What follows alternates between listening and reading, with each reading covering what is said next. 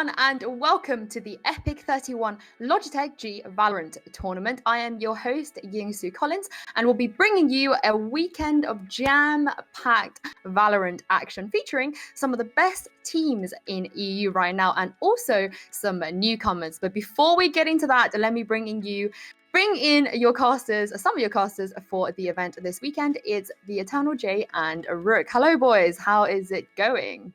It's going good. Going real good. I woke up an hour ago, so I'm definitely refreshed for absolute certainty this time. So yeah, ready to kick things off. It's going to be fun.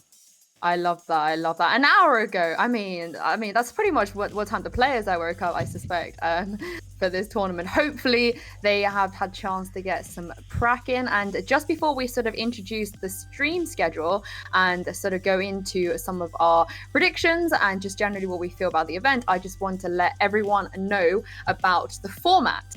So essentially, we have 36 Valorant teams. They're going to be split into 8 groups. Those groups are already be seeded, and you can find the groups on the epic.LAN website. And in those 8 groups, some of them have 5 teams, some of them have 4 teams. So the 4-team group will have a bye in the rounds they don't play. But everyone's going to play everyone one time. It's going to be an old school best of 1 round robin. And at the end of that round robin, we're going to have the top 2 teams from each group go through to the playoffs, so the quarterfinals, in the winners bracket. And the third team, so if your group has 5 teams, the third team will go through to the lower bracket. I mean, it's the same for a 14 group.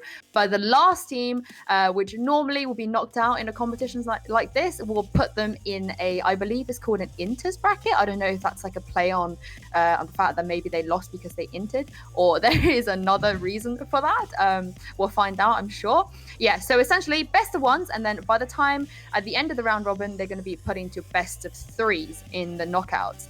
Yeah, so I hope I made that clear for you guys. So today, all of the games on stream, with the exception of the last game, will be best of 1s.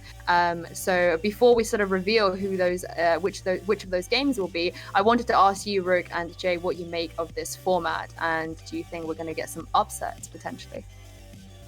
Well, I'm really looking forward to the format just because we get a wide variety of games and everyone actually gets to play against each other. I've been in a LAN tournament before, and it's just great to at least get those games in, even if you're one of those lower teams. But looking at the general format, I don't think there's much of a chance for an upset because you have that lower bracket, because you have a lot to kind of play with. I think at the end of the day, the better team will come out on top. What do you think, Jay? Yeah, I mean, it's a pretty common format for a lot of epic.LAN tournaments. I know that coming from the CSGO broadcast team, over to Valorant now, like, we've used this format time and time again for the LANs and the WANs. So, seeing this sort of like just come back to the fold here for another good tournament, I think it just makes a lot of sense. It provides the best results. So yeah, I'm happy. We've gone with the classics, so to speak. I think so too, and like you said, this is a trialed format that's worked, especially for the CSGO tournaments in the past. But in Valorant, the game is so new. We haven't had that many tournaments to begin with, to be honest. Like given how long the scene's been around. But to my knowledge, this is the first time that I've seen a tournament that's running this sort of format. I'm super excited. I think double elim is the way to go in the current state of things. I know a lot of other TOs don't run double elim, but I'm really, really excited to see how they kind of pans out. Now I think it's probably a good time for us to introduce the first match. So it will be between Granite and Taran Mill, which I believe, if you want to go look at the bracket and the groups are on the website, they are in Group H. And this group only has 4 teams. And I truly believe that this game, right off the bat, could be really much a decider between which team sort of goes through as the first or second seed. What do you guys think? I'll go to you first, Rook. Yeah, I mean, especially Taran Mill has a lot of very experienced players, specifically like Cray and Stanley, who have both played in a lot of UKCS tournaments before. Cray coming from Dane Time. These guys have been around the block, and we were talking earlier about the fact that you've got this CS tournament, you've got obviously this kind of tried and true, and these guys are exactly that. So I'm excited to see how they're really going to perform on this stage when they have that experience with the format and also with playing together as a team. What about you, Jay? What are you expecting? Yeah, I mean, again, I'm sort of leaning towards Mill. I've already seen them play. Most recently, actually, they took a victory over in the Dino PC Valorant Cup a couple of weekends ago. So they've already got that experience sort of playing on it. And you talk about the representation of the Dame Time side that are currently playing in the UK Premiership in CS:GO. Another player that's also playing in that lineup is Brody. So they've got a lot of good experience playing at a top UK level in multiple games now. So they've got a lot of LAN experience as well as online experience to them, which is I think really going to feed into them here against the Granite Gaming side. I'm not 100% familiar with these players, so I can't really make a comment on how well they'll do. It will be a good litmus test, I think, to start things off for the day, though. I think another thing we have to mention is that Dino PC victory, Taran Mill did have Lazza. And of course, Lazza is such an experienced player back in the CS days and has been doing really well since he moved to Valorant, especially on that AWP. But Lazza won't actually be playing with this team. He'll actually be playing for Rick's GG, which we'll also be showing a game a bit later on. Funny enough, Taran Mill actually beat Rick's at the last Dino PC tournament.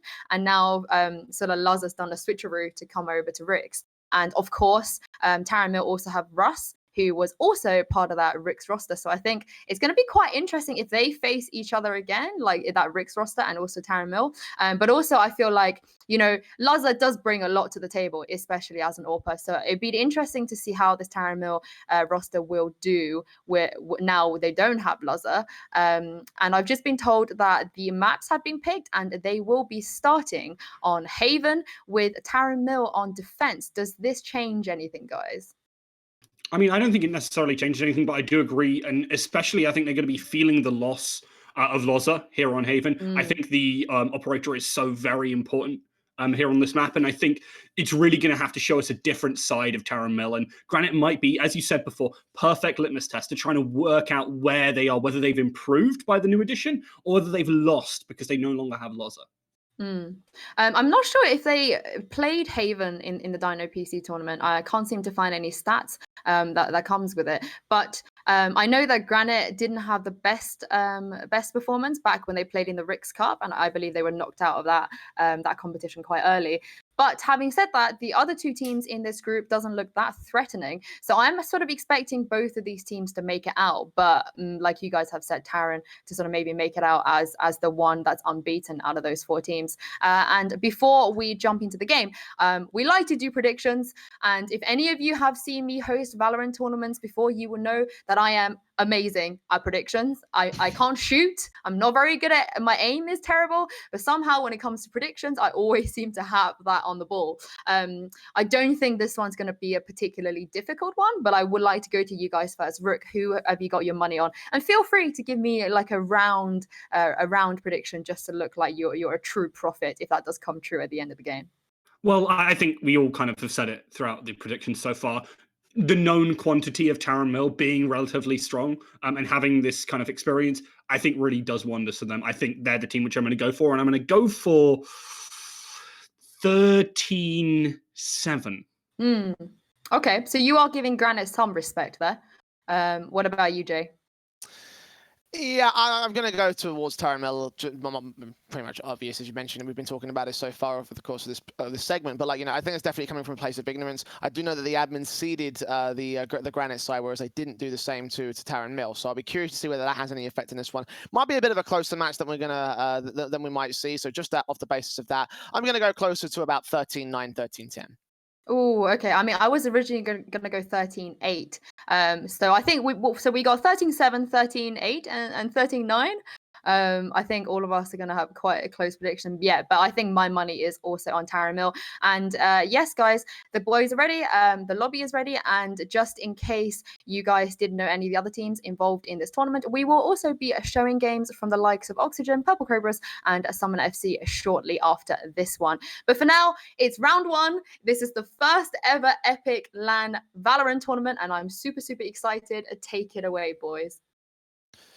Oh, yes, it's going to be a fun time to kick things off. I feel honoured to be part of this first match here, as we do see Taran over on the defensive start and Granite on the offensive side. Kind of curious to see how the hero picks are going to go out as well. It seems pretty standard to start things off. I know that there's been a lot of Viper buffs. It still hasn't sort of come into the field of competitive meta, so I'll be curious to see if any other teams pick that up later down the road. But for now, seeming pretty standard for the moment. Yeah, I'm kind of sad to not see the Viper as well. Big Viper main myself. But the breach coming out for Brody, I think obviously we know because of the buff stats going to be especially strong here. Trying to keep up with that one. I keep an eye on how that's really going to set them up as they push on into these sites. But it's interesting to see that there's actually Phoenix out on Granite, and some teams have really been picking that up where they can.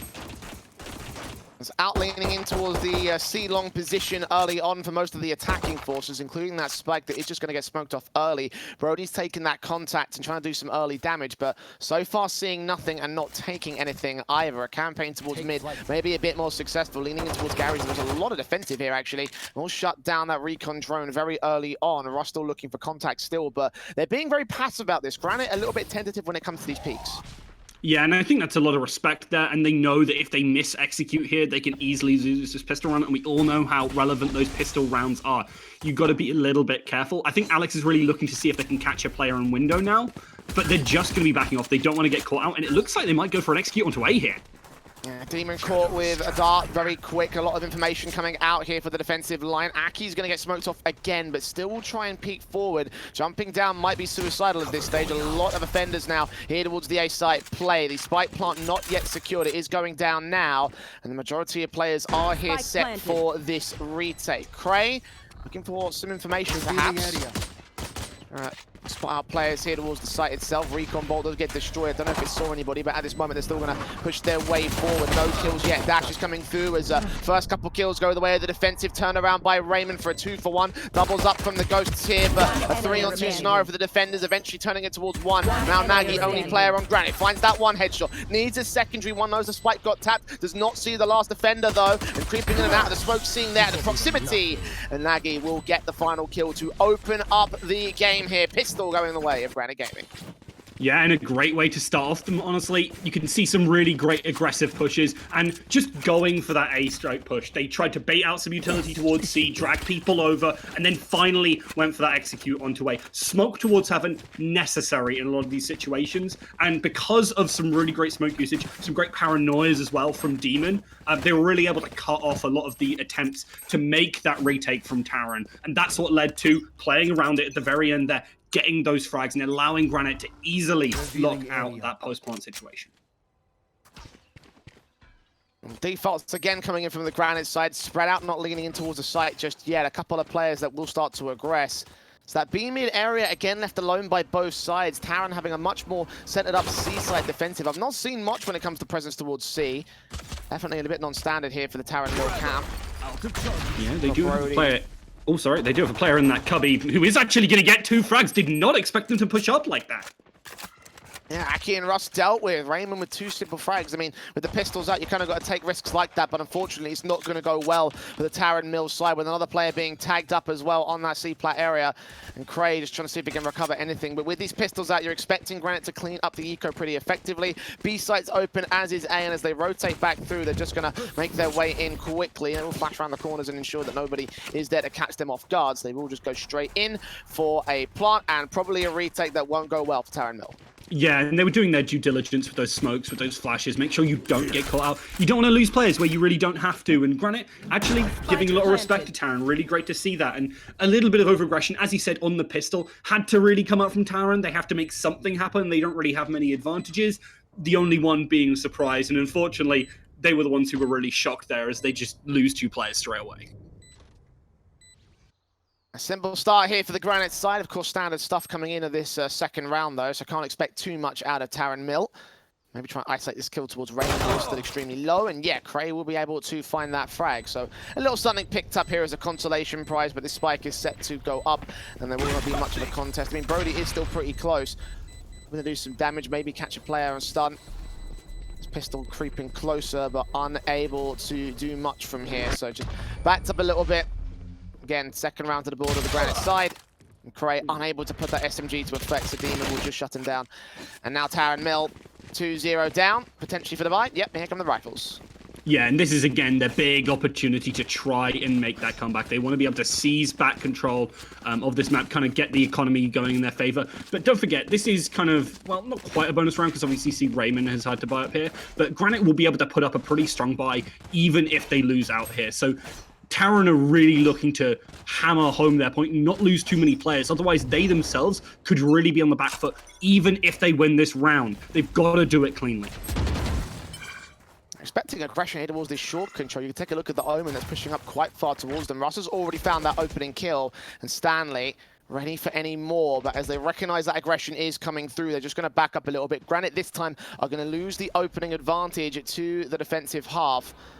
And leaning in towards that window area, the garage position as well. Raymond again just going to put this recon drone, try to get some information, but seeing nothing. A lot more passive towards C site. Does catch that one player with a tag, so now has a little bit of info to work. We're going to try to see if they can swing out on Brody. Pulls out the ability at the worst moment. Will spray through, try and catch them off and flash through the wall, but most likely going to be unable to get this frag. Rush has got to do the damage, going to peek in, back turn towards Alex. That's a simple kill.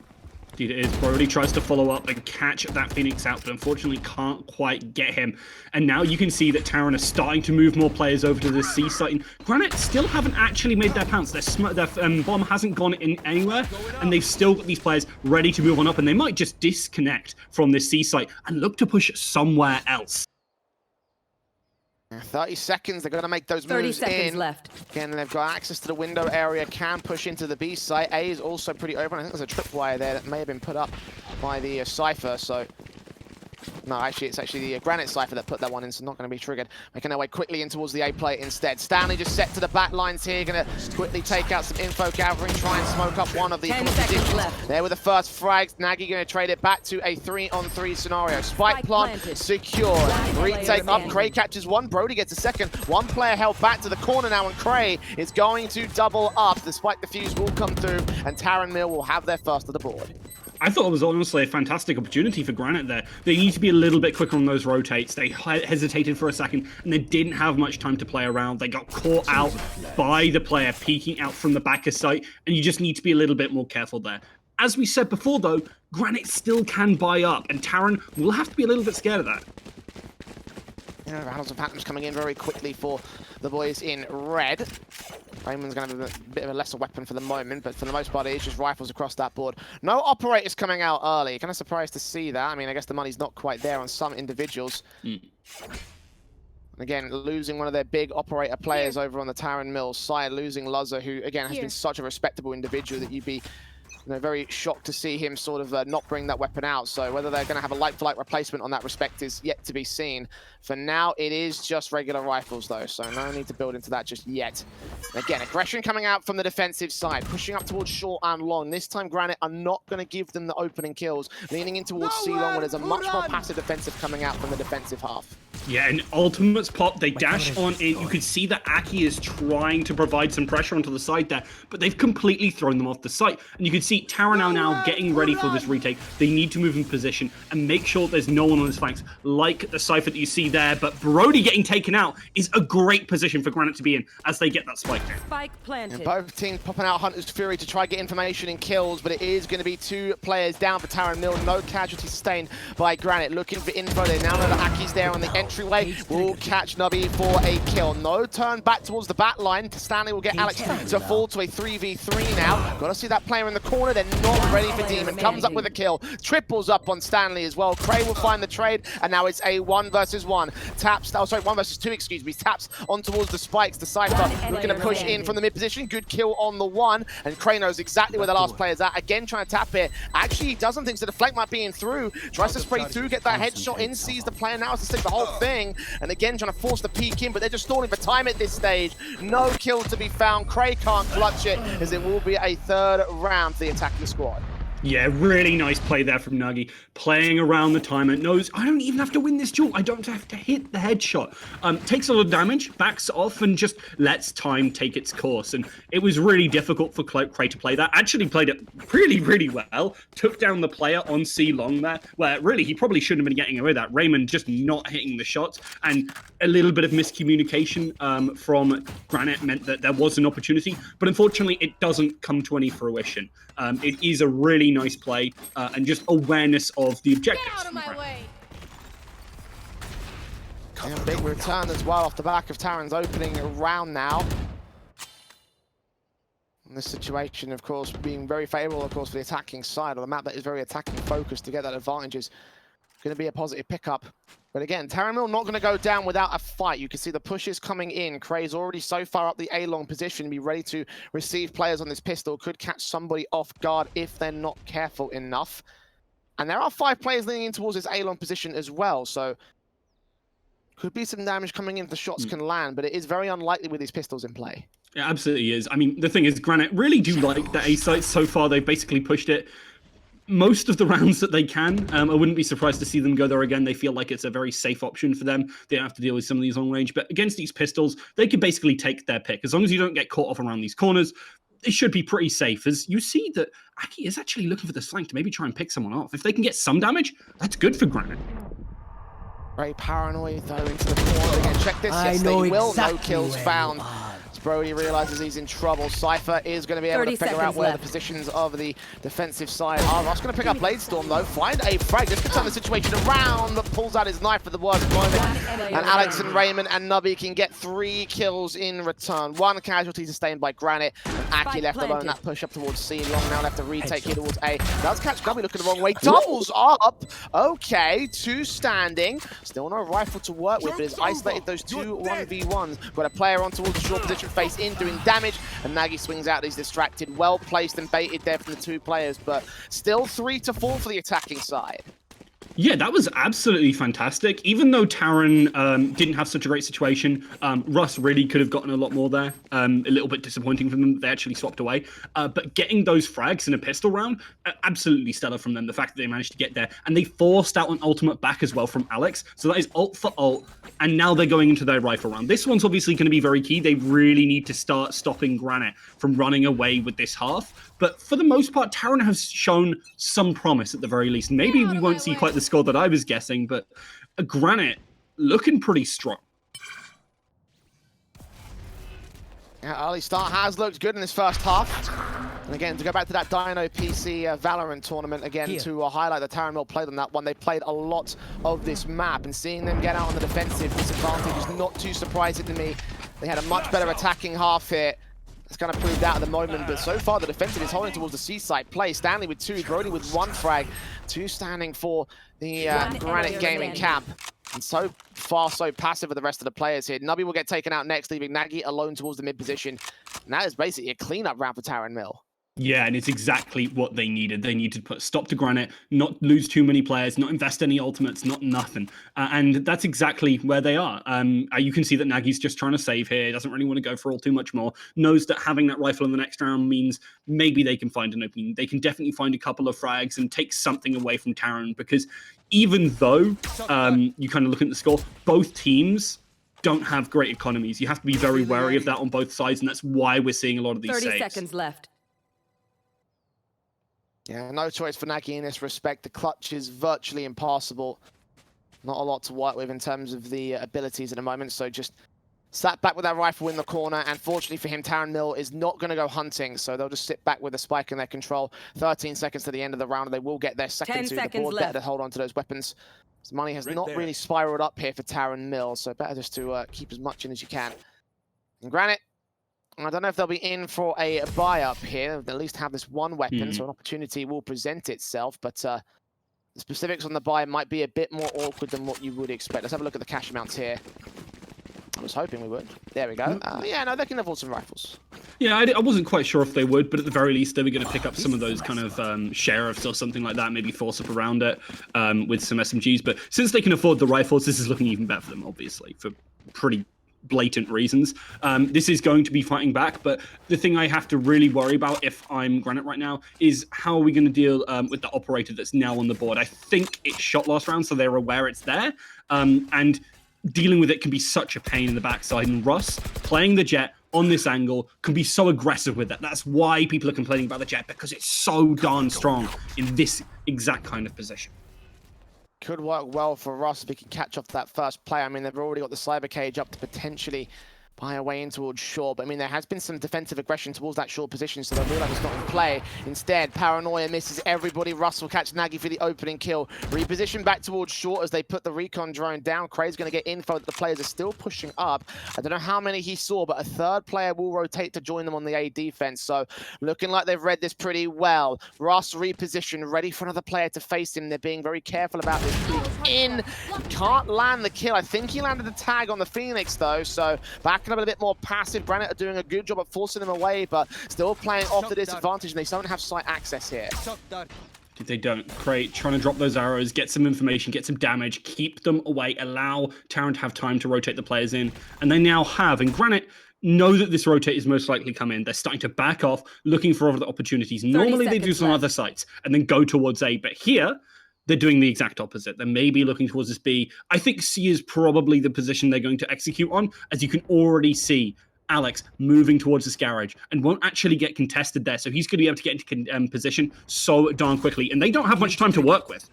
Aki's going to call it in as well. It'll be the lone player standing. Second player going to rotate. He drops the spike. Doesn't quite get the secondary frag, but I think he might have stalled for enough time. Is this plant coming through? Yes, it is. 2 seconds to spare. Granite at the very, very last hurdle will get towards the C plant, but they're very heavily tagged up here. 2 very, very low HP players, one of which held towards that backline. Craig trying to look for information. Alan's going to try pushing for the flank here. Good catch, one off guard, and indeed, that's a good frag on Rory. Second player close towards the corner. Craig finds that trade. Now Russ to the side. Smoke up, going to try and stick the Ninja. Demon's right close towards it. Can't quite take him down. They're sticking it. They're sticking it. Demon going to get the player in the back. No, Craig finds that frag. And the defensive will take the retake. 2 down to the wire. Too close for Granite. Couldn't hold on at the last seconds. Yeah, really nice play there from Russ, just sticking the bomb, didn't want to let anything go on through there, keeps the operator as well. And Terran's economy, I was saying earlier, it was looking like rags, now it's looking like riches. They're in a much better position. Obviously, Aki not got a great amount there, but even if some of these players go down, they're going to be able to rebuy up, and they're starting to catch Granite in terms of those rounds as well. You want to be able to kind of go close to even here. I think, obviously, this map is a little bit attacker-sided, but defenders are always so strong at Valorant, so you want to be able to put up a decent showing regardless. At the disadvantage at this stage still for Taran Mill. Granite will be on pistols for this round, so probably going to be an even standing on this scoreboard. This time leaning towards the B site. I think for the first time they've gone to the B site so far in this matchup. Already, Brody's going to be revealed here. Take that spray in on the first player. Still going to catch information on him. Trey there to support. Brody gets a double kill. Stanley in with his own frag. And now one standing in. Nagy to a 1v5. This is going to be a quick clean-up around Taran Mill. No shots to connect towards Aki. He stays alive. And we get to 4 on the defensive side. It's got a spike plant in, though, for Granite. That's an ultimate point right there for Taran Mill. I think they're pretty happy with that one, honestly. Really nice stuff from them. Clean stuff, rotates into B, and that is sometimes what you see. You try to execute onto B because you see an opportunity, and really there isn't. Teams can so easily collapse onto it, and if you don't put the utility in place and you don't have strong weapons, at least in the kind of context of where you're pushing, you're always going to struggle to try and hold it. And Granite, I think they felt that massively. As soon as they pushed in, they got the bomb down, and then they hurt. But they just were looking on it more than anything for the economy you get from planting that spike. That's the most important thing for them now. And a buy-up can look confident from Granite as a result. Plenty of rifles in for them here. After that offensive, Hunter's Fury are really to come through and try and force them away. They catch information on Russ at least, so be forced back out of the mid position. They've got info to work with here, Taran Hill. One player will push forward. As a result of it, awkward spray from Alex is going to go awry for him. Raymond at least will find that trade. So back to a 4v4 scenario. Very early on aggression from Taran Mill. Still going to come through from Brody, actually. Sees that player, gets that headshot transferred. Aki blind in the back lines, might get involved in that cyber cage. And Russ pushing in with Operator, sees that one kill, gets it down. One trade back coming through from the attacking side, but Granite can't hold on to the player advantage. It's a 1v3 for Raymond, leaning in towards the B site, but the spike is over at C level. Yeah, and he's just going to give himself up to Brody there. Solid stuff again from Taran Mill. When they get in control, when they're playing their own pace, Granite struggled to really match them. So just a very slow pace, not overextending too much, getting those rotates in properly and just playing around with the weapons that they have. They've just been very clean, especially on these pistol rounds. So they're not losing out on anything. They're not throwing away any advantages they have. And that sounds like an obvious thing, but a lot of teams sometimes struggle to do it, and being able to do that means that you're just going to constantly have everything you need when it comes to the rounds that matter, like these rifle rounds that are coming up now. Yeah, all the big weapons in play again. Granite play out a standard default set. They are bringing some ultis in though, and I'll be already with the Blade Storm set and ready to the long control. 3 players all in all coming in, and they're just going to get smoked up early. Aki going to be one of the main defenders here, but so passive from Taramil on C this time. Granite can walk straight in and just get it down. Again, Hunter's Fury coming out to clear out the site. They've got the Blade Storm looking on down range, but nothing will be received here by Granite. They'll get a spike plant at least. Yeah, and this is what Terran have been doing, though. They've been playing passive. They don't want to overextend and lose that player early. They are comfortable doing these retakes as long as they keep a lot of their utility. And they're investing, well, very little of it. They're just moving on in whenever they can. And you're seeing that now, with Granite going control, they're getting aggressive, and they just rush right on in. That is a mistake and a half from them, as now they're down to 2 players. And Terran look like they might just rout. Yeah, they know exactly where they are. Raymond will take down one, but Brody and Craig come up with those last 2 frags. Very, very easy there from Taran Mill. And Granite just went way, way, way too aggressive. Bottlenecked themselves in from the defensive entrance. And that will lead a 6-4 now. Bit of an early start for the attackers, but now that Taran have got going, they are looking real confident here. But I can't help but feel like there are some mistakes from the Granite Gaming side. And it's just been a little bit of over-aggression. Where we saw at the start, we had some great respect from them playing more passively, trying to bait out utility, moving back and forth, clean play. Here, we're just not seeing that as much from them. Sure, we're seeing more pistol rounds from them. They have to get aggressive. We're seeing more force buy stuff. But it's just not respecting a team who they know is strong. They know Taramel can take those fights, and they're just challenging them in situations where they're just never realistically going to be able to get that W. Operators pushing in so fast here for Taran Mill, trying to get that opening kill, and Russ Raymond's going to shut him down though, punish him for that overextension. And Brody here towards the site, expecting players to be in the backlands. Indeed, Demon has teleported back there. We'll try to see if we can force him off angle. Can't quite seem to catch that player though. He's going to try reposition and fake it out. Again, Stanley's not going to fall for it though, just keeping his eyes ready to smoke to clear, get that kill on Demon. Alex meanwhile has pushed in towards Dark on the A site. They've pulled that distraction perfectly. No player to defend against them. So 4-on-4 retake coming in from Taran Mill.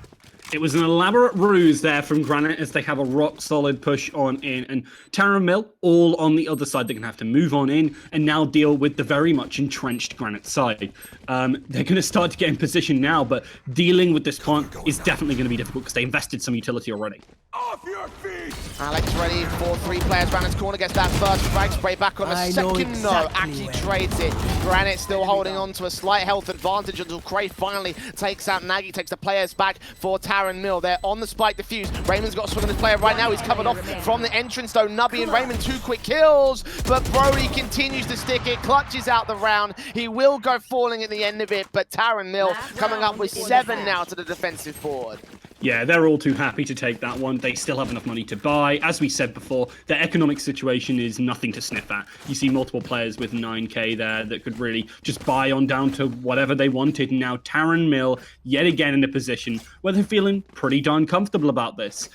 They pick up the round and they have very little consequences for it, even though they lost absolutely everyone. A big victory again for Taran Mill to take this half at this stage. And Granite falls back on a back foot again, back in with another false set with aggression that just continues to come through. Taran Mill pushing up to the attacking side of the map so confidently. Look at Ross sitting in the midst of Demon Smoke, takes him down. Stanley comes up with a secondary kill, and Russ looking on for a little bit more, spots one out towards the entrance to defend the spawn. Nagy gets at least a kill back on Trey to get some sort of response together, but Russ continuing to frag back, gets us to a 3-on-2, falls back passive because now they know that Taran Mill are at the advantage. Yeah, and with Spike down as well, they've put a lot of time and taken it out of Granite's clock. And the interesting thing about that is Taran weren't that aggressive for the most of this half, and I think it really caught Granite off guard. Nice play there from Taran to change things up in the final round, and now, well, Granite caught between a rock and a hard place. They're really going to have to kick things into gear, and I think looking towards this B site is what they're going to have to do, but we all know trying to play that B site in a post plant isn't exactly easy, especially when you have very limited utility. At least they'll pick the spike back up here for Granite. With 30 seconds remaining, they've tried for these last second pushes coming in. Brody's going to get revealed here by Raymond, so back to evens we will go. Now I'm going to look towards what it looked like a B site play, and eventually we'll rotate towards C. And again, they've got all the info they need to try and cover this off. The camera's on, but here comes Hunter's Fury. Going to try catch Aki. There's Raymond with a third frag. A big comeback to come through, but the Cyber Cage comes up. Might slow them down for the moment. Spike Plant going to come in at the very last second. Have they got this down in time? Oh, no. That's so last second. Absolute last second stuff there from Granite. Rush trying to clutch it, but Raymond comes up with a quadra. A massive round from him as Granite just hold the fifth. A clincher clutch there from Granite. Fantastic stuff to just about pick up the W in that round. And oh man, was that close. So very little time. If you see Nagi survive, sorry, not Nagi, Aki surviving a little bit longer there, that's an entirely different story there from Granite. Great ultimate usage from Raymond to pick up that 4K alongside some, well, pretty accurate gunshots. And again, a big round for Granite to win to close out the half, looking on to their defensive side now. And Taran Mill, this is where they can shine. Again, highlighting that Dino PC tournament where they really ran riot when they got to this red half. They could get confident peaks and picks in, standard stuff as you would expect out of a Valorant game, but so dominant and so clean looking whenever they took the control. After this pistol round, you're expecting good things out from Taran Mill. Only one player to defend the C site. A second one is back passive over at the defender spawn. Has got that camera up though, popped out immediately. The information is going to get gained. They try to make their way through. Navi's paranoid, gets that one frag. Stanley gets the trade. They've got backline control. Nagi is suppressed, and it'll be a 4v4 Spike Plant going to get caught. Yeah, nice stuff there. I can't believe that Navi actually got away with that by hiding, just not shooting, not reacting to the jet there. Nice stuff to keep themselves alive. And this is looking like a great position from Taran. They do get smoked off down long, and Granite are looking for the execute, but they're all going to be coming from a very similar angle. And the utility just comes straight back. Shots blind, Alex and Nagi with two good frags. Taran Mill now suppressed here towards long. Tapped up once on the spike. Cray's going to get vision, but Demon and Raymond come up with the kills that they need to secure the pistol. Granite going to come up with their second pistol of 2 here in this matchup. A chance to equalize against Taran Mill, who did do quite a bit of damage and looked pretty confident when it came to that hit. But when the post plant came down, they kind of fell apart. It kind of did. Honestly, Taran just not managing to get that. Their pistols do look a little bit weak on the whole, but if we see post plants like that from them again, this half goes from looking pretty solid, you've got that attacker's sided map, to looking awful, because a lot of teams often leave it 2 retakes on this map. It's very easy to do, and I think it's one of the more effective ways to play defense here. So I would very much expect Granite to do that repeatedly, and if you can't lock them out, Taran, you are going to lose a lot more rounds than you really should be. Won't be able to buy up anything for this next round. They're just back to the pistols here for Taran Mill. Just so they can split their way quickly into the C site, potentially try to go towards the carriage window. It's Alex there with that opening kill though on the platform. Double kill for him overall. Hot Hands will try and force one player back, but Demon and Raymond can clear the last couple of frags regardless. Bottleneck suppressed. Taran Mill going to concede all 5 frags back to the Granite Gaming side. And now they're up to rifles, 7 all at this stage. Granite are trying to make this as competitive as possible. They are, and it would take Taran to win every single round from here on out for me to be right in my predictions. So, well, hopefully they do for mistakes. I have been known to lose to Yinsu in predictions very often, but I mean, Taran in a position where we were kind of expecting them to do super duper well, and Granite have honestly been matching them tit for tat in a lot of situations where I really didn't expect from them. Look to this operator to see if it's going to find a pick, but it doesn't find anything. Good concussion early from Taran. Line coming out just to try and force him back. Still holding his position overall in the long game. There is one player back towards that corner that Navi's going to be wary of, but covering off both entrances to that mid position. It's going to be very difficult for him alone. He's got to get some backup behind him in their own right. Russ lined off early by Flashpoint. Navi comes up with that opening kill. Brody to fall. Granite playing this one just as slowly as Taran are. No major aggression with the exception of that Phoenix pushed up very far forward. Alex will fall down in the end as he gets overwhelmed by the positions of Taran Mill. So back to evens at a 4v4. And further aggression coming in from Garage. I thought they were playing passive here. Yeah, that's very surprising to see, but Taran just keep on going forward, and Granite continuing to do so as well. You now see that Stanley is cut off. Does actually manage to find the frag there, and with Taran finding both of those, this went from a great position for Granite to, well, not such a terrible one, but not a great one either as Nagy finds that kill. Taran have control of C-site, are going to go for that plant, and Stanley is probably going to meet some action in just a second. At the edge of this dark cover, Nagy right behind him as well. A single wall separates the two. The spike plant is flying to the back of the C-site. Meanwhile, Stanley falls to Nagy. So now 2v2 for this retake. Both players coming in very, very slowly to the C-site now. And Russ has that mid-garage area. Just waiting for a push-up to come through to his position. Maybe he might even force the issue of his own right. The Granite sat pretty and waiting for their opportunity to strike, it seems. Yeah, and they do manage to land that shot. Nice stuff there from Nubby. Sorry, I had a bit of a freeze on my end there, but great. Yes, I did die. Pick up that one. Just restart the thing. Should work for you.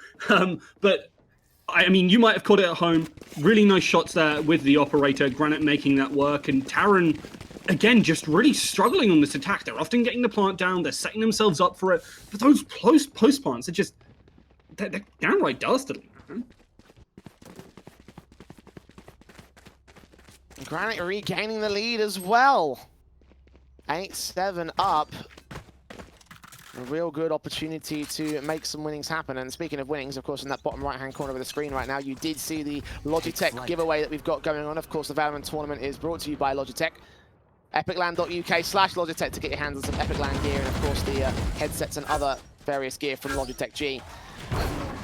Taran quickly into the C site for this next round. I got pistols out there, making it work for that good opening kill. Demon to fall, spike plant initiated, and now going down. Granite, shock and awe against them, forced back very early on. Taran with a chance to steal a round away. Dude, the chance to steal it, and they do manage to land the shot into Alex as well. That's 1 for 1, and they have a rifle in hand. So Taran definitely still have some firepower, and that's what you're seeing this ultimate as well coming out from Granite. They want to use those blades from the jet.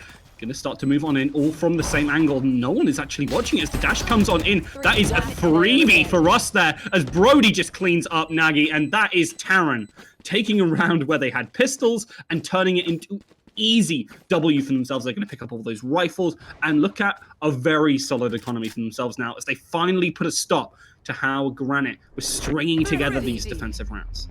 You saw the ult usage from Granite as well. They're going to lose quite a lot in terms of their abilities and resources. Cray will catch Raymond at least for that exit frag. Taran Mill getting away with an 8th to equalize once again against Granite Gaming. Of course, 3 rifles coming out. A rebuy is going to really dip into the economy of the defensive half. Only 1 ulti ready for Alex. A couple are on the way, but you can see Nubby using his Blade Storm from the previous round is now going to have to try and grind that back up. And he's back on the operator towards that B mid play. Taran Mill to receive the aggression from Granite once again early on and towards the A-long positions. They're going to play passive and try and bait them in. See up, Granite. Already getting right on up in their grill, but Taran are able to spot out at least some of that. I think Alex will probably shoot out that camera and does manage to make it back. And no losses of players early. I think that's very good for Granite, considering how aggressive they were. Sure, they didn't get all too much out of it, but they burnt a lot of utility away from Taran. So maybe in these coming pushes, they might not quite have enough. And you can see that they're all setting up towards this A site. They don't want to have to worry about this lack of utility. They'll just put it all onto one site and then just get right on in there and go for this post-plant situation they're starting to move on in for. Put a recon drone out towards the B mid area, so they have seen that much at least. They'll have that information back. Alex hunting for info, they'll run it back. It's now going to curveball around the corner to receive the players coming in from the long position. Demon's probably going to get spotted here by the recon bolt, and they can isolate that corner. Alex take him down. Stanley teleporting to the back lines, gets Demon to fall as well. 2 for 1 for Taran Mill. Spike plant to come through around that default plant position. And a retake up for Granite that might not go so well for them. Nubby is watching in for that back line. He's trying to look into the corner play as well. Short entrance from that Cypher may get given up. Flick back from Nubby, catches Aki. 3-on-3 now. An opportunity presents itself for Granite, but they're still pretty passive at this stage, and time is of the essence. One player being spotted, information going to get gained at the very least. Operator shot does not land to that man, and now they push forward at point blank. Stanley getting Raymond to go next. Nagy forces forward, gets dealt with all the same, and Nubby to fall back and save. A lead regained again by Taran Mill. Yeah, taking back tempo. This is exactly where you wanted to be if you're Taran. Not losing anything straight after that round which you won. Their economy is starting to really recover, and Granite, well, the opposite is happening.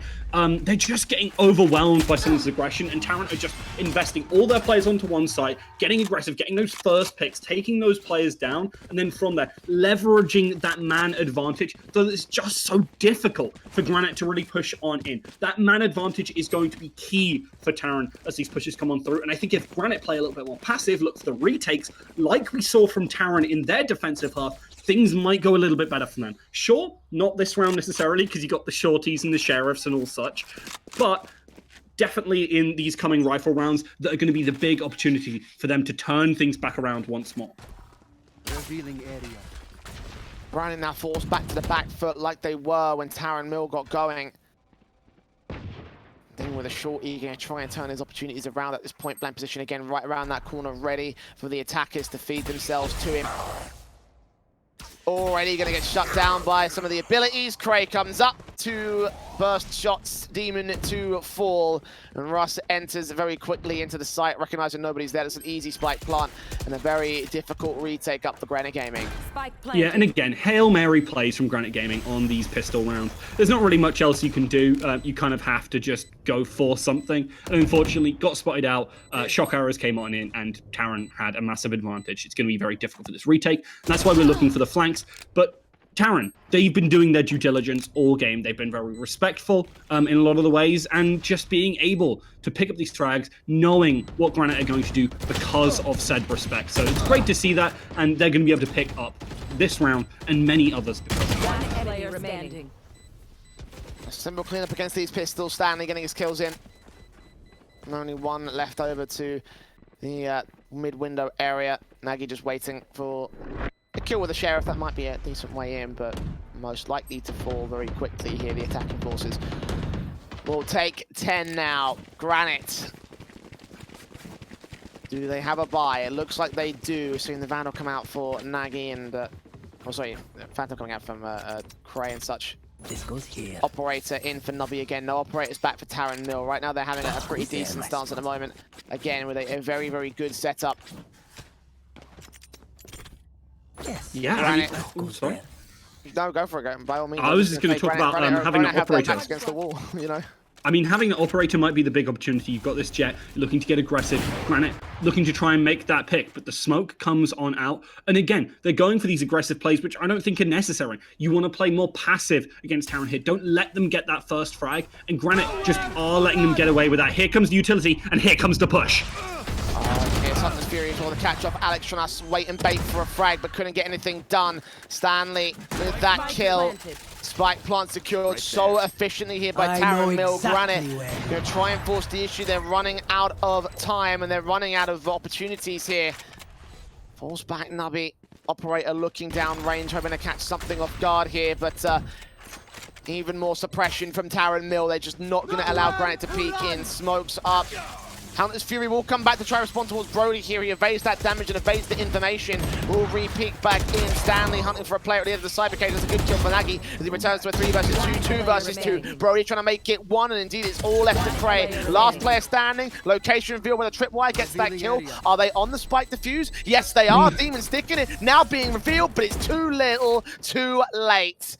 Oh, Cray, once again, just not active enough on the C defensive. Yeah, and it's happened a couple of times to these teams. You need to be getting more forward, just sticking that spike. Really nice read there from Demon, and knowing because they had that man advantage, they could really play around it. Taran there, missing a couple more shots than they really should have been in a lot of ways. Granite just pushing on in, winning those duels, and sometimes that's all there is to it in an FPS, and we're seeing exactly that happen. Terran still are in the lead, however, and should be able to buy up, so Granite still have a little bit of a skill check to overcome. Just a single round differential between these two squads. The differences are marginal. But for Terran Mill, they're still only a few rounds away from victory. Granite have got to try and get to equalization first. They're back on the rifles for this next one, Terran Mill. Receiving aggression from the drones and such, but mid-control taken very early on by Alex here. Handle set to the back line. Stanley looking to potentially challenge him. Spike on his back. This could be a big kill for Granite if Stanley goes down. He just gets that damage in and falls back, as will Alex. Curveball around the corner trying to catch this one player off. Crate is not runned off for long enough. Gets that kill, swings back in on the second. Double easy as that for Terran. That was so nice there from Cray. Managing to get that frag as aggressive play comes out from Granite, and then just turning it into another. I was a little bit worried, honestly, when the spike was that far forward, but we're going to see a really nice set of plays from Terran. They're going to shut out Granite on this round again, and you know, that round, that was a fluke. That's what Terran say. They do not care about it. They were a little bit over-aggressive. They lost some of their jewels, and then just didn't quite manage to stop the plant. This time round, they're going to get that bomb down, and you are going nowhere near Granite. Yeah, just got to leave to save these two weapons. Vandals and Phantoms just left to hold on here. 11th to the board here of the Terran Mill camp. Nagy at least gets that one frag on Stanley, looking for a secondary kill. Okay, so some damage being taken against the Terran Mill side. A third player might face him. Indeed, he will. Triple up. Ooh, does the thing down damage, and the second phase does not go well. That's a big kill for Brody because, again, it drops those weapons for Granite. I'm not sure what the money's looking like at the moment, but it might be a little bit more suspect for the defensive half. Let's take a look at what the buy's going to look like because a lot rests on this round. Terran Mill, one away from match point. And the cash amounts are very, very awkward. They might have to go pistols around them. They absolutely will, and you know, third time's the charm on that frags, and it's, as you said, so important because they don't have to spy. They have to really make a decision. Are we going to go for overtime? Are we going to play for this round? And it looks like they've really made their decision. They're not actually going to buy up around it too much. They're going to go for a very similar, maybe slightly stronger buy in the next round. This one is to deal damage and maybe steal a round from the hands of Terran.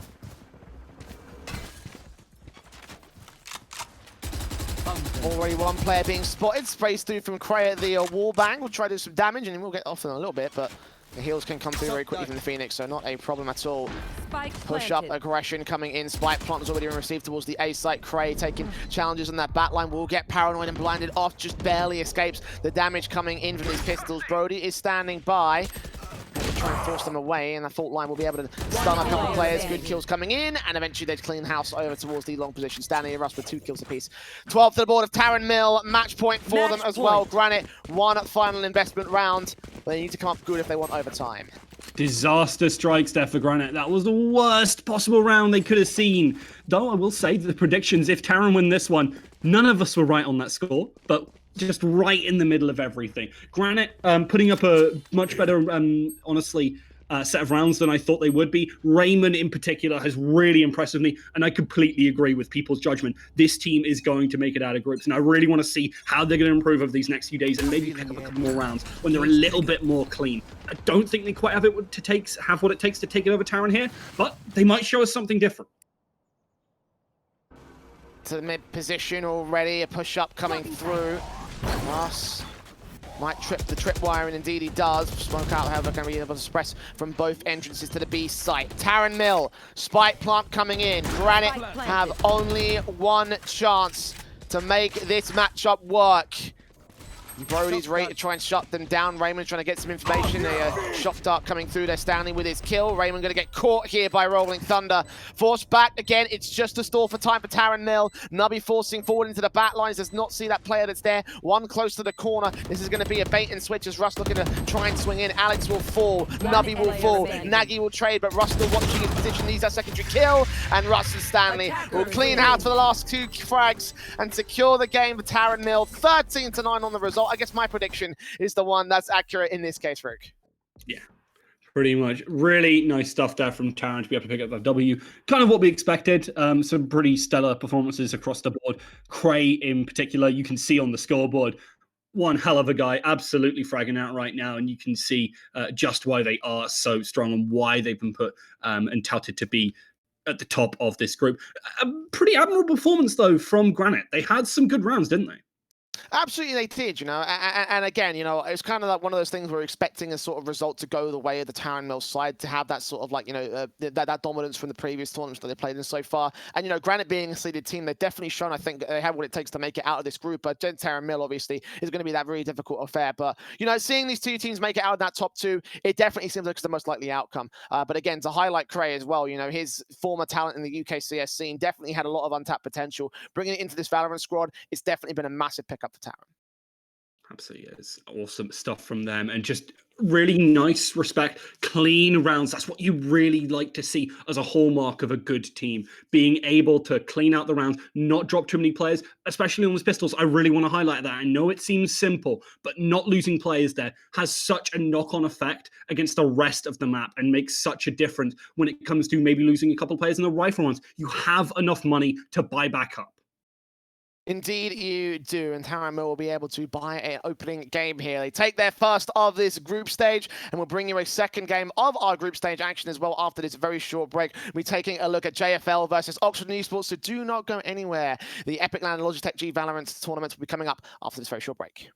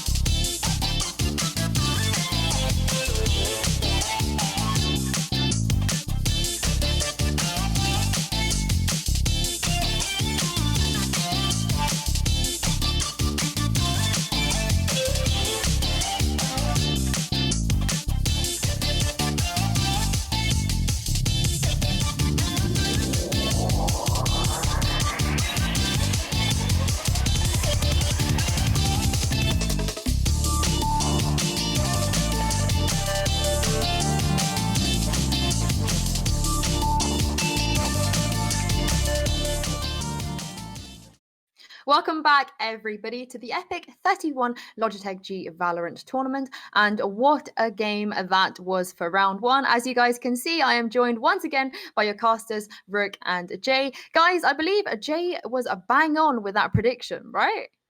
Yes, I was. I said 13-9, and I got 13-9. So I'm very happy with that one. And I also predicted the winner to be Taran Mills. So I'm well happy with that one. I've won the prediction game so far. Yeah, you're definitely up one up on us so far.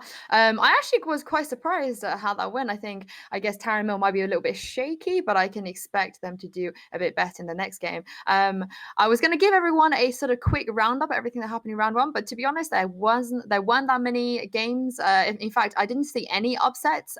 Looking at the results, which you can go check out on the epic.LAN.co.uk website. So I'm just going to move on to the next game we have here, because it is Oxygen versus JFL. Oxygen actually won their first game against Buzzkill that wasn't streamed, and also I believe, looking at the schedule, JFL actually lost to BDV 13-7. Guys, I feel like this might be a bit of a one-sided one. What do you think? I mean, Rook, you've casted these boys at JFL many times, so do you have faith in this one? I mean, I'm not the most faithful person, I will admit. I like the boys. I like Doc Broder. I like Megalodon. I think JFL definitely have certainly some characters, to say the very least. They're both really fun to watch and pretty solid players. I think the 13-7 scoreline makes me very worried about their chances here, especially because the other team picked up a W.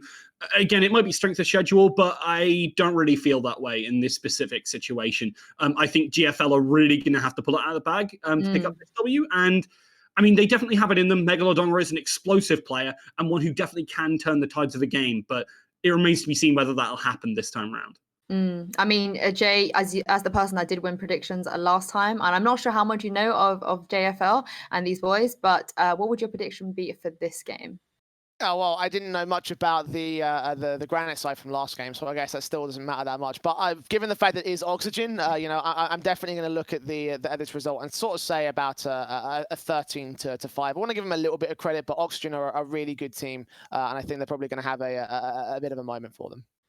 Well, I mean, Rook, I know you said you don't fancy them too much, and I feel like, yeah, 13-5 is pretty fair. Is that something that the ballpark you would go with as well? I don't want to say it, so I'm not. I'm going to say I do think they'll still lose. I think that's a pretty fair statement. I don't think JFL will be mad at me. Maybe they will. If so, what are you talking about? You're probably going to lose this game. I think Oxygen definitely will take it, but I think it'll probably be like, I'm going to go 13-8 again. Oh, that's actually that's quite decent. You have a lot of faith for someone who said you didn't have that much faith in them.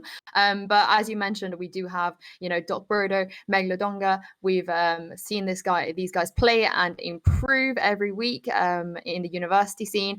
And yeah, but having said that, Oxygen, I think they're just too strong. They're a full Turkish team that's played together for a while now, and who obviously recently got picked up. And yeah, I feel like I might have to betray my JFL boys just so I can get some brownie points with predictions.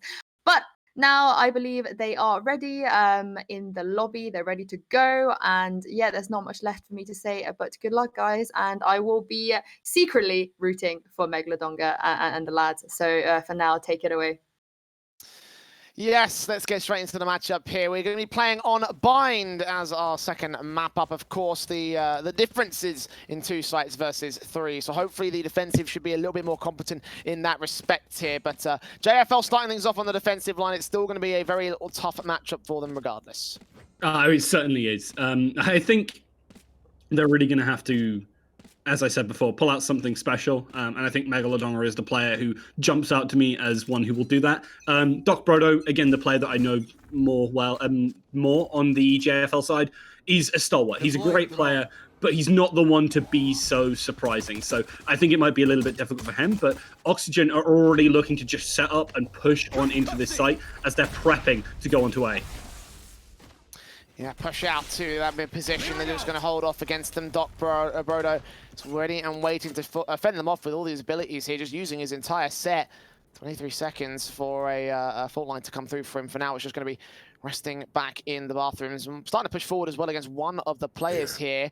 May end up being an opening duel going the way of Oxygen. Indeed, Toronto catching Doc Brown for the opening and drawing first blood here for the attacking side. Still playing passively, trying to bait in the positions and the information on where JFL are playing from. And now as they lean in towards this A player, it looks like they're going to try and overwhelm. Boombot back over to the U-Halls will force one player to go passive, seeing one of the backlines. There's Dave with a good kill on Mitez. Zito comes out with a frag of his own right. Toronto turns around towards Dave and Wall, and Toronto get trading. Toronto with the triple overall, and Oxygen with a 3v1 scenario. Post plant coming in, spike plant down, Stig with an impossible task. Yeah, it really isn't going to work out there, and unfortunately for the JFL guys. And I mean, this whole roster coming from the university side, we've had some very impressive showings from some of them in other tournaments, but as a whole right now, I don't think they're strong enough to take down Oxygen. And that first round, obviously, not the be-all, end-all, but is a sign of things to come. Just out-dueling in a lot of ways, and I think that's one of the key parts. We've seen some good strats from, well, the teams that JFL's players have played on in the UKV, but Oxygen, they are just on another level, and I think we're going to see even more of that as this tournament, as this game continues to go on, as they are going to already start to clean out, push out, and try and take control of a lot of these different areas, giving themselves a lot of different options. We're seeing Mavera get the recon drones out initially to try to look for information. There's another player that's so close in Doc Brodo. Going to be opening up the frag counts here. Mavera still putting his shock darts down to try and do some damage. Might get caught in the blast, but not evading it there with the pistols that do fall back here for Oxygen. Zisto moving into the B side, seeing one player, taking him down immediately. Second player also inside the container, doubling up, and Megalodonga will get the trade back for the JFL side. So a 3-on-3 scenario spotted there, going to get isolated and sandwiched in as Toronto gets that kill. Now to 2 of the JFL side. One caught in the back line. Might is going to get that kill very easily. And now it's just going to be left to Dave here, grabbing a ghost, but probably not going to have a round. Yeah, he's going to meet this bot and... well, he's going to have to start backing off. I think Dave realizes, what do we do about that? He's going to smoke it off to try and make some sort of play here. And I appreciate that he's actually going for the play rather than just saving. I want to see them try and get something, as there is an opportunity for him to find it. He takes down Mavera, but doesn't find that second one. Gets a lot of damage onto Oxygen, probably more than they were expecting to. But JFL obviously not able to pick up the round. They had pistols. It wasn't very likely. Yeah, not as fantastic as they would have hoped it to be there, but Oxygen coming out with a second round victory on the attacking forces. JFL with a very awkward start, of course, with the pistol and conversion going their way. They can get some rifles back out, and you can see those Phantoms in over on those sides. I think all 5 players have Phantoms at this stage, so weaponry aplenty for JFL. Now's the time to get into the real meat of the matchup, and if they can win round back against Oxygen, then they'll be in a very positive position. Gonna try stack in towards Garden. Push forward, potentially find off some players in the long position. I mean, it's a pretty common defensive strategy to go for that. But again, Oxygen have run the same mid-default over and over again. They don't want to challenge it because they've realized they could get shut down. A flank could be in from JFL, but at the same time, we're also going to be seeing the push come out with a very severe lack of defensive. Toronto will take some early damage, but dash straight up in the air and back down into the U-Halls, takes that fight against Doc Brodo and continues to spray around to tag up Dave. Taco and Mitez will get the trades together for the Oxygen side. Mitez, in fact, doubles up, and JFL only have Megalodonga standing. And unfortunately for them, they're just going to get decimated here in this early game. One exit frag found, but now he's just got to save. Yeah, they absolutely will. Oxygen just trying to chase down Megalodonga, taking those rifles away where they can. But a very solid round from them and very aggressive. They just got up in JFL's face and just didn't let them get a word in edgeways. And I think that's honestly going to be how we see these rounds continue. Megalodonga is going to try and get a couple of these frags. And honestly, JFL have been fighting more frags than I would have initially expected. But the question is, how are they going to turn that into an actual round win? That's going to be the big question for me. I don't know if they can do it. I think they're really going to have to focus around investing. What Doc Brodo was doing in round 1 was actually really good, putting in the utility so that they can rotate quickly. And then they can try and play against Oxygen in a very rigorous manner, basically taking the refrags wherever they can, just hoping that they don't get double sprayed down, because that's the only way you're really going to be able to win these fights effectively. You need to have solid refrags and not lose anything. So in the clutch, when it comes down to the 50-50, or in this case probably 60-40, you have a chance at least to win out the round. Information being gathered at the oxygen side. Mavera tries to look onto the garden entrance. Around into the back lines. Mavera looking for information, sees two. They're missing all their bullets towards his recon drone, so he gets away with quite a lot here. All gets forced back. The Stig falls first, does get a trade back, but Zito and Turco very quickly getting the trades together for the oxygen side. Not a lot to work with for JFL, just pistols out in this one. So as Doc Brodo falls, Dave again left to rotate from the A site. Probably going to get picked apart here. Plenty of players to face him. Spike plant secured. And let's just see whatever he can do here. Anything will be a nice positive, you know, consolation prize. But no, 3 kills for Turco. Very easy for Oxygen to dominate this. Yeah, absolutely is. JFL just struggling to get anything. Basically, they get a couple of frags again in pretty much every round, but it doesn't mean anything. Again, not able to convert, and Oxygen, well, starving them of their namesake. Yeah, 4-0 Oxygen. Here. Absolutely running away with this game so far. And 3 ultimates are all the economy you could ask for in the world. JFL have their 3 ultimates, but I think actually how effective they're going to be is going to be the big difference here. Again, Oxygen just have been playing this game a lot more. Experience as a team and how to use those ultimates well together is a key part of that. They've got 2 very fragging ultimates as well, and that seems to be a major thing for them, as Mitez is going to port into the back and try and make something happen here. Very aggressive with this ultimate. Pushing back far forward, not seeing any player, but now a crucial flank position, sees one of the U-Hauls. Doc Brodo will get away with a kill, but again, it's traded so efficiently. One player pushing forward, Dave desperately trying to find a frag back, and indeed he does. Hunter's Fury will get towards the site default plant, but unable to get any picks or get information as Mitez comes up with his double and his triple in the end. They feed themselves to the player up heaven, and now it's all left to the Phoenix of the defensive side. A 1 versus 2, and most likely a spike plant, most likely around for Oxygen. I mean, it's a clutch that can come through for him, but with the way that Oxygen have been playing so far, you must imagine it must be real unlikely. Indeed it is. Honestly, really nice stuff there from Mitez, porting into the back of sight, up into heaven, and just making it so difficult for JFL to really do anything.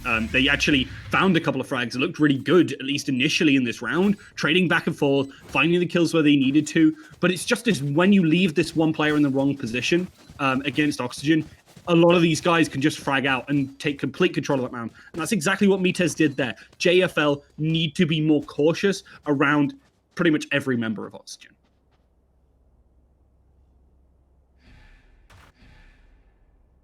Yeah, 5-0 start for them, JFL. Really struggling in this early game here. And again, it can sort of be expected to a certain extent. Oxygen are a well-recognized brand and a pretty good team in their own right, so having this result, of course, JFL need to just really buckle down and try to see if they can you know, do something really silly, I think, at this stage to sort of get some results on the board. Again, pushing in towards this long control on the C site, and again, Oxygen are going to respond with a play out towards A. Toronto and Wall with the opening couple of frags, nades up. Drones in. Flash will catch this though for blind for a moment as Mitez gets that kill. We have the Hunter's Fury coming out. He's going to try and catch some players in the back lines, and indeed just going to be simply driving away here from the JFL camp. 2 standing, Oxygen 4v2. This round is most certainly over and done with. It certainly is. And again, JFL, make a nice set play. Get a pick onto one of these players playing well together, but they can't do that on the entirety of the map. They can't get these frags all over the place. And Oxygen, they find that one opportunity, one opening, and just rip it apart. JFL are full of holes. They're not massive holes, but Oxygen make them look like, well, potholes in the backcountry of England. I think, you know, especially if you were traveling to Epic, obviously not happening this time, you will have at least not hit one, hopefully not hit one, but seen one of those things. They are massive. And yeah, JFL just can't find anything. Maybe my 13-8 was a little bit overestimating them. I thought maybe they could find something, prove themselves. I wanted to believe at least somewhat, but 13-5 might have been a stretch too, honestly. Yeah, I mean, I gave him a bit of credit just on the basis that I don't know JFL. I don't know what they're made of. I don't know who, I don't know much about these players individually, but just, yeah, I mean, maybe I could be losing this one. I mean, at this point, I think we all just lose out on that numbers game if Oxygen keep this going. I mean, at this stage, what are the chances for a 13-0? That's the real sort of concern for JFL, just to try and get away with at least a consolation and just to look decent at least against Oxygen. To get some rounds on the board would be a better expectation for them at this stage. But of course, the attacking side, major advantages at this stage. I don't think there's any major investment coming in from JFL either.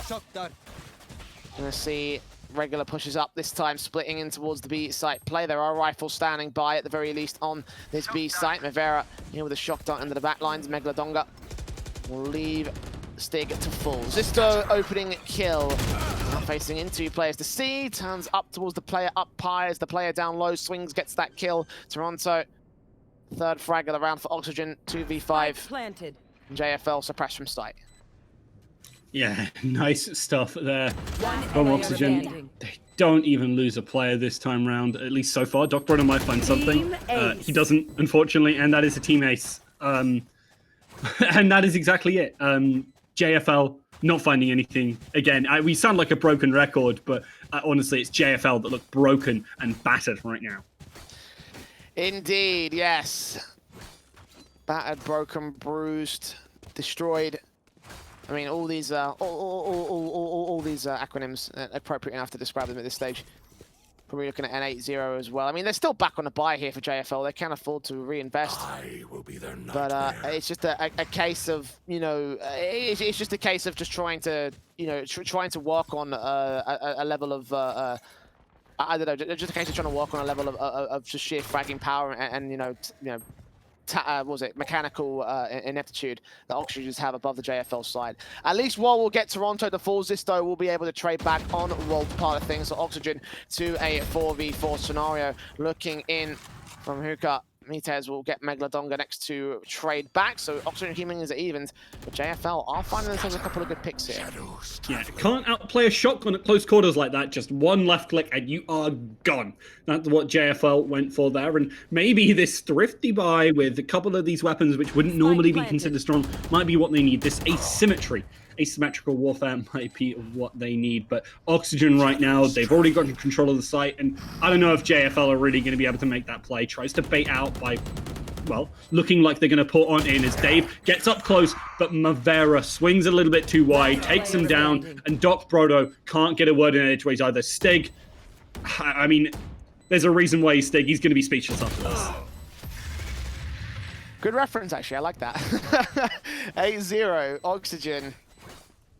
Decimation coming in for the attacking forces, and of course we are aware of a couple of technical issues, so we're just going to take a moment to quickly reset our feeds to make sure that we can get that lag issue sorted. Of course, we've been experiencing it on our own side, so we've still been trying to deal with it with you guys as well. But so far it is simple stuff from Oxygen. 8-0 against JFL. I mean, it's just sort of been decimation on their own part, and I'm not really sure there's much of a way that the defensive line can really sort of come back from this. Like, it definitely has felt like such a just such a one-sided series so far.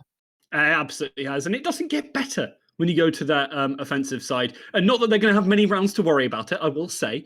Maybe only one at this rate. That was a good round from them. They found a couple of frags with the shotguns, but even that kind of surprise wasn't enough. And you see that as soon as they know the shotguns were there, Oxygen adapted. They know how to deal with this. They've done it before, and they're going to do it again. This is pretty much routine for them, and it is going to be an absolute thrashing. The JFL are going to be tasting pretty much, well, for the rest of this game, as short as that is going to be. Yeah, I mean, again, as you mentioned before, it may be a bit of a stretch to predict a 13-5 like I did at this stage. Like, I kind of wanted to see a bit of a contest from them, but unfortunately, when you can't bring that contest to the table, like, you're just going to have such a bad time overall. So for them to be in this position, it sucks. At the end of the day, however, at epic.LAN, you can sort of expect those kind of results because you are going to see some teams who are trying their hand. They're trying they're trying their hand at glory, even though they know that they're at a major disadvantage. And unfortunately, against international teams like Oxygen, you're going to have a bit of a bad time. We came into this one expecting Oxygen to whitewash. That's kind of what they've done so far. Whether or not that carries over JFL, that's yet to be seen. I mean, this also makes it a much more interesting group. We still obviously got the team, some of the other teams kind of going on. And I think returning to this, seeing as well how Oxygen are going to play further on in the playoffs, kind of in that proper bracket, is going to be fun as well. It's definitely going to be a lot more interesting, I will have to say, when we get to those brackets, because you're going to have Oxygen going against teams that are a lot stronger that can actually hold a candle to them and hopefully snuff it out. I don't know quite how far they're going to go, but I think they're one of the teams that really are in this to win this. And you can tell from this Turkish side, they're international. They've come to play in this UK event, and, well, they're looking for the money. Indeed, they are. And Oxygen obviously being listed as one of the top teams. They are a seeded team as well in this group stage. I believe they actually got the second seed overall, if memory serves me correctly. I just have to double check that. But at the end of the day, like they're a top seed at the end of all the groups and all the teams that are playing in those groups. So you're looking at this thinking, yes, they're going to be in a position where they're going to have a relatively good time, or at least that's what you should expect at the absolute least from the boys. So Oxygen right now in this early series, in this early game, they've already got their first victory on the board, where they went 13-4 up against I think it was Buzzkill in the earlier in their earlier matchup. So just having that moment there to sort of like just perform, have their moment of glory, and finish off the job here against the next team. Again, it's sort of like the early motions of the group stage so far. Yeah, and honestly, if you're the teams here, I don't think you should feel too bad, honestly. JFL, they're out here to have a good weekend. They're just here to play some games. And that's exactly what's so great about these LANs, isn't it? Especially when we're actually at LAN. I've been to a couple of LANs myself, not quite epic.LAN yet. That was supposed to be this year. Hasn't quite happened, as everybody clearly knows. But going along, hanging out, having a couple of drinks, playing some games, even if it's just this tournament where you're getting smashed, it's a real good time. You're just messing around with your mates. And that's exactly what JFL are here to do. But Oxygen, they're not here to play. I mean, they're here to play, but they're here to win, most importantly, And right now, they're doing both. 10-0. They have missed out on the last couple of rounds, unfortunately. Again, trying to get those tech issues sorted so we can give you a smooth gameplay experience. Looks like the lag has been sorted, so hopefully going forward, we will be up with a simple affair. Minute and 30 to the clock in the early start of things. Look at how aggressive they're going to get. We've already got rocket launchers out, set and ready for Zisto. Does not see anybody. Can at least drive them away just with the showstopper coming straight in, forcing players back over to the passive backlines here of JFL. Spike plant secured, retake on. Yeah, nice stuff there from Oxygen. They just move on in. The terrifying sound, as you said, just going to keep JFL any way away. Wal is going to try and push on up, but as you can see, multiple players from JFL losing. And, if you're worried about those last couple of rounds that we missed, I hate to break it to you, they went exactly like this, pretty much. Maybe not the ultimates, maybe not that, but very little difference. And another flawless round for Oxygen, as they just seem to have JFL's numbers, and this game is all over but the writing. Yeah, pretty much. I mean, you talk about their numbers, they've been dialing it in every single round so far, and I mean, we gave him a bit too much credit, unfortunately. Again, I feel bad for having, I feel bad for having giving them a little bit more of an advantage than what we initially thought. But unfortunately, the writing's on the wall. It looks like this is going to be a 13-0 for Oxygen. And JFL, well, I mean, let's see if they can get a consolation prize at least. They've got at least a couple more rounds to play out here. This last one of this half, the pistol of the next one. So let's see what they can do out here. They will get some early information on the Oxygen players out here towards Fountain at the top end of Long. Force back at this stage. The defensive line has got the Blade Storms to deal with, as well as that Hunter's Fury coming out from Bavaria. Gets down Stig. Kill not coming through towards Phoenix, but in the end, Megalodonga will end up going down. Got Brodo. Wall lines up 2 frags. Hold the phone. 1v2. No. Chance was right there. A perfect moment as Oxygen made a silly mistake, and JFL almost capitalized it, but in the end, 12-0. The flawless half from Oxygen got one more to win the game. Hold the phone and let it hang as JFL ring, ring, ring. The Grim Reaper has come, and it's 12-0, final point, and, well, it looks like this might be the end of the game for them. Really nice stuff from Oxygen. While a player who I've always been impressed with is multi-kills, really nice spray control. He brought it to bear there, but unfortunately it wasn't enough to quite close out the round. Unfortunately, all his friends were dead. So not much more you can do about that one, as much as you do find that good spray down. As Oxygen looking to close this out, and JFL, they just want one round, man. That's all they want. That's all they need. Come on. They can get it. One final chance to get a consolation prize. That's all it is at this stage. Out towards that mid control. Straight up and out. Flash out. Paranoia's coming in. Doc Brodo blinded off. Going to try and get his teammates into position. Mavera will get caught by a tripwire release as Megalodonga trades back Zisto over at the U-Horse. 4v4. We've got Maitez on site. Gets that frag onto Doc Brodo. Sees an opposition player as well. Taps up trying to look for the kill against him here. We'll take some damage and Stig will find that trade. So Oxygen struggling here on the defensive, but Turco again able to turn it around. Drop Stig for one. Megalodonga takes Toronto back. One player in the bathrooms and the attacking force will be able to secure those last 2 kills. There you go. JFL with 1 good round. Now 4 more for my prediction. Come on, boys. Let's go. You love to see it. I'm really happy to see the boys got at least 1 round in. Oxygen, I mean, they might be, I don't think they mind, honestly. It just happens. You lose rounds sometimes. And as sweet as a flawless game would have been, I think it's more positive for JFL than it is negative for Oxygen. They are not worried about this, and they'll forget about it after it happens. They are setting themselves up for further in this tournament, and JFL, they might not have such a future. 11 rounds to the comeback. Tough task. Oh, look at Oxygen. Yeah, No, sayonara. Well, there you go. That's that match. 13-1 for Oxygen. As they stack in towards that short control and they get decimated over on the A site play. A great map, obviously, to start things off for OXG, though. Like, absolute domination from their part of things on the attack and defense. Yeah, I mean, it looked like a bit of a bind for JFL, but OXG with some very impressive stuff. Just control over the entire game. Toronto in particular, you can see on the kills, 5 first bloods, just getting very aggressive, dashing on in, making the plays and winning all of those duels. Commiserations to WAL. I know you absolutely played very well here, but unfortunately the rest of your team, and I mean to an extent itself as well, just couldn't hold a candle to a team like Oxygen, who just are so strong. And we have to reiterate, really looking forward to seeing them later on in this tournament. And again, to reiterate as well, you're expected to get results like this at epic.LAN. You know, you have some amateur teams versus some professional teams. You have some, semi-pros in there as well. So you've got like a decent mix of different skill levels at an event like this. So, at the end of the day, it's just going to be what it is. There are going to be matches which are one-sided. Of course, Oxygen doing well enough only to let that 1 round go away. But other than that, just dominated their own right. So to see them sort of go that kind of distance and take that easy sort of win, it makes a lot of sense. Oxygen in with a big victory now, 2-0 up in the group, which I think might just almost confirms them. I think they need to get 3 wins overall because they're in a group of 5. So, they're not quite 100% confirmed, but they're basically right there in a realistic sense. Yeah, they absolutely are. And I would not be surprised to see Oxygen make out of it. Again, 2nd seed. This team is here to dominate. And it's exactly what we expected to see. Unfortunately, it doesn't look so good for this other side of JFL. They are currently 0-2.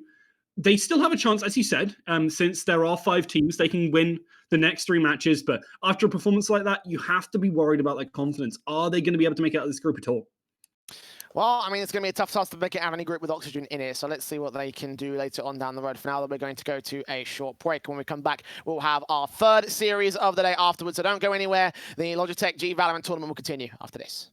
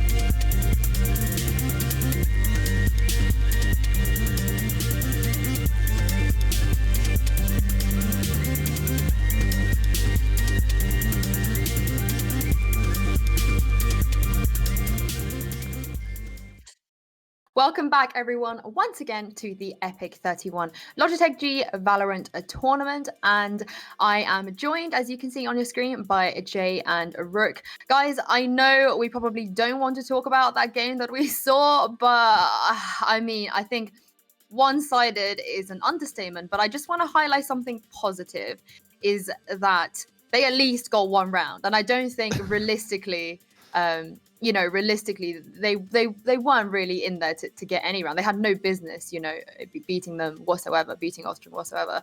What was your takeaway, you guys? A positive takeaway, because we don't want to be negative here. How do I word this? The problem is that I'm not a very positive individual, so I can't really take away a very positive sign from that. At the end of the day, it was a 13-1. The only something I can think of is how we closed out that match and saying that one-sided results are to be expected to a certain extent, and unfortunately, that was one of those results that we just had to see and have it, on the show. Again, you can't take a look at that match and expect that JFL are going to be able to dominate or be able to potentially steal a victory away from Oxygen Esports. If they did that, then oh my god, amazing, fantastic, well done. But in reality, in truth, I don't think they should have set their expectations to a win. We definitely didn't set our expectations to a win. Out of pure ignorance, I gave them a chance, but that's unfortunately not how that's gone down. So for JFL, it is what it is, and they're just going to take that into the group stage moving forward. I just want to apologize real quick before we move on. I didn't realize that Rook wasn't here anymore, but we have Raptros. Some might say, some, but I mean, when I say some, I mean Hanno might say that's a downgrade, but for me, it's an upgrade. So wow. I have to speak to Hanno afterwards. I mean, you can't separate Hanno and Rook. That's the thing, But it's great to have you here, Raptros. I don't know if you managed to catch any of the streams before, but we do have a game between Backlink Gaming and Polarity Esports coming up. What have you made the competition so far? Yeah, I mean, I think we were just kind of spoiled with a very bombastic first game, I think, because that first game was pretty good, and it just goes against the usual trend that we see as far as group stage games are concerned, where they're, like Jay said, relatively one-sided most of the time. Unfortunately, we did get to see that in the previous game that was on the live stream here, but this one, I mean, there might be a bit of more pressure on this one, especially for the likes of Polarity, because this will secure them perhaps upper bracket seed into the next stage of competition. So if anyone's unfamiliar, the top two in the group go through to the upper bracket, and the third place team go through to the lower bracket. So there's not a lot of leeway down there. So this one might end up being an important game. Yeah, I mean, just looking at the results in the second round, if anyone missed those games, I believe Polarity won 13-8 against Team AF. And Backlink, I think Backlink might have, because they only got, I think they have 5 teams in the group, or I could be looking at this wrong, but I think Backlink might have sat out that game. Yeah, I think they had to, because they've got 5 teams in each group, which means that when 4 teams are playing at the same time, one team has to sit out naturally. So Backlink has only played 1 game today compared to Polarity's 2, but they also lost that game. They lost that game 13-8, which is not too bad.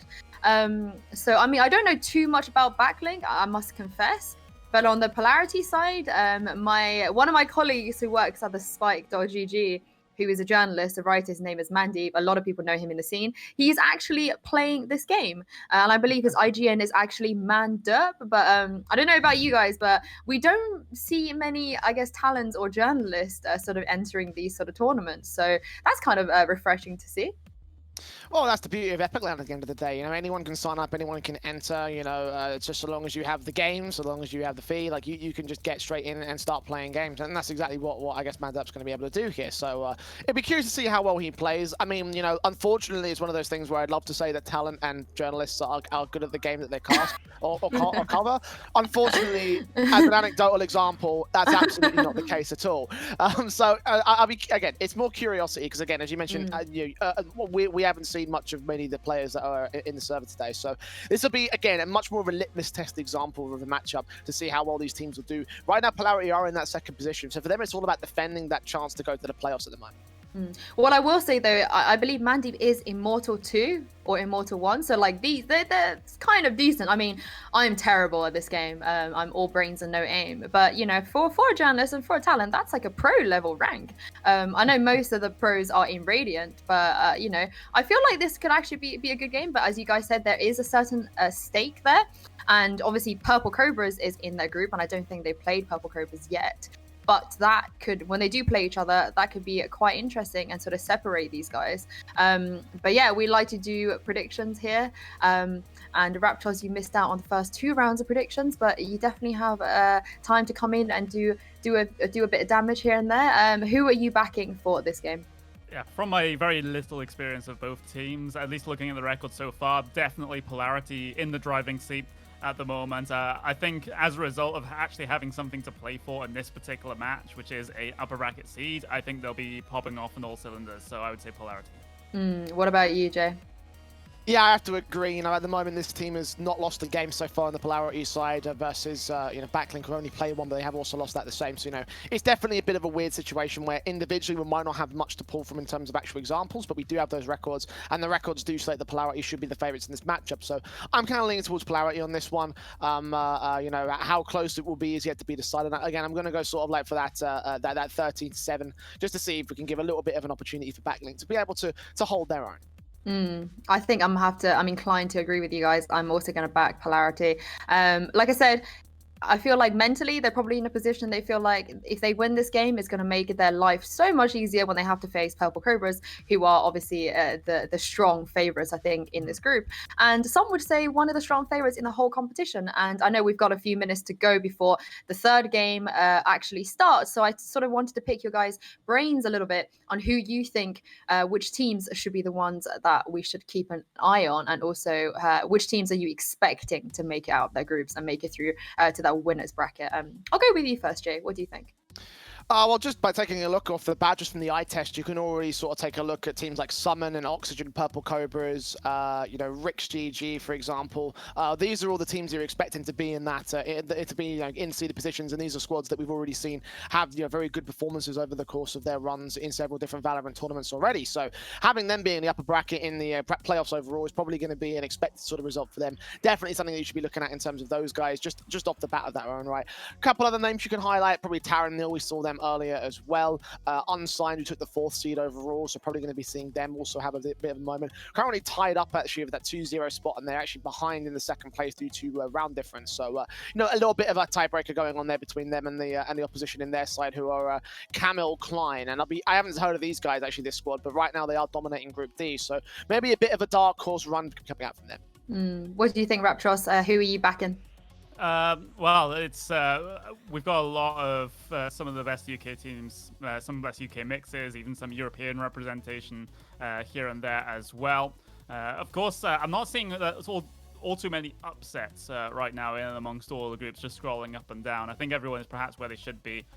Rick's GG doing pretty well in terms of Group E there. We saw Taran Mill a little bit earlier on having a decent time in their first game. So I think sort of I do really like how the Taran Mill guys usually approach the game, because I believe you had one of the representatives of them. No, you had one of the representatives of Rick's on the pre-show in the Phoenix UK pre-show, who's there looking to go pretty long. Lozer, I believe that was. Yeah. I'll try and get my brain engaged to see so I remember who that was. But Rick's GG, Taran Mill, I think those guys are going to be up there fighting. So I would split my answer into 2. I just want to say something quite interesting is because the way that the bracket's been formed. So if you guys want to check out the playoffs bracket, those who are watching the stream at epic.LAN.co.uk, essentially, if Summon finish 1st or 2nd in their group, they will face either Taran Mill or whoever else will be 1st or 2nd in Group H. And I believe Cray, who's on Taran Mill, did team at one point with Boaster during the beta. So they're sort of like Valorant ex-teammates. And if those guys do then progress, as in Summon progress and face Rix, Laza and Boaster used to play together in CSGO. These guys know each other very well, and I believe they have played obviously in ranked games and together in Valorant. So I think that could be like a little bit of a mini epic.LAN rivalry if we get there. So I'm sort of hoping that someone do face Taran Mill either tonight or tomorrow. I think that's how the brackets are supposed to play out. And now I believe the picks are actually in. The picks and bans are actually in. We should just really quickly talk about what you guys are going to expect from this this, and then we'll move on to the game itself. And I believe, interestingly, we're going to be looking at our first Ascent game here at epic.LAN, and we don't see Ascent very often, actually. I know in the top tier pro play, we do see Ascent a lot, but at this level, I feel like it's the one that the players usually try and dodge. I know you guys don't know about these two teams that well, but what can you expect on Ascent?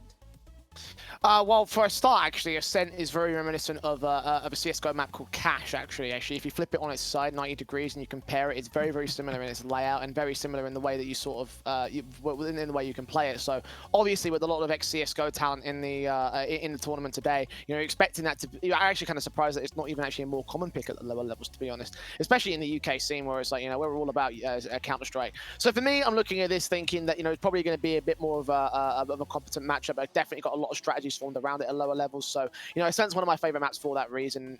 If nothing else, it's the CSGO bias there, I love that. Raptros, is that your favorite map as well? Well, kind of. It really depends on the day. Sometimes I have pretty good stints on it, and sometimes I just can't get grips to it. But that's at least as me as a player. In terms of the teams here today, of course, there's big unknowns coming into this, especially if you're Backlink Gaming. The only loss that they've had so far was 13-5 to Purple Cobras, who were the top seed of the group. So still a bit of an unknown entity there as we head on to the map. Brilliant. I believe, as you can see on your screens, the boys are ready and gearing to go. And I will pass this over to your casters. Take it away, you guys. Thank you very much, Sue. Yes, Polarity over in the defensive half. Backlink over on the offense to start things off, and already leaning in towards that A lobby in long position, looking to go towards main potentially. Right now, the site is being passively defended as Polarity look to try and lean into a bit of mid-aggression, but you can see how passive Backlink really are going to take this. Just very carefully placed, hoping to catch an overextension. No such presence will be seen, though. Yeah, absolutely. Pretty passive here early on for Backlink Gaming. Not going to rush into things just yet. Try and bait out a little bit of utility as well, with the bait shots coming up through mid. But finally, they will start to move here. Will Backlink's gotten a firm control of middle, so their options are certainly wide open at this point. Smoke down towards short. Evoke waiting for some over-aggression here from the defensive side of Polarity. Won't be given to him just yet. Polar Rogue to put down the hot hands to try and stunt any push. Shadows traveling. We've got Benjo alongside him as well, trying to block off vision here. Small dark cover out, and 2 shots from Rogue get to the heads and the kills. Up with the triple kill, gets managed to land it on towards Park at the very least. Evoke and Rain will trade things back. Battling with a stack into that mid position, and eventually they turn the 3K back to a 2-on-2. B site contested by 1. Wraparounds coming in from the Cypher out to that mid position, and 30 seconds do remain to the clock. They're going to make a move. Their best chance is to wrap around towards A, go up through heaven, but again, counteraction coming in from the Polarity side. Mandeep is ready here to the default plant position, seeing them tagging up one round the corner. Both players there, headshots and plenty of point blank, runs out of ammo, and Backlink will be able to secure the spike plant. Yeah, Cal's on very low HP. He does have the recon dart though to try and reveal the players' positions. Do they get tagged up? Yes, they both get tagged up. Lots of information. Tries to go for the wall, bangs. He takes down Evoke, and now Cal working his way in. 21 HP to his name at a health disadvantage. Bluffs or whiffs the shock dart, and that gives the opportunity for the opposite Sova to take him out. But what a frantic end to that round, Jay. Backlink able to go 1-0. Very frantic indeed. Quick pushes up to that mid position in control there. Barely got held onto there, but a Backlink side Polarity starting things off with some fantastic multi-frags. Again, that 3K that should have dismantled the round from there. The fact that Backlink were able to find those trades, very, very effective stuff from the attacking forces, and now much more active into their defaults. I mean, they are still trying to split in towards mid. That's what it looks like initially. Yeah, looks like it's the plan. Jay, we might go for a bit of a aggressive peek here up towards short. Won't be greeted with anyone just yet. In fact, he gets an Omen smoke in his face. He'll decide to push it, though, getting aggressive. And still no one on the other end of that scope. Polarity playing things rather far back at the moment. They've even got a double stack towards market here, leaving B main completely and utterly open. Luckily for them, though, Backlink, no presence towards that side at the moment. It's a very mid-focused approach from both teams. Yeah, Marshall out for Jay. We were hoping for someone to progress from short, but no one from the A side is going to press to that position. Again, these corner plays from the Polarity side. Waiting for play to pop around those corners, get some decent shots in, but all the shots missed out by LJR. Man deep to fall as well to pop Parkers now. They enter towards A, 2 players on the defensive, both taken out effective efficiently, and spike plant was initiated. Here we go. A couple of trades happened already. Still the man advantage going the way of the attackers, though. Backlink on the better weaponry as well after that first round win. Polar Benjo, he has his, or rather Benjo, has his Marshall out there, but it's not going to be doing much in this round, unfortunately. As, well, able to take out the Killjoy, but still 3 more to find, and I don't think Backlink are ones that are going to be able to throw this one unless they give him these early duels, easy duels, 1 versus 1 up against the Marshall, and Benjo will take those all day long. He continues to push forward, but the timing on the weapon swap doesn't quite work out in his favor. Evoke puts him down before he goes too crazy.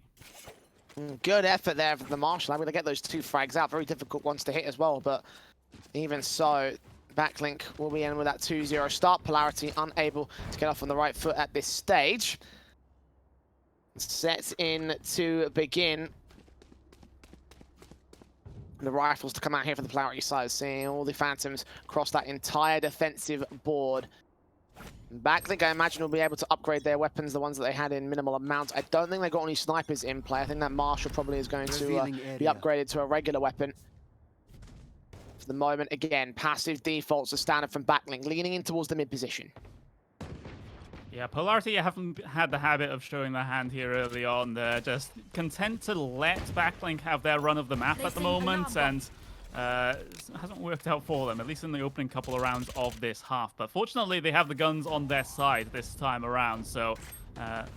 but, you know, they have no control of short at the moment. They have no idea what's going on here. The paranoia, not quite ideal for them in that situation. Look at LJR then. 2 frags before going down, but he might have done just about enough as far as what his team has asked of him. But there's one back from Backlink. Man deep here inside the site on the Cypher. Still hasn't got a lot of support, but finally there's a sign of it from Cal. Up through the upper position. Mandy able to hold down the site pretty well at this stage. Evoke just alone versus 3 players. If you can isolate the 1v1s here, that'd be great. He finds the first one, but not able to complete the kill before going down. That's the first round there for Polarity. Yeah, Majesty Pistols out there for the Polarity side. So the fact that they got that far in the defensive line is still pretty decent here. 2-1 up on that board. Still Backlink holding the advantage. So, you know, an opportunity that might present itself. Small issue with the feed, so we'll try and see if we can get that back here in a moment's time. Whoa, it's not looking good.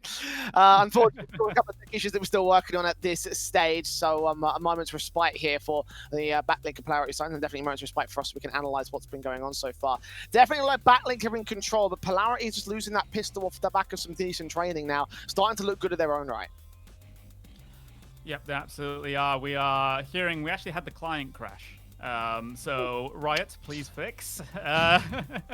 So there we go. I think they will just continue on at least round at least. Maybe we can get a pause a little bit later. But yeah, it's just a positive sign there for Polarity, able to step up to the plate when the guns come out. Of course, Backlink had a couple of weapons saved over as a bonus from that previous round, so they weren't looking entirely comfortable to try and take that round, but at least Polarity have gotten themselves onto the board now and can look to make some forward progress.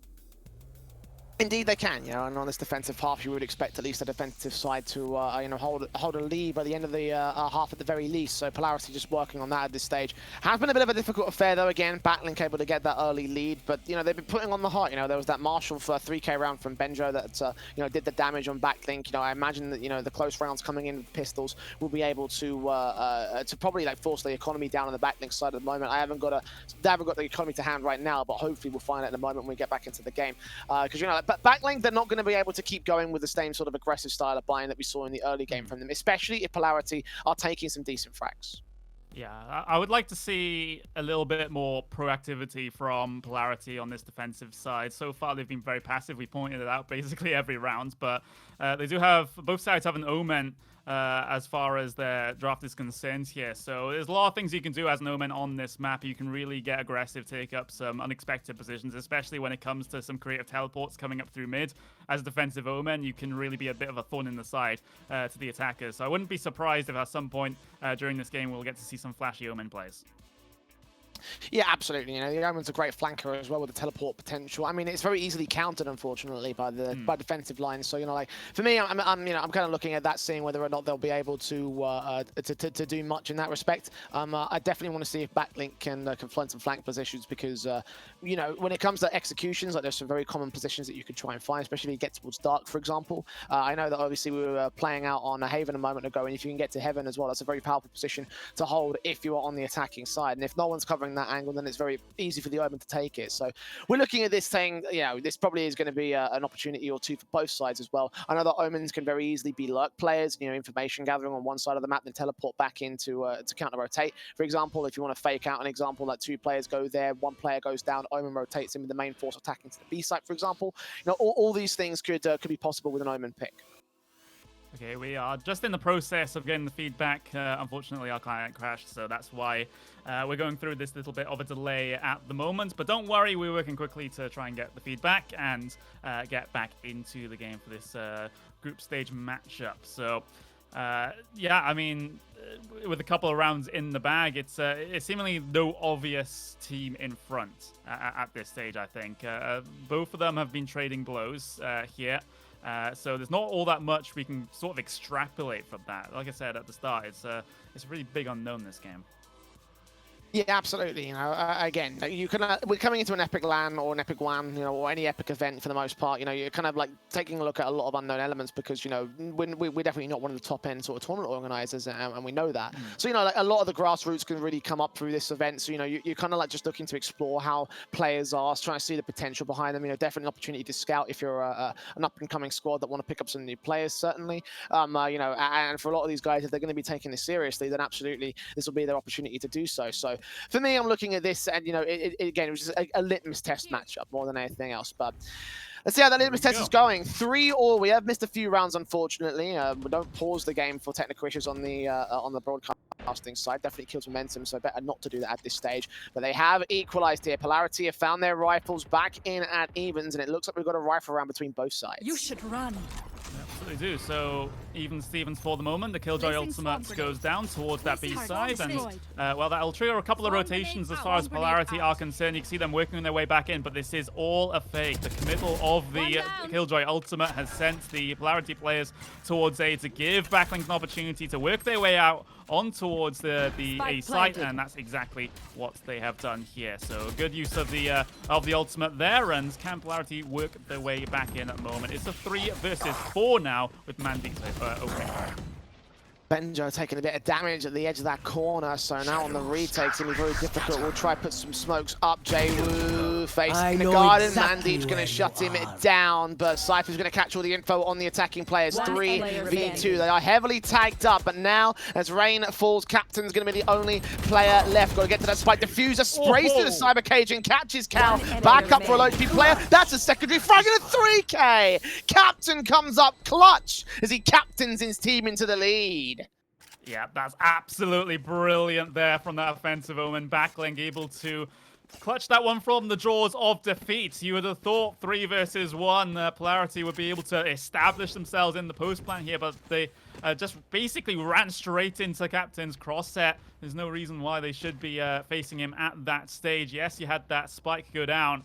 As that spike defuse go down, excuse me, as the defuse was attempted to be stuck, but still not one that you can really throw away. And now into the next one. Backlink have a 1-round advantage, teleporting forward. Captain, he's looking like he might be on for a decent play here, but again, still no further progress from him as Polarity go back to more passive angles once again. And Backlink trying to figure out where the gap in the armor is. Captain trying to use those teleports to get up aggressive against some of the players in the mid position. Again, mostly mid plays and splitting in towards the short control. A strat that Backlink have run a couple times so far today. Now we have run it back coming out from the Phoenix over on the defensive side to potentially get some information, potentially find some frags as well. Flash coming in as a Vogue wraps over, takes himself 2 quick frags, and that's a 5v3. Walls going up as well to try and blind off and siphon off players. Hunter's Fury will try force players back out of the back line from the defensive line. Cal comes up with 1 good frag on Pop Pog, so a 3v3 spike pond retake is on. 4 down as well. Spike down as Benjo just swings onto Evoke and takes him out. There might be an aggressive teleport onto the site as the option as well, but not needed right now for Benjo as they try to isolate players inside the site. There's a crossfire across the entire site that's been all but ruined at the moment. Rain versus 2 takes 1 out, readjusts onto the second. Can't quite land the shots just yet. This is an awkward duel, but Cal taps him down with a classic headshot to the opposite Sova. 4-all now here for the Polarity side. A good clutch coming in from Cal. A very awkward defensive coming in for the player at Dark, though. Like, that flash around the corner from the Phoenix, that curveball, ideally should have kept him blind and allowed to capitalize on the kill, but blind fire still came through, and damage has been done to Polarity. I wouldn't be surprised that the economy is very, very weakened at this stage. We'll see the bias coming in. Of course, the rifles will be out for the Polarity side, but I think Backlink will be on pistols. Yeah, might just be. Yeah, looks like it's the case. Evoke definitely doesn't have the rifle to his name, so you'll just have to deal with that for the moment. Jwoo has a Sheriff, so looking for those headshots with that Deagle equivalent. We're actually seeing some aggression this time around from the attackers towards the B side, which is not what we've seen for a while. And Rain has actually been able to find an opening towards the A side. He might even push for more here with the recon dart down. It forces the Jet to put the smokes down, but they'll just completely abuse that, but directly into the sight line of LGR with the ultimate. Opening frags found on both sides respectively. Backlink at least able to do some damage. LJR taps up, takes out Rain. 2 shots, 1 head. Kill easy against the attacking forces, and he's still got Bladestorm as well to be utilized here. Ready against the attacking side, but might be wary about how he takes those faces in at this stage. I mean, they have only got pistols, so a bit overkill to bring out an ultimate in this kind of a round, but it's still there to be used. Make their way towards mid. Benjo, frag on a spray. 2 players spotted as well. Damage done by Cal, and the shock dart will take down Jwoo. And now Pop Park left in a 1-on-4, facing an aggressive. Does find that 1 headshot at least, so again, able to do some damage, grab a rifle, but what can you do with this Guardian? Options are limited. He's being faced by a player towards mid, and that's Rogue. Long range with the Vandal takes him out. Another round to the name of Polarity. These guys trading blows. Now it's Polarity in the driving seat as far as the rounds are concerned, but again, it's still very little to separate them at this stage. You can see the money up on screen, and well, both teams able to get the rifles out in this occasion. No operators just yet. Of course, we've already had those operator changes come through, which is quite a severe nerf, which is why you see some teams not opt in for the big old sniper in these situations now. But it's just an all-rifle at Barrett, says they'll set up for B. Well, here we'll backlink. Joke's over! You're dead! Backs out from back. I think it's actually a Polarity's Phoenix. Yeah, Rogue just making his way straight up the mid position.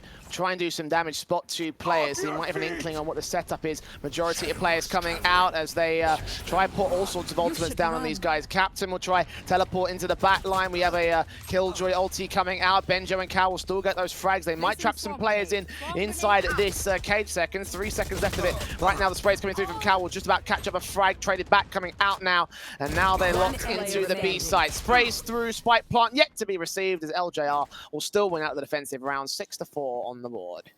Yeah, it wasn't an effective rolling thunder for the attacking side coming into that one. Directed towards market where absolutely no one resided, so they weren't able to get an easy pick on the push through with a player stunned up. There was an attempt to teleport in towards the back of B as well from Backlink, but that Omen did get sent back. Captain, so that caused them a bit more of a problem as well. If that teleport was allowed to complete, then maybe they would have had another prong to their attack on the B site there, but unfortunately it wasn't to be. So I guess in that round the ultimates on Backlink just weren't entirely coordinated. Yeah, no, I mean you saw the you saw the lockdown trying to come through from the Killjoy, and they just didn't really catch anybody in it. They're just going to get driven away, which to be fair is good site clearance. But as soon as it got, as soon as they didn't catch anybody, they were able just to take the frags back and push them away. Jwoo opening kill this time. The pistols back out for Backlink. Once again, a 4v4 as they do find themselves the opening kill against them. Trades are still good from the attacking side and trying to force players off angle. They're doing a really good job at actually isolating these kills. And indeed, LJR will fall. Backlink being gifted mid now. They have free reign. Look at this push though from Mandeep. Lots of information here for the Cypher.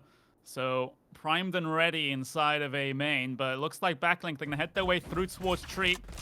Through door they go, but do they expect the Cypher that has pushed up here? I don't think. It's not even in their minds here, Jay, and Mandy's able to get a double spray down. He might even get more. Sees that player information being called out. Now both of them are known. He's blind for a moment, still faces continuously, and Pot will punish him for it. 2v2 now, making it 1. As Jaywu gets his kill, Cal knows that there's someone outside of Dark somewhere trying to spray through to the damage. Turrets up, quickly dealt with. And Cal running out of time. We'll put a shock dart to the backline, do some damage.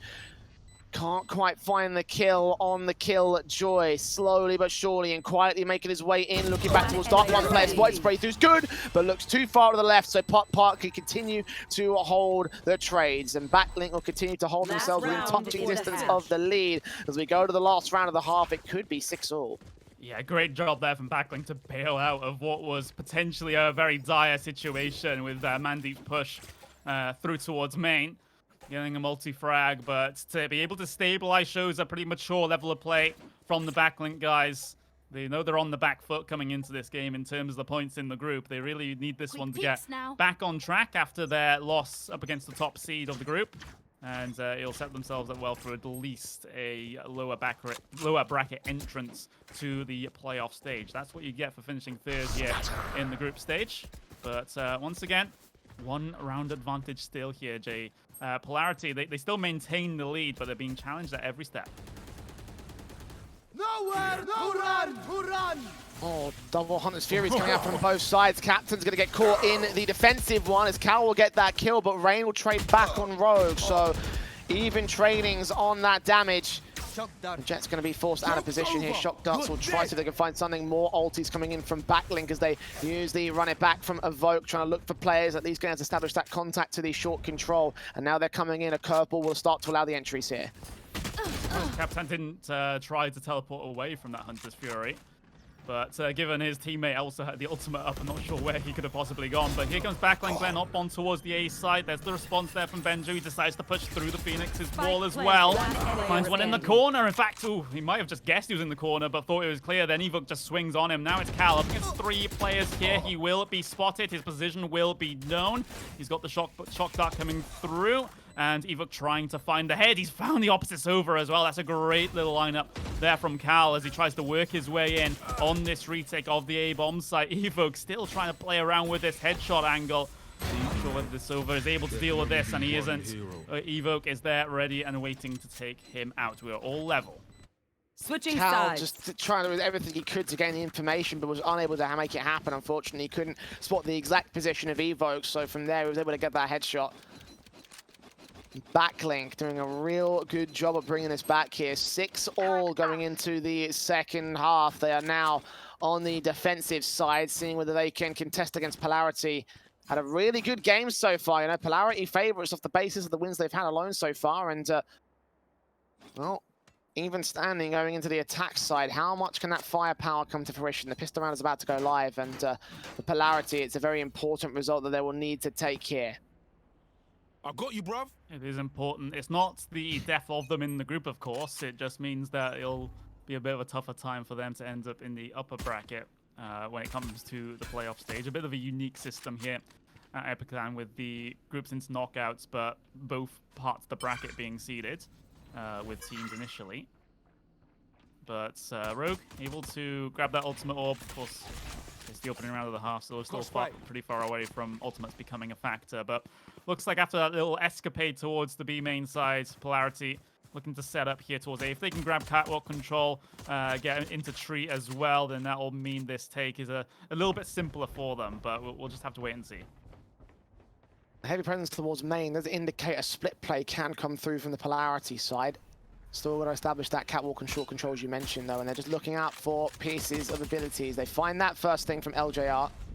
Paranoia coming out to try blind off the players on the site. I think it may have caught that player or dark. Cyber cages, and again, flashes will try and do some blindness and try to catch them in the entrances. LJR's there with Mandeep to crossfire, take out Pop Park. Smokes up as well, will try and blind them off. They are pretty heavily tagged up, but Benjo's ready for the players to face in from Garden. Headshot not landed, Rogue will come up with one, but Evoke turns 180 and gets him to return. So 3-on-3 scenario, info being hunted for. Mandeep in the backlines gets that kill on Evoke next. As JWoo falls, it'll all be left to rain here. Up at Heaven, takes that face, headshot on one, info on a second, and knows that the third is over in dark, so he's got everything to play for. But again, capitalizing on that info was one of the main weaknesses in that last half. Taps up Mandy, gets his 3K, and gets the pistol for Polarity.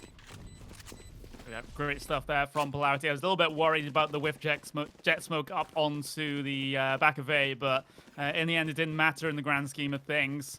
Good attempt there from Rain to go for the retake, though. If he had a little bit more HP at the end of that round, then maybe it's inside the realms of possibility. But with the around about 14 HP, I believe, he had at the end of that round, the odds are unfortunately stacked up against him in that situation. So Polarity taking the early leads here in the second half of things, of what has been a very, very close game indeed. They'll bring the weapons advantage into this round, of course, as well. Backman low, aggressive push here through towards A. They found a kill. Evoke takes out Mandeep. That hasn't exactly gone to plan as far as Polarity are concerned. And now they know there's not a route in towards A. They still have the spike in their hands, of course, but imagine if the spike was a little bit far forward and they're able to find it off of that one kill. Gun here. Cal trying to get the shock dart damage to connect onto the two players tagged up. If he timed that a few seconds earlier, that would have been great, but Paranoia kept him blind. So well placed from Polarity there with their abilities to keep backlink, backlink placed with Polarity to keep Polarity suppressed. Damage done towards their Sova as well, as Captain will fall. The trades coming in. Actually, Potter's going to get a nice double up in this one. Run it back coming through as well from the Phoenix. So Cal's going to try and provide support here with information on the recon dart. Pop Part dealt with by Rogue. And now two standing for backlink. A good start from the defensive side of Polarity. They brought it back and they will continue. Triple for LJR. And now off the quadrant. No, Rain will at least shut it down. Yeah, absolutely. Just a slight chance there from Rain. It's not the first time he's been in that sort of situation, but they can't get it done. But we can't rip on him too much. He's had the weapons disadvantage and health disadvantage every single time. But not so in this round, though. Be able to get the guns out there. Rain, what are you thinking there, mate? Trying to do damage at this stage. I mean, it was an eco there from the backlink side, so now that they've got look at this the rifles in. Oh, talk about that. Okay. I mean, here's the thing. I have actually seen LMGs in pro play, and on this map as well. I think with his position as well, like he's placed over towards the B side, if I'm correct in thinking. So actually, you can take an LMG and spray through this wall, do damage. That's what this recon dart's going to be about. No more. Yeah, there it is. That spray through, going to try to do that damage. He gets that kill on Cal. That's what he's playing at here. It's not quite Counter-Strike, mate. LMGs are valuable and viable, but unfortunately, LJR is going to have a counter towards it. Playstorm coming through, finds Evoke as well. Tons of info gained and coordinated for the Polarity side. 4v2, 2v2 now, as the trades come back and forth between both sides. And they've still got the Bladestorm at the ready, trying to suppress for the moment, get the spike plant down, and set up backlink to force their way in. Yeah, he's just repetitively putting smokes down to try and extend the duration there, but can't do anything with the ultimate when push comes to shove. So backlink able to get themselves onto the sites and get their first round here on the second half of Ascent. So they're onto the board now as far as this half is concerned. Brings it back to within one once again. I like the idea there, though, from Rain with the LMG. The wall bangs, like you said, through towards B main. Could have potentially done a decent amount of damage given the numbers that Polarity had inside there, but he went down pretty early, gave that machine gun over into Backlink's hand, and they were able to take out Evoke with it through a well-timed wall bang through towards Market. That was pretty nutty.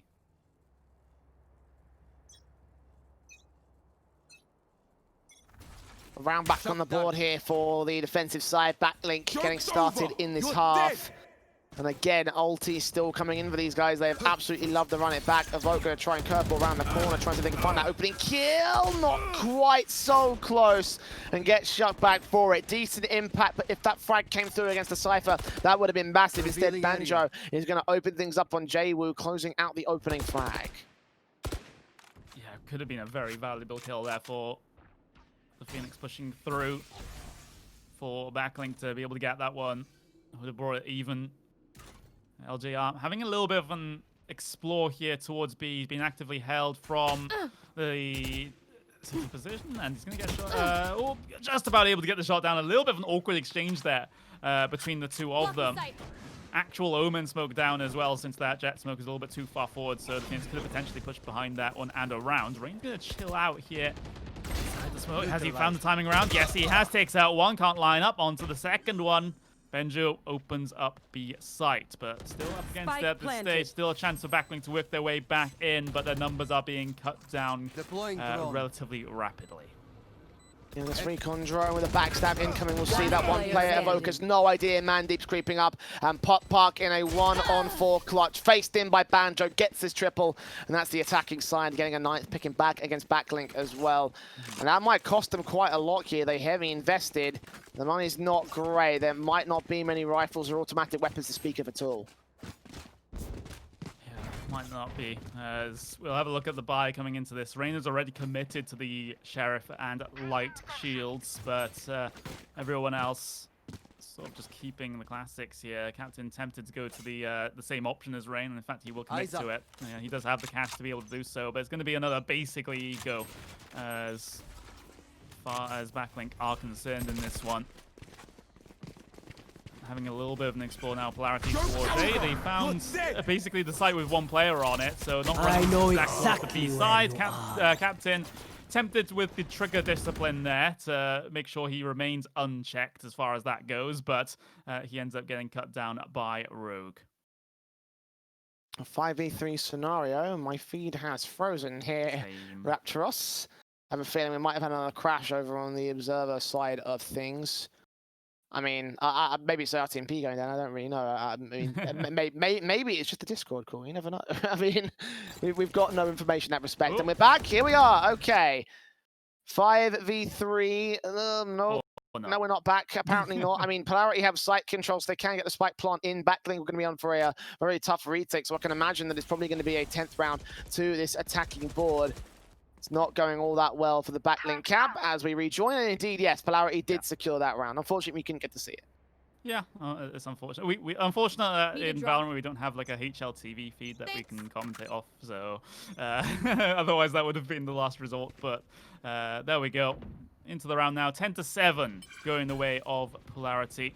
Again, LJR, another little solo, well, not solo look towards the B side. Here comes Dante's Fury, though, from the Backlink side, and it doesn't find anyone at this point, not even a bit of damage. LJR's found himself into a little bit of a sneaky corner here, so if anyone pushes up further through towards Market, then they might be in for a world of hurt, but LJR's just sitting here for the information at the moment. He can hear everything going on, and he can punish any form of slight over-aggression towards that front of main.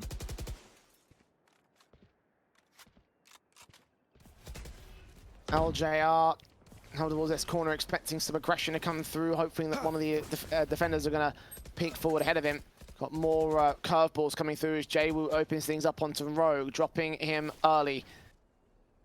LJR still sitting in this position. I don't know if the defenders even know about this or if they're even aware. Like, this could be a massive lurk play. If he catches them on rotation, he could open up the B site, but the problem, of course, is that that spike is basically committed here towards the A play. Oh, they do know. Breach just sent in the aftershock there, forces him out, and Jwoo is able to take him out. Cal trying to take his own fight here towards Tree Room, and Captain goes down. There's a bit of a fight inside the defender spawn as well that Pop Park is able to win. But spike plant in progress here for Polarity as they look to extend their lead in this best of one matchup and to secure their spot in the upper bracket for the playoff stage. And Backlink work their way back in. Here comes the roll in Thunder then. It's a good opportunity. Mandy's going to get stunned up, taken down. Cal trying to scramble and try to recover, but it is too much for one man as Backlink answer back. Brilliant 8th there, great coordination, the ultimates, especially that rolling thunder that forced players up into headshot positions from the entries coming in from the heaven position. So again, very well played there from Backlink and Polarity. I mean, they were at disadvantage for the most part throughout the course of that round. You know, the fact they were able to bring it back is pretty respectable, but of course not closing it out against the defenders does mean that they will be once again within 2 of the lead, but also within 3 of the win still for Polarity. So Only so much work to be done. I've got a rebuy coming in, rifles across both boards here. Yeah, absolutely. So, Backlink, only 2 rounds inside of this half, but none of them strung together. So they need to get the ball rolling here on the defense if they're going to be able to challenge Polarity at the end of this game. Again, Polarity spread out in their default bomb, or rather Spike not committed to either side of the map here. Backlink similarly passive as well, so both teams pretty scared at the moment to try and make some early moves. Just waiting for each other to make the first step, but none of them want to yield.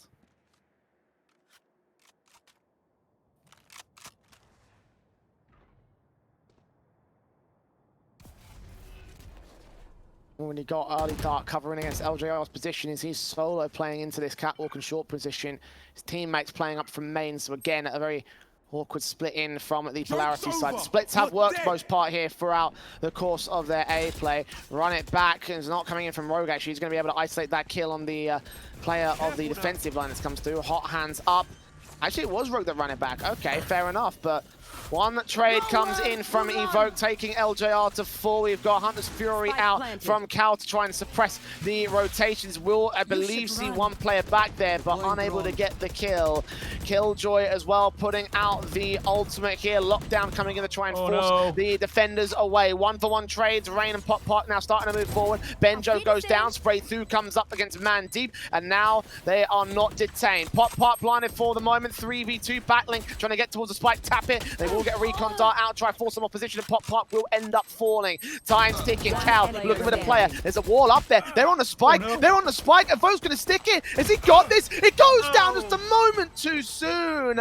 And Polarity will be able to secure the round. Oh, that was so much more difficult than it needed it to be, though. The offensive Omen, I think Benjo basically teleported to his death through towards Tree Room. Bit of a misplay there. Not expecting the rotations to have happened that quickly and to be being held from that angle. But 11-8 now. Polarity, another one onto the board, not allowing Backlink to gain any sort of momentum here. And once again, they're down onto the weaker guns. We might end up seeing match point here for Polarity if Backlink aren't able to convert this one. Cal sending the recon dart over to see if anyone has pushed off the back of that Omen smoke, and the Paranoid catches him, but the Omen's not quick enough on the swing.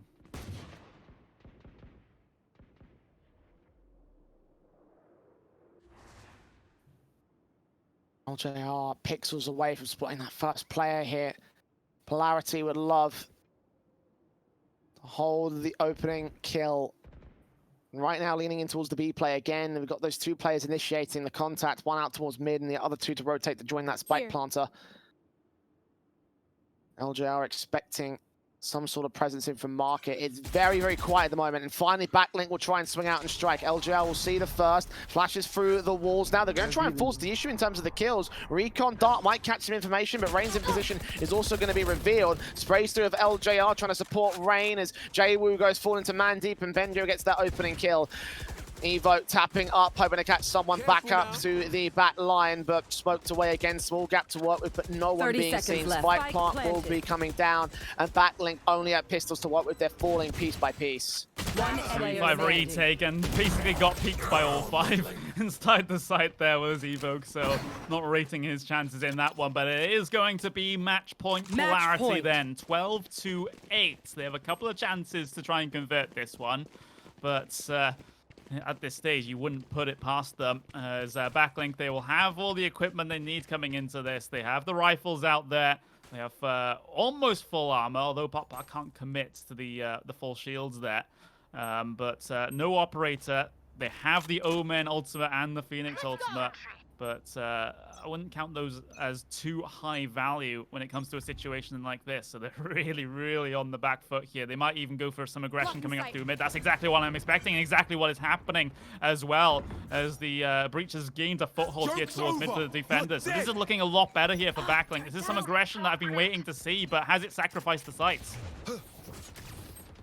Flashpoint unable to come out here for the moment. It's the curveball instead from Evoke coming around that corner to try to see if he can do some damage, but unable to get any kills. It's still 2 frags for the attacking side. One trade will come through for Backlink. Mandeep has made his way up to the A site though. Tripwire in as he goes for this spike plant. One standing now in Jwoo. Will flashpoint through, catch that one player blind, stall for extra time, 60 seconds. They've got to get that spike plant. It's been dropped away from the attacking side. But how will Jwoo do with this? They've got a backstab coming in. There's the Blade Storm dealt with. Secondary frag, but still only so much to work with. Might have to consider a wraparound towards that mid position.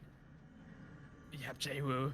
Spike He planted. can't let go of Shift at this stage unless he's discovered. He does have an aftershock remaining, doesn't have any flashes, and is pretty far away from his Rolling Thunder, so the odds are stacked up against him. There's the Phoenix ultimate for Polarity as well, so this just makes Jwoo's chances in this round just so much smaller. The aftershock towards the back of sight, and now jumps down and can't win the round though. Cal is there, and Polarity win 13-8. Indeed they do, yes. A bit of a contest there from Backlink, a very close scoreline once again. And I mean, they held a pretty good, decent matchup, especially on that attacking side where they brought it down to the wire in terms of their offensive. And honestly, it surprises me that the offensive half was the more confident one for me. You know, like they had a really, really good shout there in that first half. It looked so confident from them. But, you know, the Polarity side definitely looking like their own confidence sort of breed. I mean, those guys, you know, had a very competitive game. You know, it definitely looked like it was pretty good. I really love the usage of the abilities, and again the coordination to be able to hold off against several players, you know.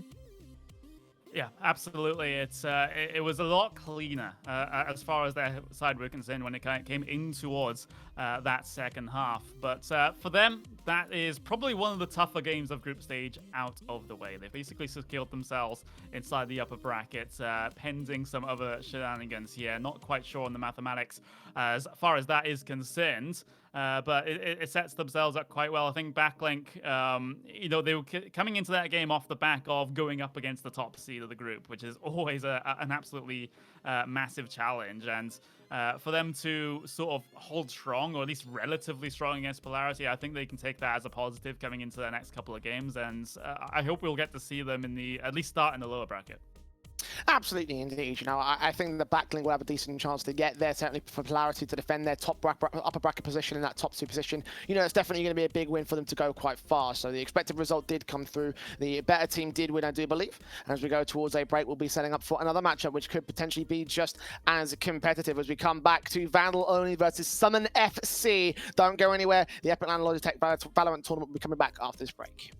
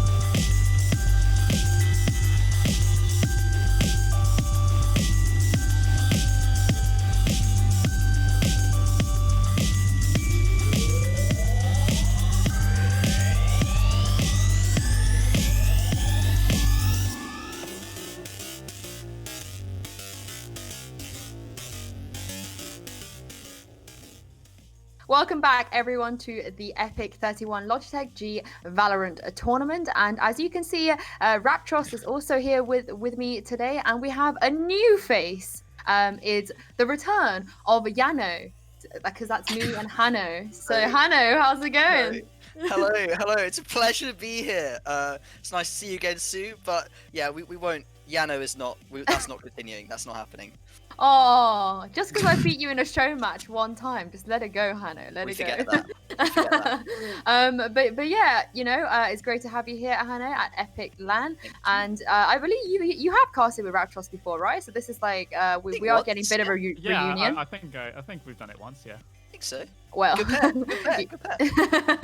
We're pairing now, apparently. Yeah. Rook is so upset right now, Hanno. Why would you do this to him? That's true. I mean, you did say like anything from Rook is a downgrade, and I take offense to that. So. Yeah, Hanno. Well, it's true. It is true. It is true.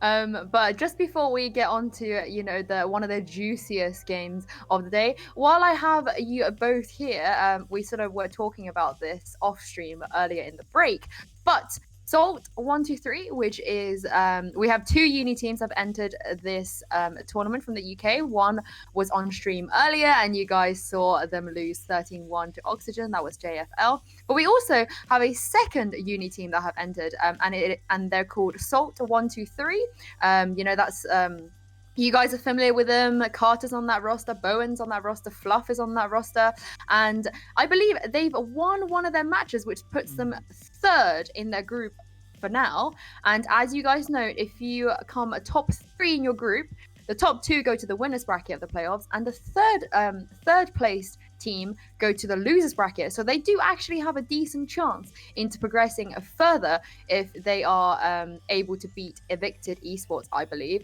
How does that make you guys feel? I know we had a lot of high hopes on Dog Brodo's team, but I feel like this team might have a better chance in that group. Yeah, it might do. We like to have the UK university mixes do well in this, because obviously the vast majority of us, you know, casting and hosting, of course, also take part in the broadcast for the UK Valorant guys. So it's good to see the uni folks doing well, and again, it's just another element of the grassroots competition here in the UK. It's not just these tournaments to happen with everyone to enter. The universities can really develop players into sometimes pretty insane talents, and to see these guys come to a completely open tournament and do okay, I think it makes me proud. I love that. And yeah, I think it's probably a good time for us to move on to the main event. This is the 4th round right now, so we've already shown you guys 3 games, and I believe this is probably the best game you guys will see today. So it's Summon FC versus Vandal only. Summon FC, for those of you aren't familiar, they are currently, I believe, ranked 3rd in Europe. Whether you guys think they are the 3rd best, I don't know, but they are on a really good win streak. They recently played a tournament where they came 2nd and lost to FPX, and they gave FPX a really good go. You know, it was a very close final, and of course they're playing Vandal only today. I would actually say their group is probably the hardest group in the whole competition. Purely having these 2 teams in the same group this early on is quite scary. And again, for those of you who aren't aware, these 2 teams have only ever played each other once in an official. I do know they scrim against each other in private, but officially they've played against each other once. And Vandal only actually came out on top in that tournament. It was a qualifier, and I would have to say that it was with Summon's old roster. So it was when Dinks was on the roster, who you know, left around, I think 2 weeks ago. So they're not playing the same roster this time around. Hanno, I know you're a big Summon FC fan, of course. So do you reckon this is going to be a bit of a revenge on that team? Are they going to be able to take this head-to-head to a 1-1? Or do you think Vandal only will take the edge? Well, I hope someone comes out big here, because I've heard a lot from you, Sue, about how good this team is. You claim they are the 3rd best in Europe, which, you know, you probably have to admit some bias there towards the Summon roster. You know, you got Boaster on there. Wait, hold on. They are the 3rd according to the VLR rankings. I didn't just make that up, but yeah. Fair enough. We'll take that and we'll accept it, but we'll see today whether they're better than Vandal only, which will be pretty exciting, to be fair. If this is going to be one of the better matches in the group stage. I'm pretty excited to see some top tier Valorant and Summon. I mean, I think you said earlier they have a sub, so that is a little bit unfortunate. They do have a sub, but it's still a rematch. They've got some fresh blood on the team since the last match. It should be a good one. What do you think, Raptros? Is this going to be a close game, do you think? Yeah, I think so. It's going to be pretty bombastic because we don't usually get to see this sort of pretty high level of play when it comes to these sorts of competitions. So it's going to be very, very intriguing to see how different this game is going to be compared to the rest of the games that we've seen so far in the group stage. I think I kind of have to give the slight edge to Summon FC, but again, it's one of those that can literally just go either way in this situation, and it's going to be a very momentum-based game, I feel. I think the first team that comes out of the blocks well is going to have a huge advantage. I will say it will really heavily lean on map picks, because I know I'm not going to reveal them because I don't want to sort of like put one team out there in terms of like giving away their strats. But I know that there are a couple of maps Summon are extremely strong on. I would say at this moment in time, they're probably one of the best teams in Europe on Split.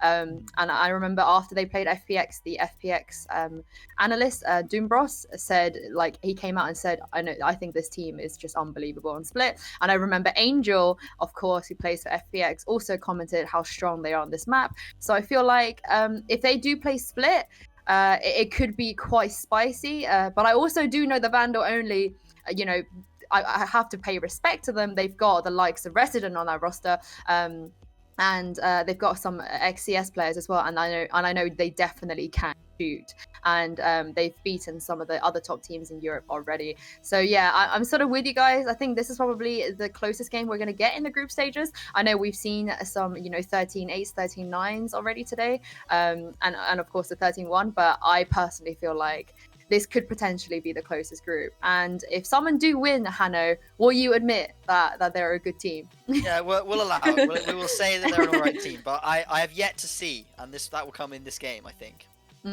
I mean, this is gonna go straight into your showreel, Hanno. This is of course. This is like proper S tier casting we're going to see.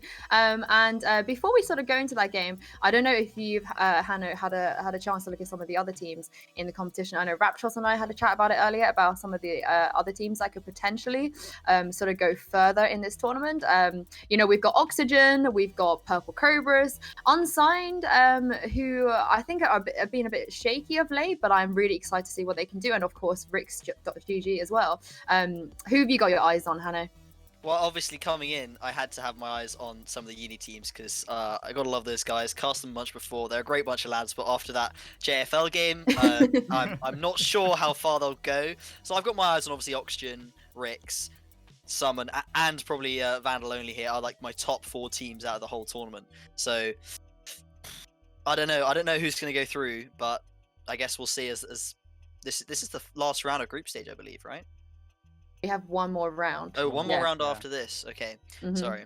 So there's still teams could swap around. There's a potential. I believe in you, JFL. Come on, just a couple more wins in there. I mean, it's your York boys in there. You have to, don't you? Yeah, of course. I just want to say that Boaster in the chat has said Tis Hanno. So he does know who you are, Hanno. So I think you should be a bit nicer about his team, given that he is in chat watching.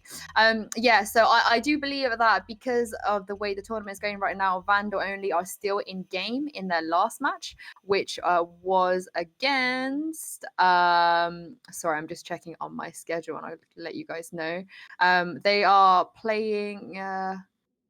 Neds, I believe. Yes. They're playing Neds. So once that game wraps up, we can then sort of go into this next game. And while we have me here, and because I'm basically like Summon FC's spokesperson at this point, I would like to share quite a few interesting things about these guys. Obviously, for people who haven't been able to keep their sort of eyes on the tier 2 scene, whilst the Ignition series have ended. So I feel like a lot of the tier 1 teams aren't really doing anything, and that's sort of we're in a period where people aren't really watching Valorant as much as they used to.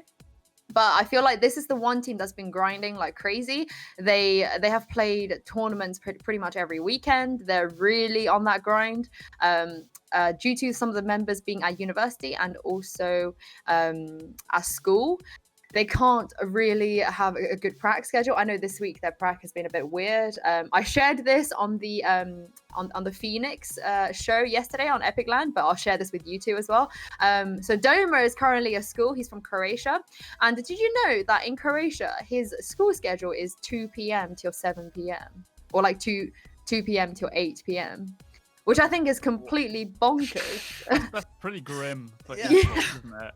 It's, Yeah. like you get wow. the benefit of having a pretty late morning, but you just Yeah. can't play any officials. Exactly. But like his schedule seems to switches because like a couple weeks ago it was like a normal school schedule, and this week is 2 to 7 p.m. I don't know what the reasoning is behind that. I don't really know that much about the Croatian education system.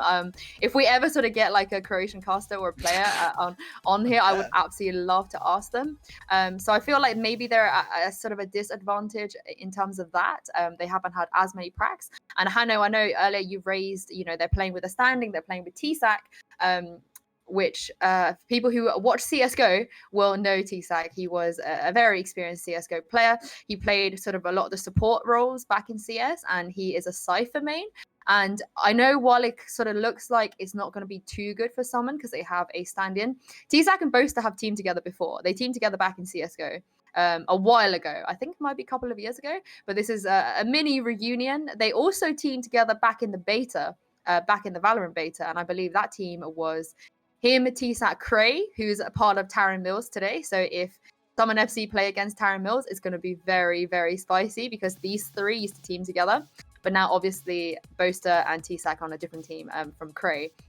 And I think it was Pickles for those of you old school CSGO, UK CSGO fans. You'll know that name. And I believe their fifth was Whisk, who played for team 123. So yeah, it'd be super interesting if these two teams end up meeting in the playoffs bracket. And I believe Taron Mill are doing quite well in their group as well. But yeah, to answer your concerns, Hanno, I think they're going to be okay with TSAC. And TSAC is one of those rare Cypher players that frags out. So I don't know how valuable that is to some teams, but I in my solo queue games, like if someone locks in Cypher, I immediately know that person is not going to shoot anything. So wow, I don't toxic. What is this? Hey, Hannah, you're gonna love this, but I play Sober now. I'm a upgraded Sober main. You used to be Ray's main, which was kind of horrible because just because you couldn't aim, you had to throw grenades everywhere. Exactly. So now I do an even more horrible thing where I can't aim, but I can recon dart and show all my enemies, and then just shoot at their outlines. Yeah, pretty much. But yeah, I think that's like as much info I can give on Summon as possible. Like I wish I had that in-depth info about some of the other teams. But yeah, if we come across like a Purple Cobras game, I'm more than happy to sort of give you guys a bit of in-depth chat on that as well. But yeah, what did you guys make of that? Does that sort of improve your impression of Summon FC, or are you still a little bit like, oh, we're just gonna wait and see? Well, it's kind of. Oh, go on, Hannah. Okay, very simple answer. Well, yeah, I mean, the fact that there's a lot of talent on this team is kind of scary for the opposition here. Vandal only, they're going to see these big players.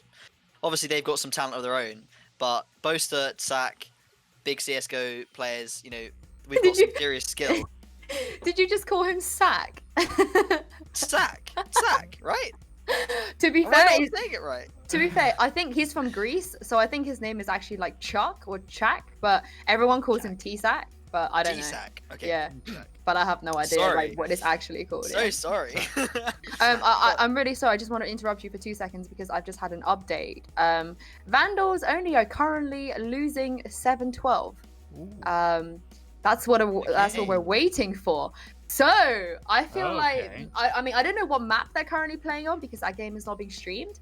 But I've just got intel that they are losing 7-12. So unless this is going to be a mammoth comeback, losing 7-12 and then going into a game against a Summon FC who are more fired up about getting their revenge. Oh, guys, this is a narrative and a half that's setting itself up for.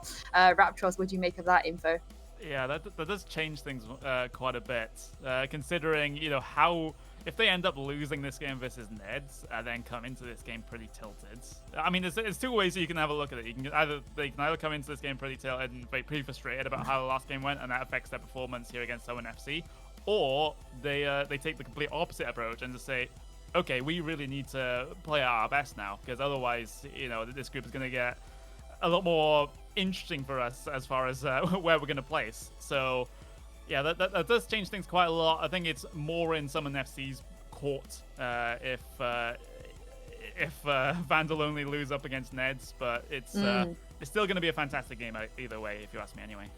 What do you think, Hanno? I mean, if you were Summon FC, would you sort of cheekily just pick the map that they lose on? Yeah, I'd certainly try, but I believe Summon beat Neds earlier today as well, right? Like 13-4 or something? Yes, they did. So if Vandal are then losing to Neds, who Summon just beat 13-4, that's looking real spicy, because Summon should just absolutely wipe the floor with them. Obviously, it could be because of map selection or whatever, but Summon, you've said they're pretty strong on a couple of maps. I'd say they're probably competent on most of them right at this point. So, yeah, not looking good for Vandal at all. Yeah, I mean, just to give Neds a shout out, actually, they have a couple of players that I'm sure everyone here, again, if you're a fan of epic.LAN, if you sort of watched their CSGO stuff in the past, you'll be very familiar with Mog. I think Mog has been participating in epic.LAN for CSGO in the past. And I know for a fact that before Summon went into that game against Ned, they showed them a lot of respect. I think, I think Boaster and their coach Mini are very familiar with this roster back in CS. So they were like, guys, we can't sort of let our guards down. They're a very good team. So I'm sort of in the mindset of maybe Vandal only didn't have that same approach. It could just be like, best of one, anything can happen. But in theory, if you're looking at a group and they're not really Valorant players, or it's not players you're familiar with, you might, be like, we're just going to beat them really easily. We've got a harder game against Summer next, so let's just sort of conserve our fuel and take it easy. I feel like that could be what's happening. But yeah, we have actually no info right now on whether they've lost or not. So we could also be playing in a situation where they have a huge comeback. They go from 7-12 down and come back and win in OT. Who knows? But hopefully production will keep me sort of in the loop as that unfolds even. But yeah, so I guess another thing I sort of wanted to speak about is this development of the UK Valorant scene. I know UK CS had its positives and also had a few faults. When it came to developing talent and especially feeding talent into the international scene. Like, no disrespect to the UK CS players, but I think only a handful of them really, really, really got to that sort of tier 1 level, top tier 1 level.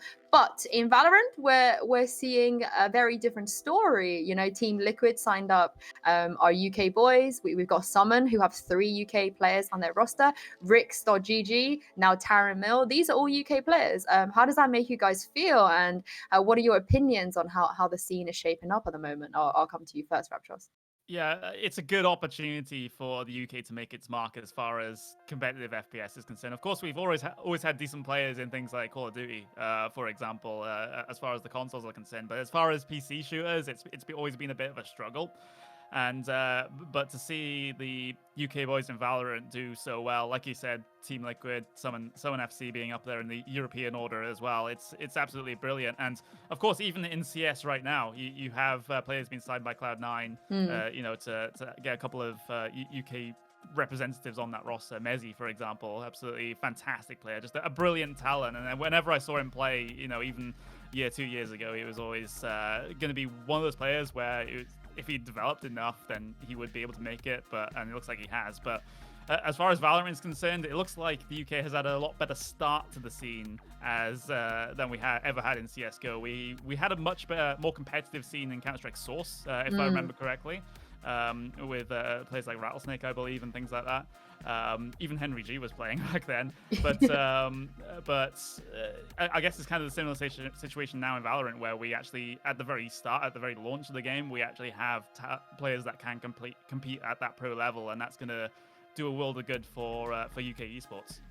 Before I move on to you, Hanno, a quick update. The score is currently 10-12. So they are coming back. Maybe we wrote them off too early. So I kind of almost wish that we could have streamed this game, because from 7-12 and us all kind of being like, oh, maybe they're mentally not there, all the way up to 10-12. And I've just had another update. I feel like I'm just getting live updates left, right, and center. They did lose. Oh, no. There they go. They lost 10-13. That was actually a thrill ride. Honestly, I'm so glad I lived through that with you two. I'm sure you were sort of on the edge of your seat there, hoping to find out what is happening. But yeah, they lost 10-13. I don't know what's worse. Is it worse to be smashed? Is it worse to lose a 10-7? Or would you rather, guys, sort of have a bit of a comeback and close the gap but still lose anyway? What do you think, Hannah? Well, I reckon at least if you have a comeback, then you can, be comfortable and say to yourself that, well, we were still a solid team. We gave them a good go, right? And maybe on another day you'd have beaten them.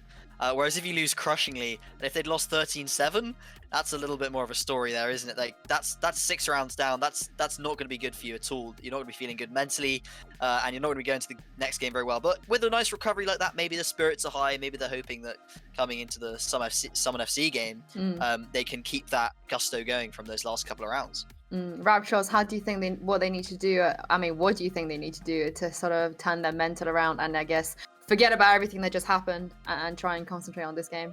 Well, the problem for them is that it's a very short turnaround time now, isn't it? So they don't have a break between that last game and this game. They have a couple of minutes just to get themselves, sort of calm down, and then they're straight back into things because we have a schedule to keep here on epic.LAN. So it's going to be very, very tough. I think it demands a lot of maturity from the players just to say, look, we had a bit of a blunder in that last game. If it was, I'm not, because obviously we haven't been able to watch it, so we can't exactly see what went wrong for them in that game. But they just got to recompose themselves. Look at this as a fresh game, fresh starts.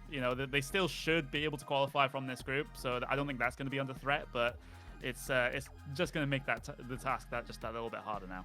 And speaking of schedule, we are going to try our best to keep to our schedule. But of course, I think the players need a little short break as well between now and their next match. And because of that, we will also give it probably a 5-minute break and come back to give you guys the game. But do not go anywhere. We will definitely have a Summon FC versus a Vandal only here right after the break.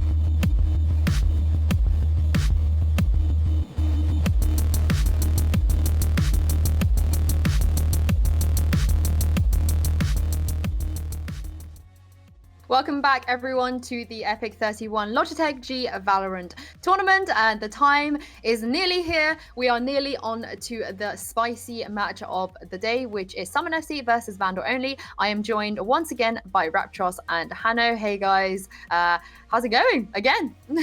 It's good. It's good times. Yeah, I think we went through a bit of a roller coaster there before the last break, but we do have the map picks now, and it's kind of interesting, I think. So Summon, of course, they banned Ascent and Haven, and Vandal banned Split. I did mention before the break that Split was Summon FC's best map, so I feel like that was probably a very well-intended ban from them, which means they're going to be playing Bind. You guys, what are we expecting on Bind? Well, I'll just leave Hannah to go first. Sorry. I'm throwing you under the bus. Here we go. Throwing me under the bus. Well, Bind's quite a fun map. I quite like it. Obviously, with the gimmick of the teleporters, fast rotates is very doable in certain ways, especially from A to B. So I'm quite excited to see how that changed up, especially at such a high tier of play, because obviously I've so far only seen relatively mediocre levels of play, but this, Summon versus Vandal, this should be a top tier match. So I'm expecting them to use these rotations really effectively. I'm expecting some doubles, maybe triple fakes. See some crazy strategies put in there. You've said Summons a little bit. They can go a bit wild on Bind. They can bring out some outlandish stuff. So I am I'm pretty hyped to see what they can do, how they can change up my perspective of the map, really, because I bet they can show me a few things. Yeah, I mean, the last time they sort of played Unbind in a long series of tournaments, they used a Viper of all agents. I don't think they're going to bring out the Viper today, but it's definitely going to be an interesting one. And speaking of interesting, the boys are ready. We're finally here. Good luck, you two, and enjoy it. And I can't wait to see what you have to say. Can't wait to hear even what you have to say after the match. And for now, Raptros and Hanno, take us away. Well, thank you very much, Sue. As we're going to be heading into the game in just a couple of moments' time. This is Summon FC versus Vandal only. Two very highly rated teams in Europe showing up to epic.LAN, and they meet here in the group stage for the first time. So this is going to be absolutely bombastic. Vandal only, of course, coming off the back of the loss to Neds in their previous game. It's going to be a bit of a struggle for them here today, but I'm very interested to see what sort of structured play comes out from both teams here today, because admittedly, I haven't casted a lot of very top-tier Valorant, so that's going to be very interesting to... if you say UK user stuff is top tier, then top tier. It's up for debate, but I'm very interested. We'll allow that. Yeah, I'm very interested to see what sort of stuff comes out here, because this is gonna be fun. It certainly should be. I mean, both these teams, very, very experienced teams. They play a lot. Most of them have played since beta pretty heavily. They've done lots of scrimming. They've played lots of tournaments. Hopefully, these guys are going to come out swinging. I'm really hoping Vandal's not too put off by the last game. I want Vandal only to really give Summon a bit of a game here, because we want to see Summon, want to see them pull out the interesting stuff. And for them to pull it out, I reckon they have to be, either at a round deficit, or at least Vandal has to be close to them before they consider trying out anything new or interesting. Yeah, absolutely. There's a chance that someone could potentially stomp this match, especially if Vandal only are not feeling it here today. And the evidence to that would be the game against Neds. But there's a potential that they get so far ahead that they just start memeing at that point, which will kind of ruin what would be a game that we've been hyping up for the past half an hour or so at this point. But hopefully that doesn't happen, and we can get in and we can see some absolutely brilliant Valorant level of play. But at the moment, I believe we are going through agent select, because the last update I got was that they were all in lobby. But in terms of Bind here with these teams, what sort of agent picks are you expecting here on Bind? What agents would you absolutely love to see that can give a team an edge? I think one of the big picks, especially for Bind, is probably Breach. I quite like Breach on Bind, even in solo queue, just because Bind is relatively condensed map in that there's a lot of angles that you can use that flash on. But oh wow, we are in the game. Look at that. We have got a Breach on both sides. Look at that prediction. Isn't that good, Raptros? Oh, that's absolutely good. You can be on the First Strike broadcast. Let's go. You love to see it. If Ryder's watching, Hanno, First Strike broadcast. But yeah, we're into the game then. Like you said, breaches on both sides, Cyphers on both sides, Sovers on both sides, Rays on both sides. So, and the only difference is the Omen on the side of Vandal. So, yeah, interesting pick. Interesting pick for sure. I mean, Vandal, they're starting on the defense, so I'm not sure. Obviously, they need those smokes, and Omen only has a couple of aims from the start of the round. Brimstone, obviously, can buy up to 3, but here we're going to see some aggression from Summon here. Nothing towards the A site at all. They have 3 players up here towards Hookah. They're going to scout it out with the drone and walk in with 2 players. Revealing Here we area. go, still trying to wrestle control away. At Hookah, Resident able to find one. That's the opening frag of the game. Look at the jump shot, though, from Mystic. That's brilliant. On the response there as they try to barrel in towards the B site here. Someone trying to establish control. Mystic, it doesn't matter what angle he peeks at. He's going to win these fights here at the moment. Summon FC 4 versus 2 situation here on the B site. Spike still has not been planted, and in fact, they're going to back off this one through long. They're going to take the teleporter to A for a safer plant. Yeah, here we see these players are very blind. Sean P going to get poked down a little bit. Alive takes down one. They're chasing Cypher here. He's running back towards CT. T-Sack here, but Mystic is getting the bomb down. The spike will be planted, and all 3 of Summon FC's players going to fall off to the back of this A site. Both Vandal players coming through from CT. One is going up to Heaven. He's not going to spot anything because these Summon FC players, they are hiding hard. Yeah, they are hiding, and you can see why, because 2 of them are on very low HP. It's only the Brim that's in its full 100% HP there, as now they get out on towards the side, but of course, Summon FC have gotten themselves into some pretty strong post-plant positions. You got 2 towards Showers here. Most of decided to get aggressive and direct to the face of Alive. Well, he's not alive anymore, is he? Through towards Lamps then, Sean P can't get anything done. Gets tagged down by Mo, and Summon FC are the first team on the board. Yeah, 1-0. I mean, from the predictions that we've sort of talked, well, from what we've talked about this team so far, it's kind of expected. They are looking the stronger team coming into this. But it was a relatively close round. You know, they were going towards that B site and ended up rotating their players through that CT position. Vandal chased them down, but yeah, the after-plant positioning was kind of excellent from that Summon side. That with those 2 low players, if Vandal pushes you aggressively, you really want to be as far away from that spike as possible, but still in range to contest it if they go for that diffuse. You're going to see that Roomba there, not going to find anything. They have left Hookah here. Vandal giving it up for now, but they have got 3 players towards the B site, 2 of them taking the long position. Yeah, kind of forced the defensive breach off the angle through towards B here for Vandal. The rest of the Summon team creeping up towards long at the moment. Of course, they have the weapons advantage here, so not expecting Silent Samer to be able to really get much done here. If he can get 1 frag before going down, then that would be a success. And there's the 1 frag. Brilliant flash from his breach as well. Kent is able to hold strong on that Omen as well. So this is looking pretty good. Here from Vandal with the pistols. They're just finding frags left, right, and center. But there's been a slight response here as Summon FC able to pull it back to a 2 versus 2, but this is so much damage here up against the pistols that Summon FC really can't afford to be having at this stage. Now, Vandal a little bit slow on the rotations here. Of course, they've got no idea that the spike is still towards this B side. There hasn't been a plant come through just yet, and it looks like both of these Summon FC players might commit on this flank towards A. They will be spotted out by Alive, though, trying to tap down at long range. Can't get anything done, and now it is Sean on this over left, and they're approaching him. They might even give him the 1v1s. There we go. There's the kill from Sean. He gets the second with a pistol as well. 1-1. Vandal Summon,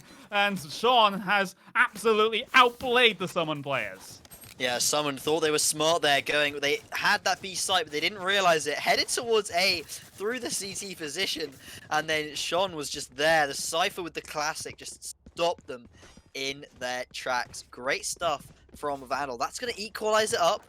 Vandal's going to get a real nice buyout here, and Summon, they're not looking all rosy here. 2 sheriffs and 3 sheriffs, and not much else at all. Not a lick of shields on them at all. Yeah, that was a pretty tough one to lose there. Yeah. My word. You can't just... They just completely weren't expecting it. They were just rounding the corner with knives out at that point, not able to take the fights, and they got punished. There's no ifs or buts about it. They just got simply punished by that play. And now, Mo, just expecting some aggression here towards Showers. He would be right about it, as 2 players already pushed through there. There's the opening kill, though, from Kenzo to give Vandal the early advantage. The paranoia through. Just forces Mystic back, doesn't tag him up at all. So he will... Ooh. There we go. T-Sack.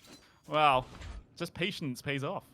Yeah, big pick there. That is going to get a rifle in the hands of T-Sack on smoking up on the B site. Looks like an execution might come out here. Obviously, the Sova still towards the A site.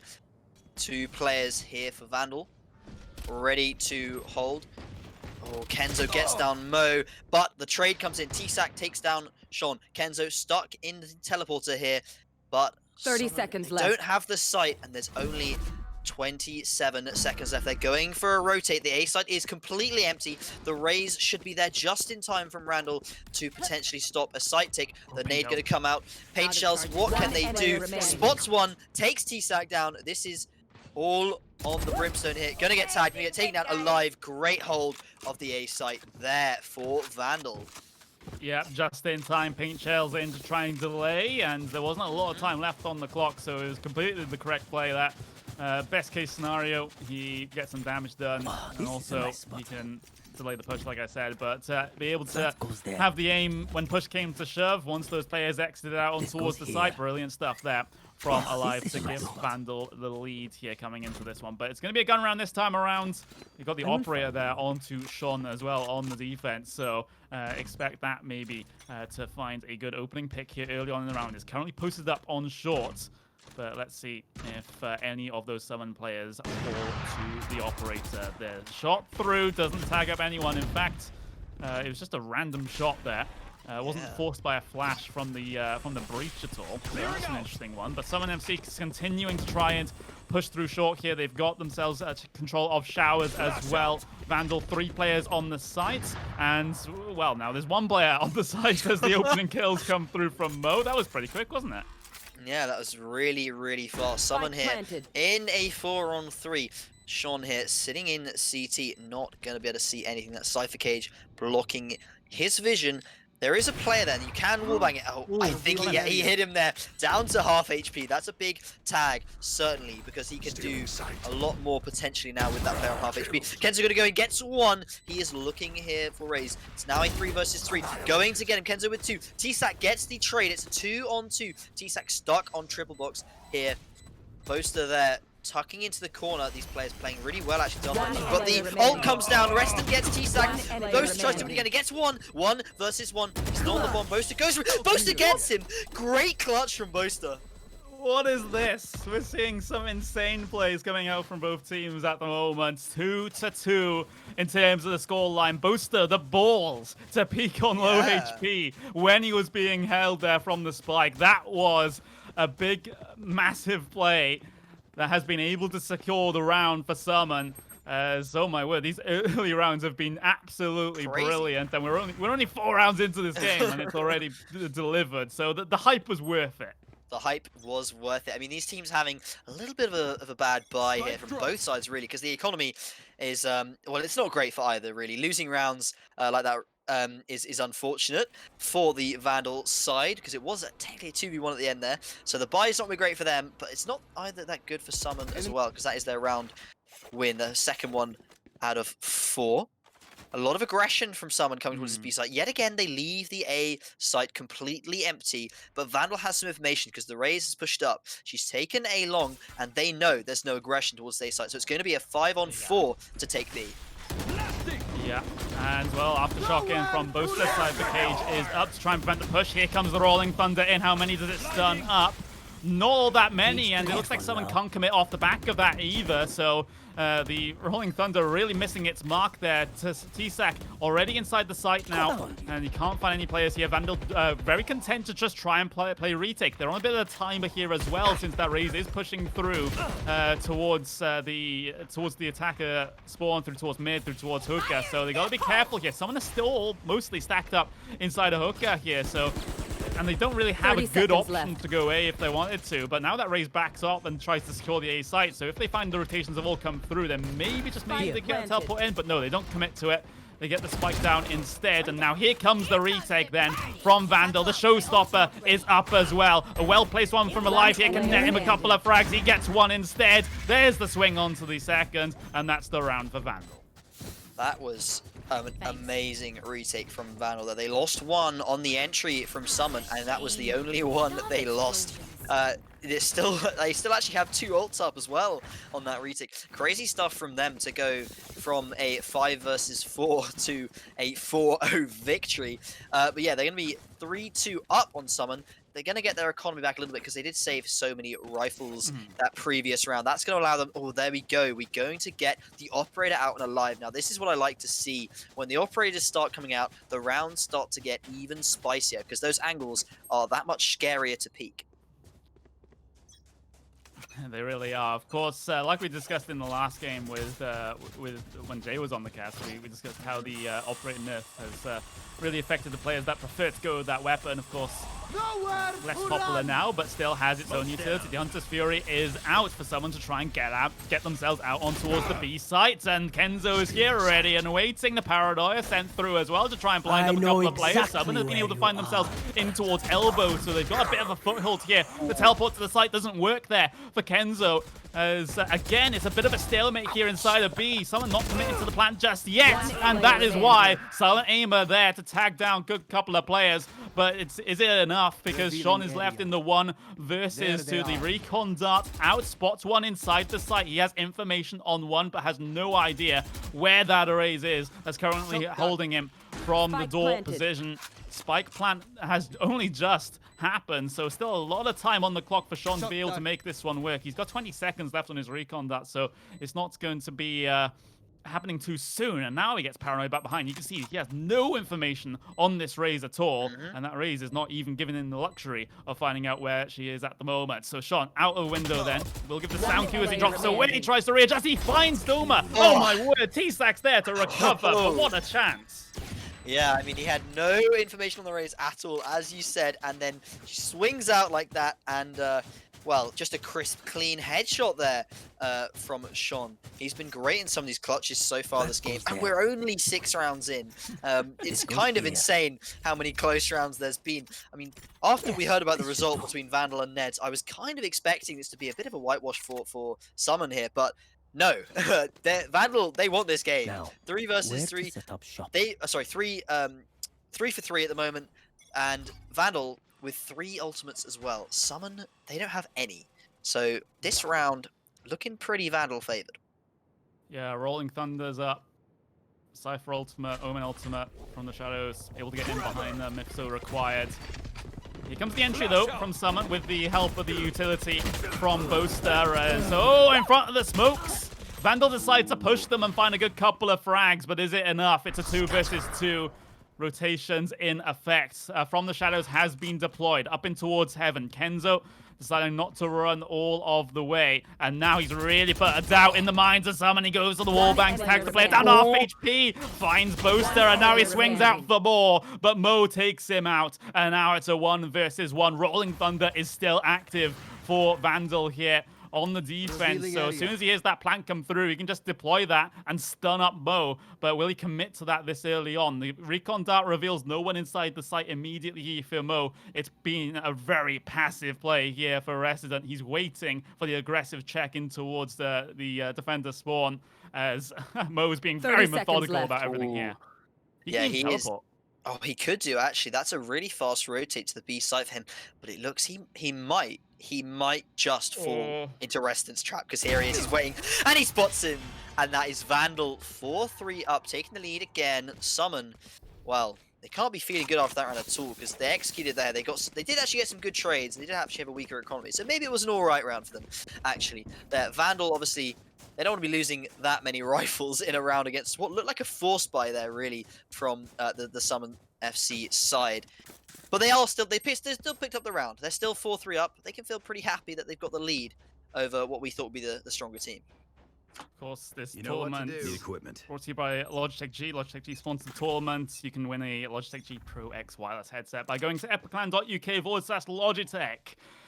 So there we go, your chance to win, and well, the chances to win for both sides in this instance are still very much unknown at this point because both teams have been absolutely brilliant. But Someone FC on the eco then, 5-man stack towards towards Hooker. They've been able to find an entry towards the site, so Spike Plant might be available here. Kenzo has been playing this one patiently with this pushed up position towards long, so he'll have a shooting gallery as those players try to exit out, change up with the position from the teleport, and now it's just the raise here. Doma left 1 versus 4, can't get anything done with the push through.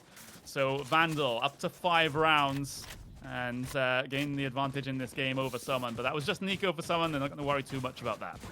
Yeah, just an eco like that, you're just trying to save up some economy, try and get as many picks as you can to damage the Vandals side economies there. But yeah, only getting one kill there, unfortunate for Summon. But they're going to be going to this round with the dreams of doing a lot better because they've got some rifles here, they've got some phantoms. They should have a really nice chance of picking up this, which will be the 9th round. They really want to start picking up rounds now because obviously Vandal, a 2-round lead. It might be getting a little bit sketchy here for Summon, who probably went into this thinking, again, after they saw the previous shots match, that they should be the stronger team. An early lead like this for Vandal is a little bit scary. It really is. Vandal have drone through showers, so they know there's no pressure coming through on that side. In fact, they can establish control for themselves, but Summon have been very quiet about this. There's been no utility used, and they're walking up short. So Silent Aimer is going to swing round and try and check this one. He can't get anything. He just goes down. Brilliant opening there from Summon. A brilliant change-up as well. There's no utility deployed, and they just completely caught Vandal with their pants down. Yeah, great stuff from Summon there. They changed up their strategy completely. Previously, they've been actually quite aggressive with their use of utility, going in as a death ball of 5, being really committed, like we've seen so often, to that B site and leaving, say, A long, where this Raze has been aggressing almost every round, very, very empty, which has led to Vandal being able to have a much stronger retake and sight hold because they have all that information on the Summon side. But this round, Summon creeping onto that A site and managing to get Silent Aimer in lamps there. Great picks for Summon, and that is going to give them the 9th round, 5-4, clawing back just a little bit towards equalizing it up. It's really nice to see from Summon. I believe Boaster is the IGL for Summon. Obviously, some great strats coming out there to change up the pace of the game, change up their strategy. So the Vandal, they really weren't ready for that. I don't think Silent Aimer was at all ready to swing out lamps and find 3 players on the other side. Yeah, absolutely. There was no one watching that from the site or from heaven or anything like that. It was just Silent Aimer just rounding the corner and then, oh crap, there's like 3 players pushed up here with absolutely no information. Yeah, that would have caused me to jump if I was in that position. But my words, Summon FC bringing one back then. There are a 1-round deficit now. You see a couple of pings towards lamps there. I wonder if there's an idea that Mo might decide to push through, trying to establish control here, but it looks like it's Vandal looking to try and push and establish control. The Raze is really teasing with a short push here, and it looks like they're going to go through with it and try to establish a foothold there. But again, Summon, they're working as this 4 to 5-man death ball right now. They've established control of Hookah. They know that Vandal don't tend to play a player inside this position. They've got an Omen on the other side of the smoke, though, on that ledge. That might cause them a bit of a problem, but Summon just don't commit to it. Yeah, they're walking out. Now, Vandal, if the Omen does actually look into Hookah here, then he should get the information that Summon just isn't there. And that should lead them to rotate on over to this A site where currently just the Raze and the Sova are sitting. Yeah, Kenzo, he's going to get so much information here. Oh, look at that timing there. Yeah, as you say. And that is all of Summon heading towards A site. But Vandal, they're so aware. They've obviously got Kenzo on the wraparound and they're rotating both their B site players now, but it might be too late. Here comes the show shot for Doma, trying to jump up. Oh, he whips all the C4s. He can't get the hook, and now he gets taken out by the paint shells from Alive. It's a double kill as Mystic trying to push on his way in, trying to recover something from Summon in this match. But what a whiff there from the Raze as they couldn't quite get away from the Hunter's Fury. Booster just swinging onto Kenzo, takes him out. 3 versus 3 situation. Now Mystic inside the site, can't win the aim duel with Sean. Now Mo trying to take some fights from the showers, but look at that, 10 seconds left on the clock. This is a done round. Vandal have won it. There's no chance for someone to get that spike and plant it. My word, what a mess of a take. What a mess of a take. Yeah, I think it's all really down to that timing there. If they'd left the player for just a couple seconds longer, they'd have spotted the aggression, the info play there from Kenzu, which was great stuff from Vandal, by the way, to see them willing to make these info plays, because they've seen some crazy stuff from someone already. They've seen these guys change up the pace, change up the sights. Some rounds they're going 5-man towards B, other rounds they're heading in there, they're taking Hookah as they usually do, and then they're heading back to A and trying to creep in like we saw a couple rounds ago. And Vandal, they're aware of it. They've adapted. They've got some information that round. Great stuff from the Omen and the IGL, whoever called that on Vandal, to to counter that round from Summon. Deep recon bolt towards B. Ooh, silent him. He's still blind. Just not quite. Not quite. I mean, I was hoping for the miracle play there as someone tried this B site offensive once again. The orbital strikes coming through towards the center of site as well. Mo's being able to establish control towards Elbow. He's got the quick flank. The players aren't looking at him at all. This is so perfectly timed here for Mo and Summon FC. Looks like they're going to be able to take this round unless Sean has something to say about it. He's already taken one out of the equation, really testing out the aim here, but he can't land the headshots required. He's low on his ammo as well. 4 bullets in the magazine, and now his chances in the round seem pretty slim since someone can readjust back to A. They've already taken the teleporter. Another kill for Sean. It's just the players trying to delay him now on his rotation towards A. That's where the spike is going. He still continues to try and take the fight with the Sofa here. My word. Sean, he's trying to one-man army the entirety of Summon right now, but he's still looking pretty unlikely in this round, and he's being really cornered in towards the B site here, and there we go. Sean will swing him just as he tries to pull his gun out after the outdrawn, so...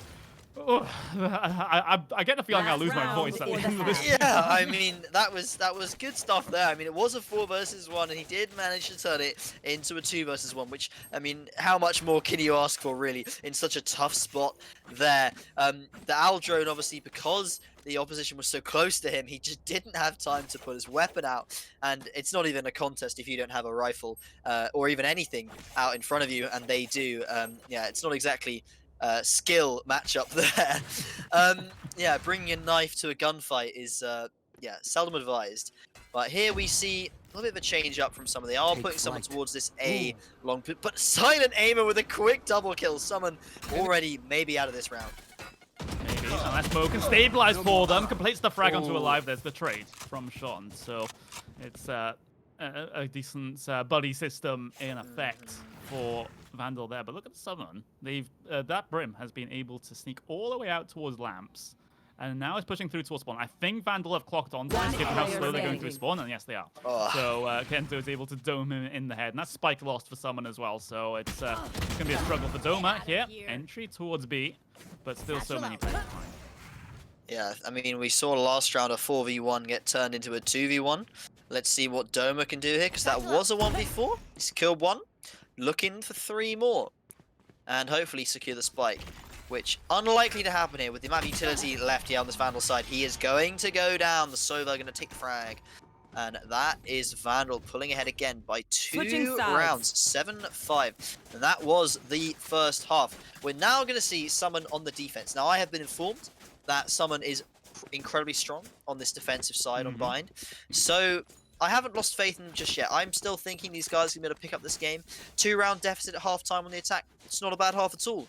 They're really looking to pick up some defensive rounds. Obviously, the pistol round would be real nice to pick up because that opens up most often the second round for you as well, which would even them up with Vandal and then leave them with a very open half for them to win, hopefully, on this defensive side. But obviously, losing this round would be equally as bad. Let's see if there's anything special here from Vandal. Look at that. Both teams basically on opposite sides of the map as far as the bomb fights are concerned. So it's a stack towards A here for Summon.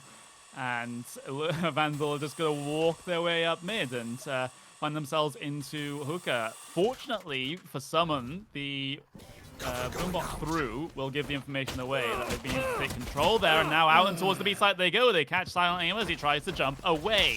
So Vandal, good start to this pistol round. They can secure the plant with all 5 players left remaining now. And what can Summon do on the retake? They have 4 players, man disadvantage, but they do have Hookah control, so there's another prong to this retake here. Doma sending the paint shells through, might be able to tag up a player. A couple of trades coming through, but they go the way of Summon. So now it's a 3 versus 3 situation. Kenzo, finding 2 frags. Mystic on low HP, can't stabilize. for Summon, and Vandal take the early advantage in the second half. Yeah, that is really a round that Summon wanted to pick up there. They're now 3 rounds down, and this is going to be a tough one for them. They're not really going to be able to buy anything here. We're going to see Doma with a shorty, and I'm pretty sure that's all that Summon have bought there. No shields, no nothing. Obviously, that's probably pretty good for them, because then next round they'll be able to get a full buyout. They'll have rifles and everything. But obviously, going down 9-5 is not a scoreline you like to see. 4 rounds down. Not that many rounds left in it if Vandal keep winning here, but Summon, they do have a strong defensive side. We know this. We're yet to see it so far. Maybe it'll happen in this second round as Vandal splits up a little bit more. They do this time around. Hunter with the pistol in hand. Secures the ult orb and might be... Oh! What? How has he been able to find Mystic through the smoke there? My word. That is... I have no words for that. To Sack now, using the pistol himself, has been able to find the frag. So that was a 2 versus 2. A bit of a scrappy fight from both sides. Yeah, Boaster tags one down. 3 in the round for him, but he now only has 6 HP. It's a mirror match. It's a Breach versus Breach action here, but that Summon player is so low HP. He needs to be so clinical. So Resident, he's going to be able to get the spike plant here on towards A. And it looks like Boaster is certainly not waiting around. He's already back out on towards that A site. He, again, is so low HP, though. 1 body shot from any weapon in the game will take him out of the equation unless he's able to find the timing flank here through towards Lamps. It's going to be... basically, what Boaster has to take right now is an unfair fight, which gives him the advantage. Look at Resident's positioning, that they both flanked around each other. Boaster, he's not sure. This player could be in CT now, but is he going to check it? He does, and he gets it! Boaster with a 4K to pick up the round, and that is going to be Summon taking the second round of this second half. Great stuff from Boaster there to drag his team, kicking and screaming, back into the game. The IGL steps up. Boaster, low HP, finds the clutch in the 1 versus 1. And I'll say it as a clutch because it basically was, with an advantage swing that big. My words. Now, 2 rounds in it. It's 8-6. Still going the way of Vandal here on their offensive side. But again, they're going to have to go down onto a bit of a weaker buy this time around. Silent Aim has got the big old revolver, the big old sheriff. The sheriff? The sheriff, yeah. Oh, he able to get that dart on? I can't quite tell. We're going to see all of Vandal, though, obviously on a bit of a bad buy with those sheriffs, as you pointed out, and they're all leaning towards this B site. Just leaving the little Cypher back there to check for any aggression from Summon on the A site. But here, Kenzo, they have Long and they have Hookah, so Vandal got a lot of control, but Summon, they've actually got 3 players towards this B site, so they are ready for this aggression. There will only be 4 players from Vandal, because Boaster takes down Silent Aimer on the A site.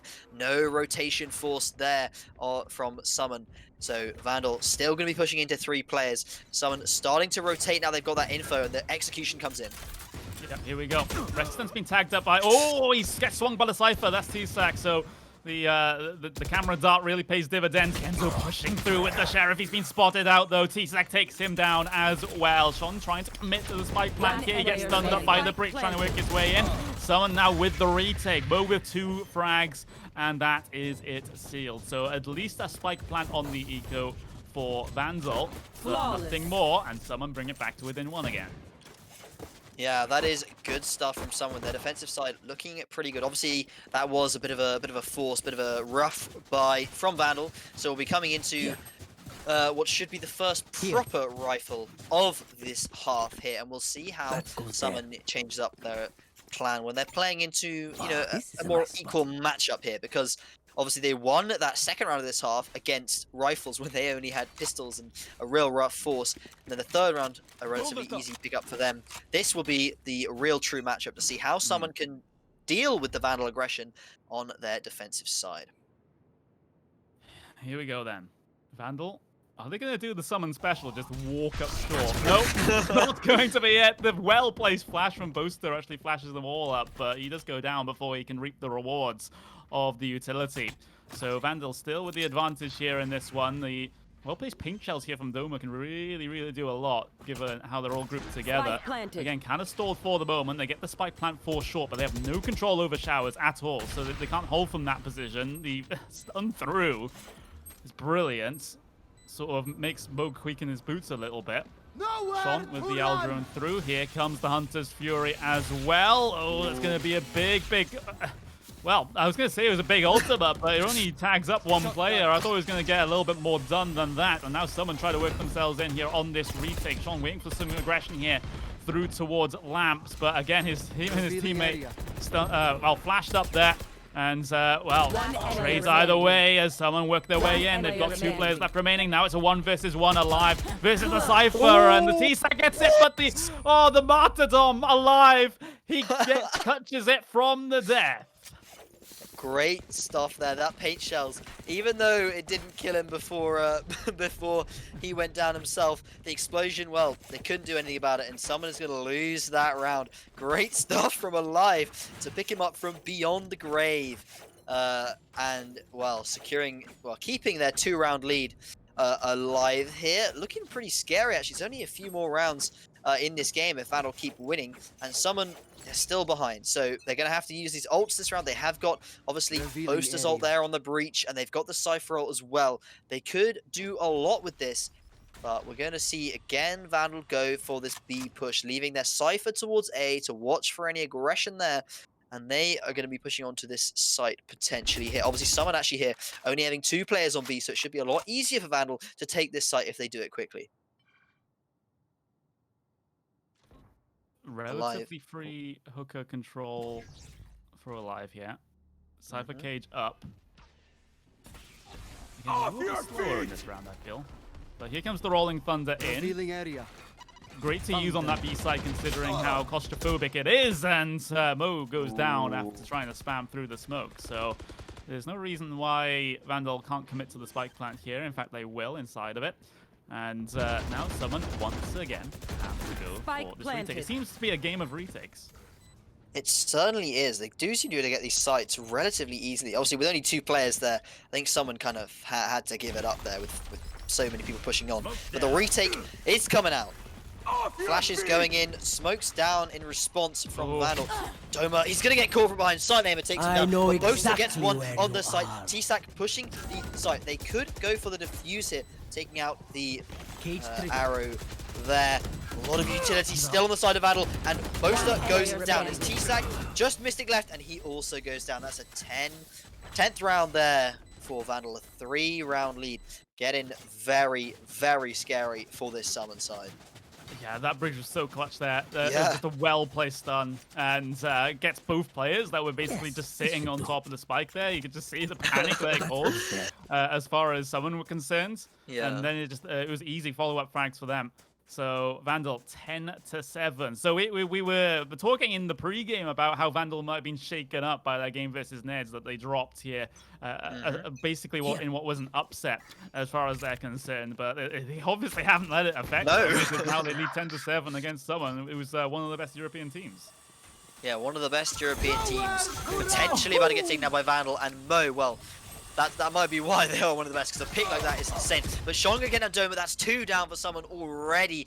Even though that pick at the start was so good, it's not going to do much here. But T-Sack, he does actually get a trade there, so it's a 3 versus 3. Someone have a lot of potential here. Alive doesn't get the spike down just yet. Going to go for the plant behind truck here, being covered. Plenty of utility. The ult going to come down from the Brimstone. Not going to do a whole lot as the spike is planted. Prepare for hellfire. Here comes the orbital strike this time around. Great little flash to get taken out. And here comes Summon. Then on the retake, Mystic's been able to find 2 with the Sheriff, and Summon are still in this. They go up to 8 rounds, 2 rounds. The gap here as we draw into the very late stages of this best of 1. Of course, this is basically the fight for the top in the group. At the moment. So if Summon FC are able to get this, then they'll be for sure top seed coming into the bracket. But yeah, it is a meaningful game in that respect, because you don't want to be fighting against some of the better teams in the tournament in the early stages of the bracket, do you? So no, it's but best to come out on top here. with retakes like that, I don't think someone have to worry too much, because that was really sick to see from them. Some great utility usage, staying alive. Remember they had sheriffs and pistols that round, and they still won with 2 players alive, able to pick up some rifles and everything. Real nice stuff from them. The double sheriff kill, obviously super impactful as well. Now only 2 rounds behind. We'll see what they do. Mo, quick entry kill there, and Doma gets 2. What are those headshots? Now, Summon looking in a pretty commanding position this round. Maybe they still are one of the better teams in Europe. Vandal here with just 2 players alive. Doma getting taken low there, but not enough to go down. So Vandal, not much chance in this round at all. They got control of the spike, and they have 2 players alive. But compared to what Summon are bringing to the table here, 3 ults and 5 players, they should be looking for some kind of save. Should be. But with this game, you never know at this point. True. But that should be the reasonable call here. Just keep those weapons in play. They will try to readjust at least slightly towards A here, but I think the call has been made. They're just going to chill out in spawn here, so we get about 45 seconds to fill as they'll try and keep hold of their guns. But I don't think someone is chasing them down at the moment. No. They're just content to sit on sites and play this one properly. So there we go. Someone back to within 30 one. seconds So left. They just keep trading blows. There's a couple rounds, couple rounds go the way of Vandal, couple of rounds go the way of someone. So it's all about the timing of things in the end, I think. Well, we called it a spicy game at the start, and saying it was going to be a spicy game we were looking forward to. It's certainly what we're seeing, because this is no 13-1. This is no 13-3 or whatever. You may have seen some previous matches that have been, a little bit one-sided, but not this one. Both of these teams hunting for blood here. They both want the victory to try and top the group. Boaster going to get alive there, looking for the second. Doesn't quite get him, goes down, but I think Summon's pretty happy there, just getting 1, because that should be enough economy damage, yes, to put Vandal here on. Yeah, they're not going to be able to get any rifles out apart from the one that they saved there. So Summon should be able to pick this one up pretty easily, because they have all of the economy that you could possibly want in this situation. No operators actually coming out from them. I think they saved pretty much all the rifles, so not choosing to invest in an operator. Fair enough. In a 1-round deficit, if what you're doing is working, just keep it up. Keep it up indeed. 10-10 might be the scoreline at the end of this round, considering the buys from both teams. And it's just a fitting scoreline for how this game has gone. But at the moment, we're under a bit of a pause at the moment, because I think one of the Summon FC players is having a bit of a issue with their connection. So we are just under pause. Of course, tournament mode is enabled, so we can get these pauses done. So we'll have a little bit of a break for now, as I think it's the Sage on the side. Not the Sage. The Sage. The Sova on the side of someone is having a bit of a problem. I'm seeing him walk around in spawn. Yeah, erratically. Strange stuff happening there, but I'm sure we'll be able to fill this Raptros. We've done this before. Obviously, in the 1-round deficit, Vandal, they can afford to give up this round here, right? Like, they can afford to go 10-10, and as long as they are strong with their buys for the rest of the half, they're still in it. Summon, well, they have got the ult lead, Summon, and they shouldn't have to use any this round. Or hopefully not, depends how close it goes. So that will give them an advantage going to the latter stages of this half.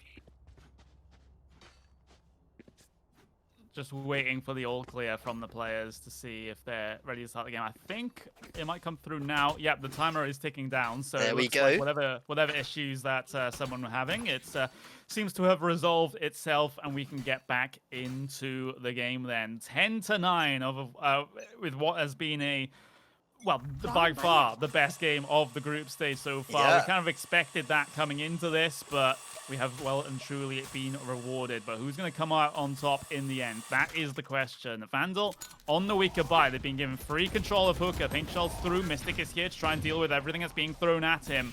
As someone tried to hold on to this one against the Eco, they've been doing a pretty good job of it. So not a big issue for them at all. Vandal, 2 players left alive. The spike has dropped outside a window as well. so that's not exactly ideal, and just puts Vandal in a bit more of a precarious spot, but what a shot from Resident. Oh, he lines it up as well, Mystics down, sit down, and now it's a 2 versus 2 with the game wide open. Bit of complacency there, I think, from someone who now they have 1 on the A site and only 1 on B. They do actually have control of the spike here, and Boaster is going to pick up Sean there, and is just Rested. Now, Rested, he is a big fragger for this team. He's one of Vandal's better and top players, certainly in terms of kill performance. He's in a 1v2.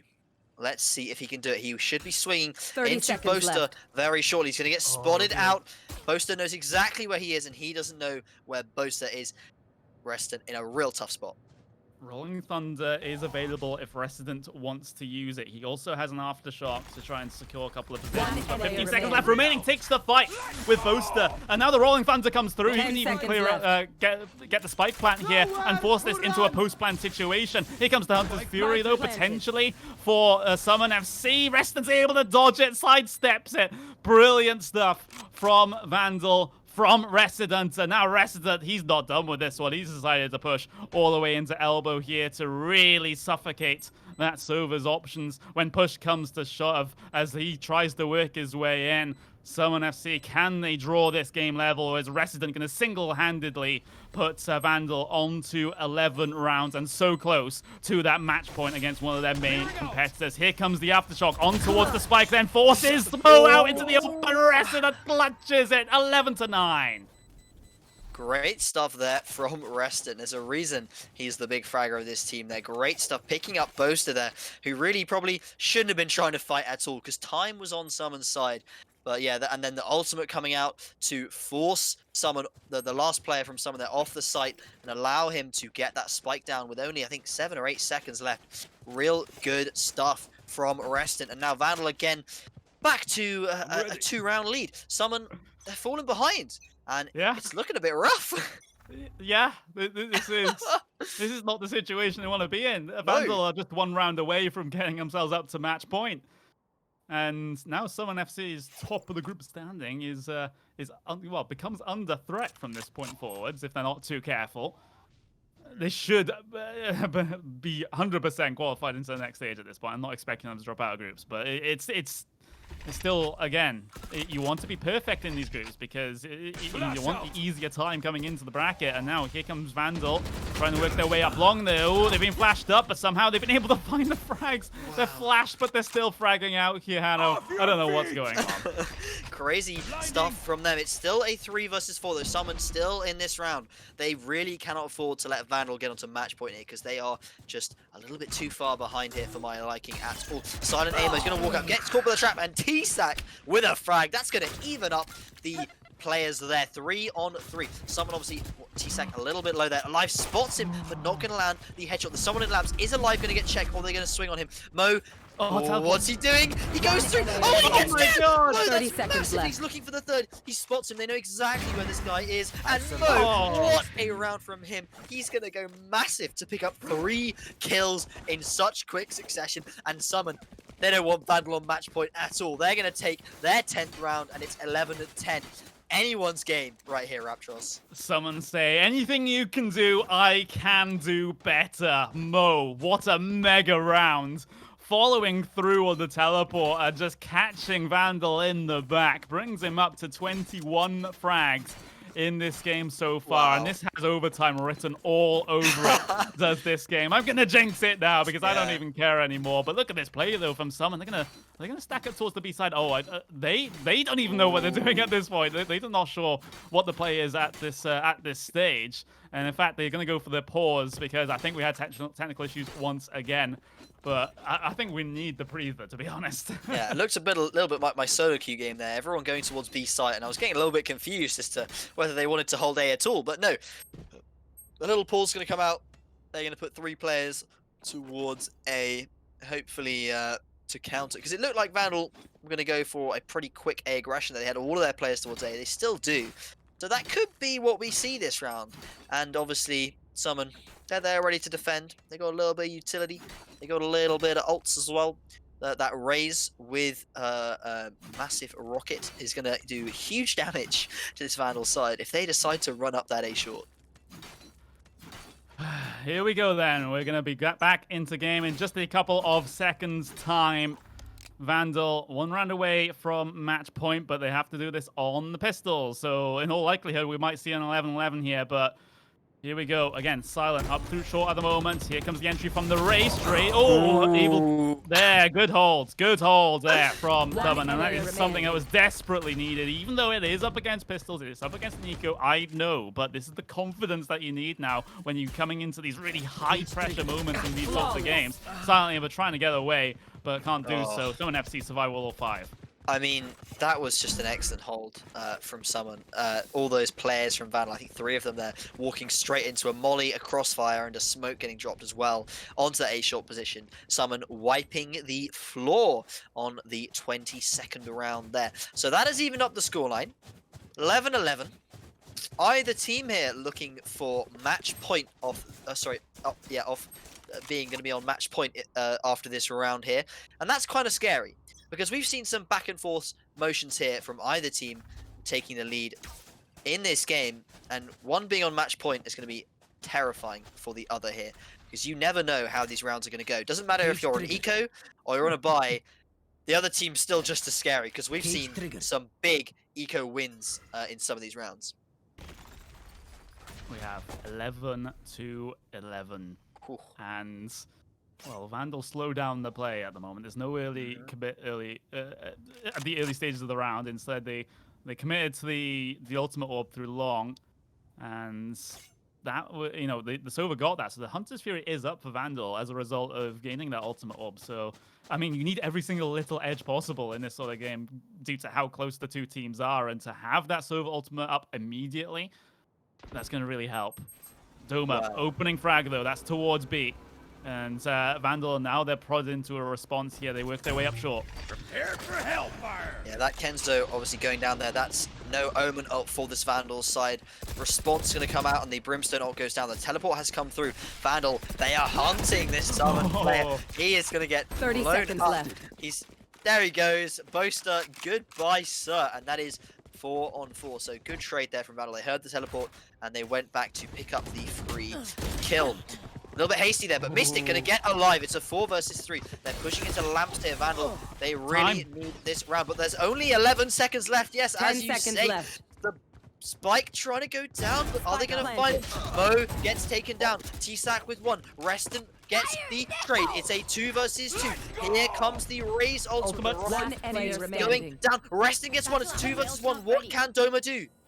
Yeah, he's got a showstopper up and takes out Resident through towards Labs. Now it's a 1 versus 1 up against the Cypher, and Doma wins it. Summon FC, he's able to bring them to match point first. 12-11.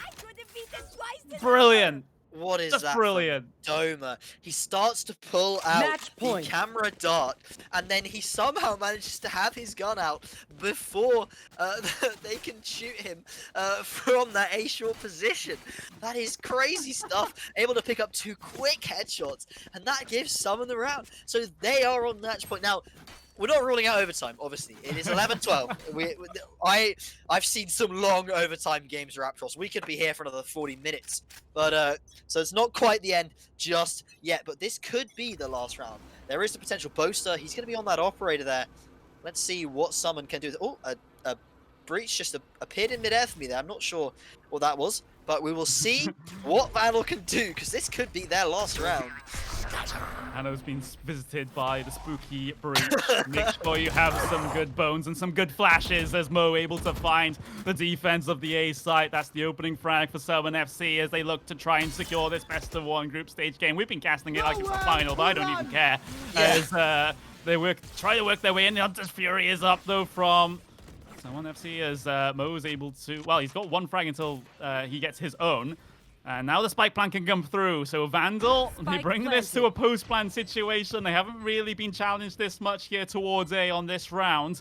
And Summon FC, they have the full complement of 5 players to go and retake this. They have a Cypher ultimate if required as well. The stun comes through, separates out the Summon FC players as they try to find themselves on towards the A side, but there's no punish for it as they get themselves out. And now they've got a smoke on towards the spike as the defense is going to come in. The showstoppers up, Lives takes down 1. Doma's the response though. Resident and Silent Aimer take back 2 of their own. The spike defuse is still there. It's still there, and we go to overtime. Wow. I don't know what to say. It's just been a crazy game this far. And Vandal able to pick up that last round there. Wow. I mean, Summon, they look really strong. They got the early pick. They were in a 5-man retake against 4 players from Vandal. And, well, it didn't work out. Doma managed to get some big frags on the retake. And, well, going down to that alive ultimate. And then 2 quick trades from Vandal. That sealed the deal. And we are going to be looking at overtime here. Going to see what these teams can do. So Vandal here on the defense. Here we go. All over again. Yeah. Let's see. Well, let's keep it still going. Let's keep it going. But Vandal, like you said, yeah, on the defense here for the first portion of this overtime. So let's see what they're able to do from this point. Yeah, just chilling out. Nothing yet happening across the map. Very, very slow. Obviously, you want to be a little bit careful in overtime. But Doma, he doesn't care about that. He's going to pick up Silent Aimer. I was just talking about how slow the round was going, and he just speeds it up a little bit for me there. That's a pick for Summon. That's a big pick as well, as that's going to leave the B site and the A site with only 2 players. No flex player here. No third player to rotate between these sites. So wherever someone commits, they're going to be running into a 2-stack, and they know it. Yeah, Summon FC. Ball is in their court now. Information for Vandal with that. Oh, that's a great little shock dart. A lot of damage being done to the Summon FC players inside of Showers. But the smokes are down from the Brimstone. It might give them an entry here, but they've lost the spike in the process of getting out there. They have to go back and try and recover that one. Mo through the smoke, though, takes out Sean. 30 seconds left. Now, Summon FC still in a decent spot here. There's aggression through towards Lamps, and Alive is able to take out the opposite Rays. Boaster here trying to support with some flashes here inside of Showers. Even the aim is so damn good for Boaster. And now it's a 1 versus 1, Breach versus Breach. Where have we seen this before? We have Resident versus Boaster. It was Boaster that won out the first time around, I believe, but it's a rematch in the 1 versus 1 here. And now you can just see how deep Summon FC are playing. Boaster, now he gets up close and personal. Still not on the spike here is Resident. And oh, here comes the stun. Is this well timed? Half defuse. So now Resident has a lot more leeway as far as how to approach this clutch. He has to now close the distance. Boaster is trying to play the time. Swings back, finds the timing. My word, Boaster. Oh, Boaster, and he survives as well. Switching sides. Goes off. There wasn't really a lot Resident could do that. I mean, he spammed the wall, and Boaster just crouched right underneath it. Unfortunate for Vandal only there. Again, Boaster, he's 2-0, I think, in the 1 versus 1 set. So, proving that he's a pretty stellar player himself. 19 frags for him. Well, now Summon is going to be on the defense. Now, if they pick up this round, that should be the game. And we've seen them be pretty strong on their defense. They were on the losing side after the end of the first round on the offense, and then on the defense they managed to pull it back in the 12-12. But Sean picks off Doma, so Summon, bit of a disadvantage here. Oh, look at this aggressive push through towards mid as well. Someone really wants this game, but there's the trade. Smoke's down. So it hasn't exactly gone to plan. They still, well, they don't hold the numbers advantage at all. It's 4 players for Vandal, 3 for Summon FC. But what does Summon FC do with this mid control at the moment? They could even push further and gain so much information, but Mystic will respect the smoke for now. Vandal approaching the A site. Cypher inside of Heaven to try and stop them, as finally Summon FC do decide to push mid, and they'll find no one outside of B. So now Vandal definitely on a time, and look at the camera as well. Interestingly enough, just covering off the Showers approach that Vandal are deciding to do. But Cage T-stack, and well-timed Cypher cage. Nothing yet. The drone going to come in. Vandal starting to walk out onto this site now. They must know where these 30 players seconds are. left. The drone might have spotted T-Sac there. Sean going to go with the ultimate. Not going to find anything. Ult's behind. He's going to get hit by that from both sides. What is that? In the air. What a shot. And wow, it's just one player. And T-Sac goes down. Raptros, overtime isn't over just yet. Yeah. Switching sides. Time now. This game just keeps on delivering. What was that shot from Mo? Understand. I don't understand how that works in any sort of universe, but it did. But my 13-13. Summon FC back onto the attacking side with Vandal on the defense. So it just keeps getting swapped around from this point forwards, folks. One round on the offense, one round on the defense for basically eternity at this point. Yep, until somebody picks up both of the rounds. And, well, we'll see who that will be. Someone using a lot of utility on Mo here towards this A site. They're out already. Yeah. This is crazy. Sean gets Mystic, and Doma gets the trade. T-Sac picking up alive. That's a great frag. They're waiting for that player to walk out. Lamps, he's expecting the Heaven player. T-Sac, his game sense. He's so aware. Doma picks off Kenzo. That's the Omen down. It's a 4 versus 2. We have seen this go the way of Vandal before. But they've got to do it now, otherwise they're going to wait for the next overtime. Boaster gets down Silent Aimer, Reston gets the trade onto Doma. It will be a 1 versus 4, 1 versus 3 now. But Resident, he's been so clutch in this game. I wouldn't put him past him to be able to do this, you know.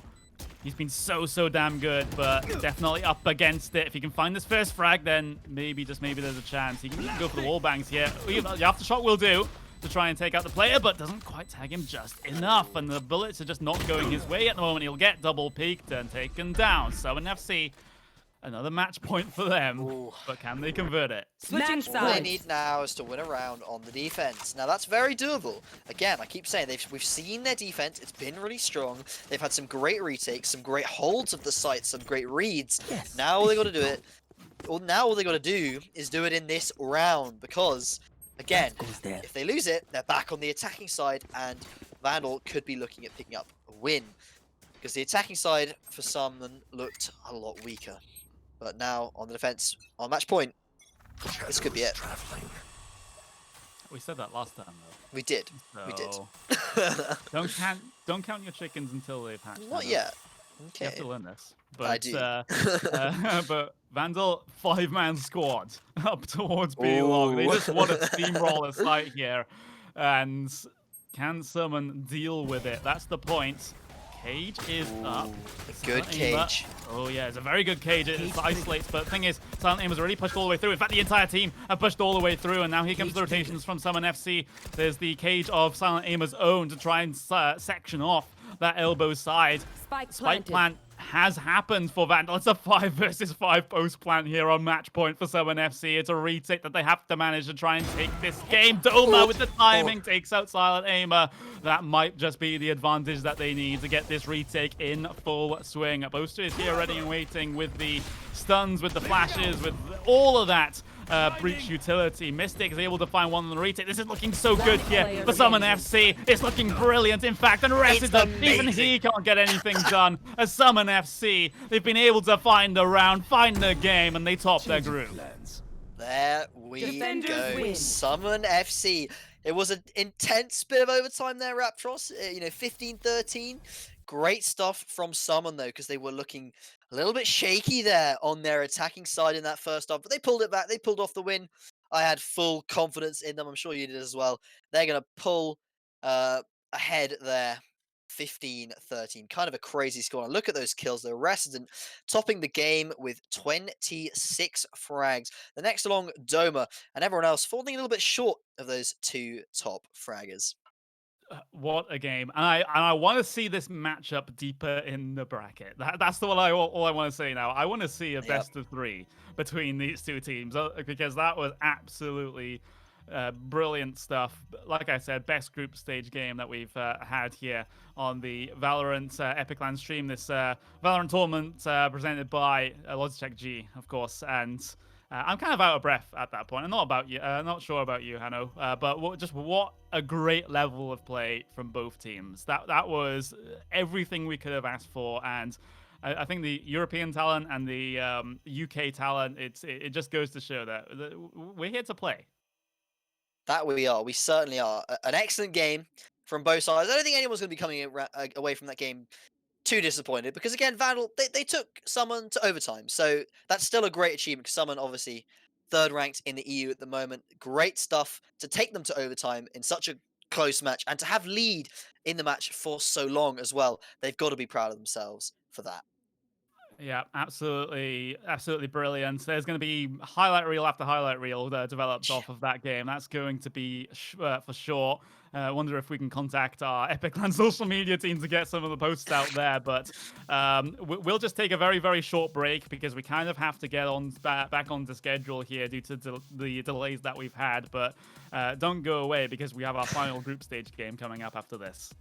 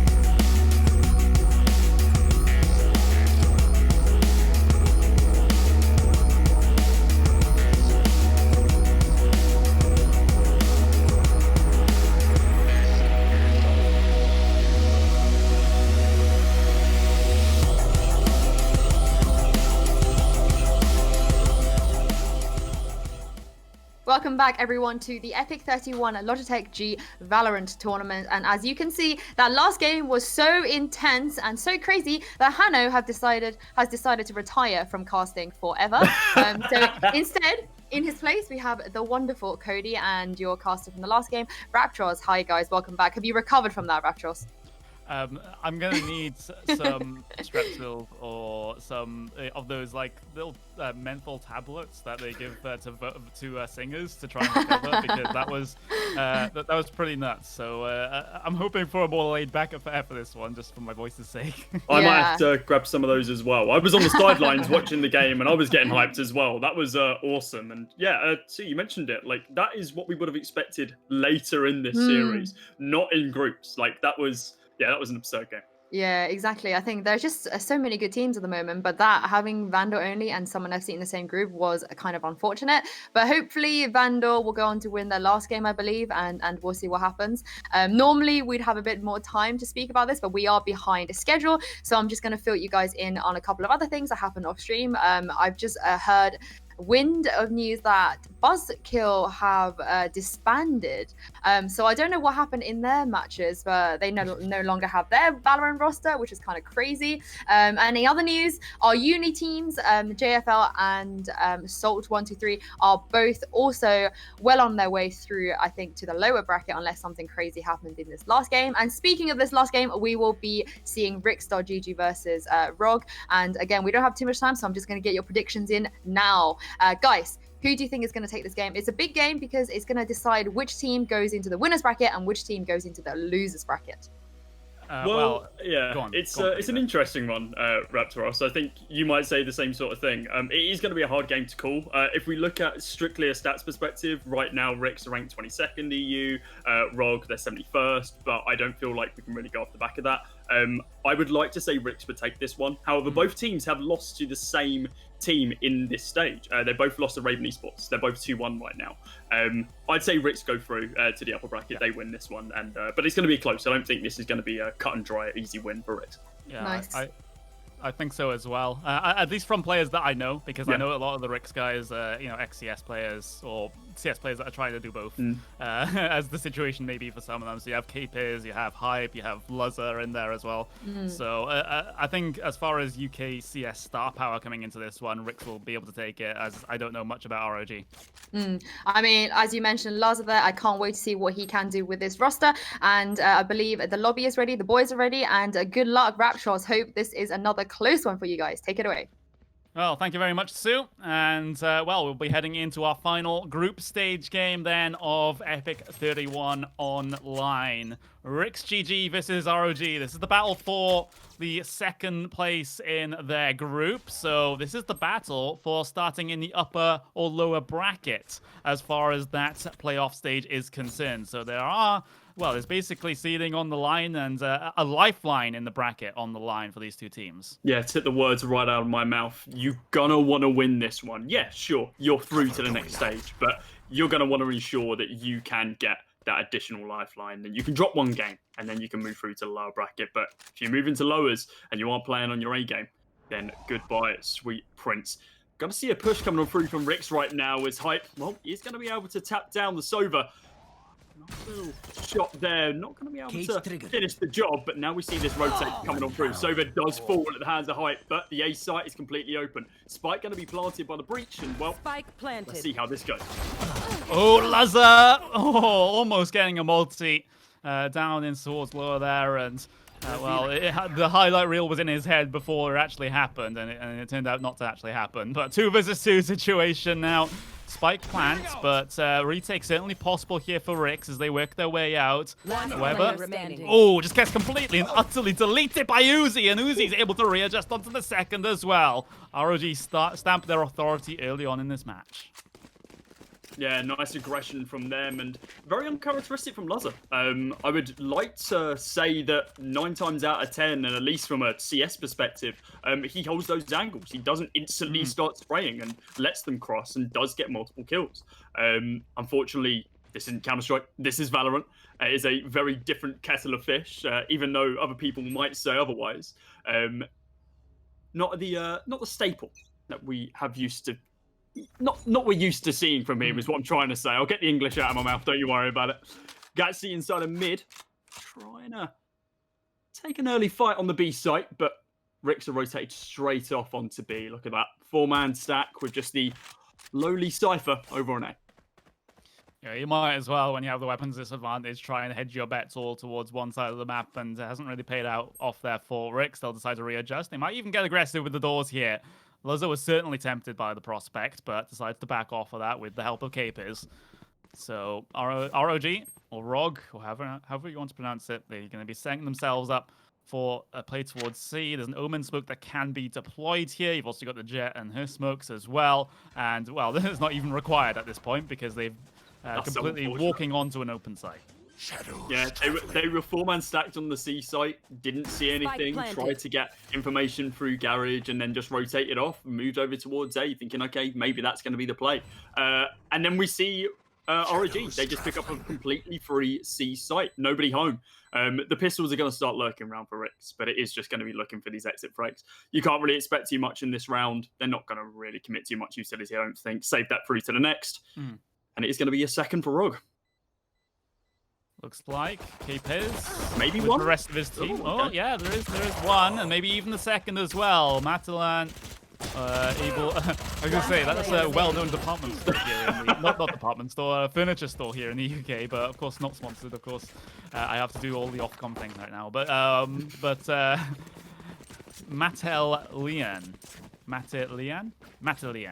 gonna say Matelian. I'm certain that E isn't said like an E, but I'm not even gonna attempt it. Well, are they French? Like they had a French flag as their team logo.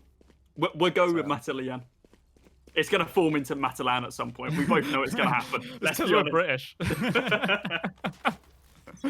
Pretty decent buy coming on through from Ricks here. Finally a full buy underneath their belt.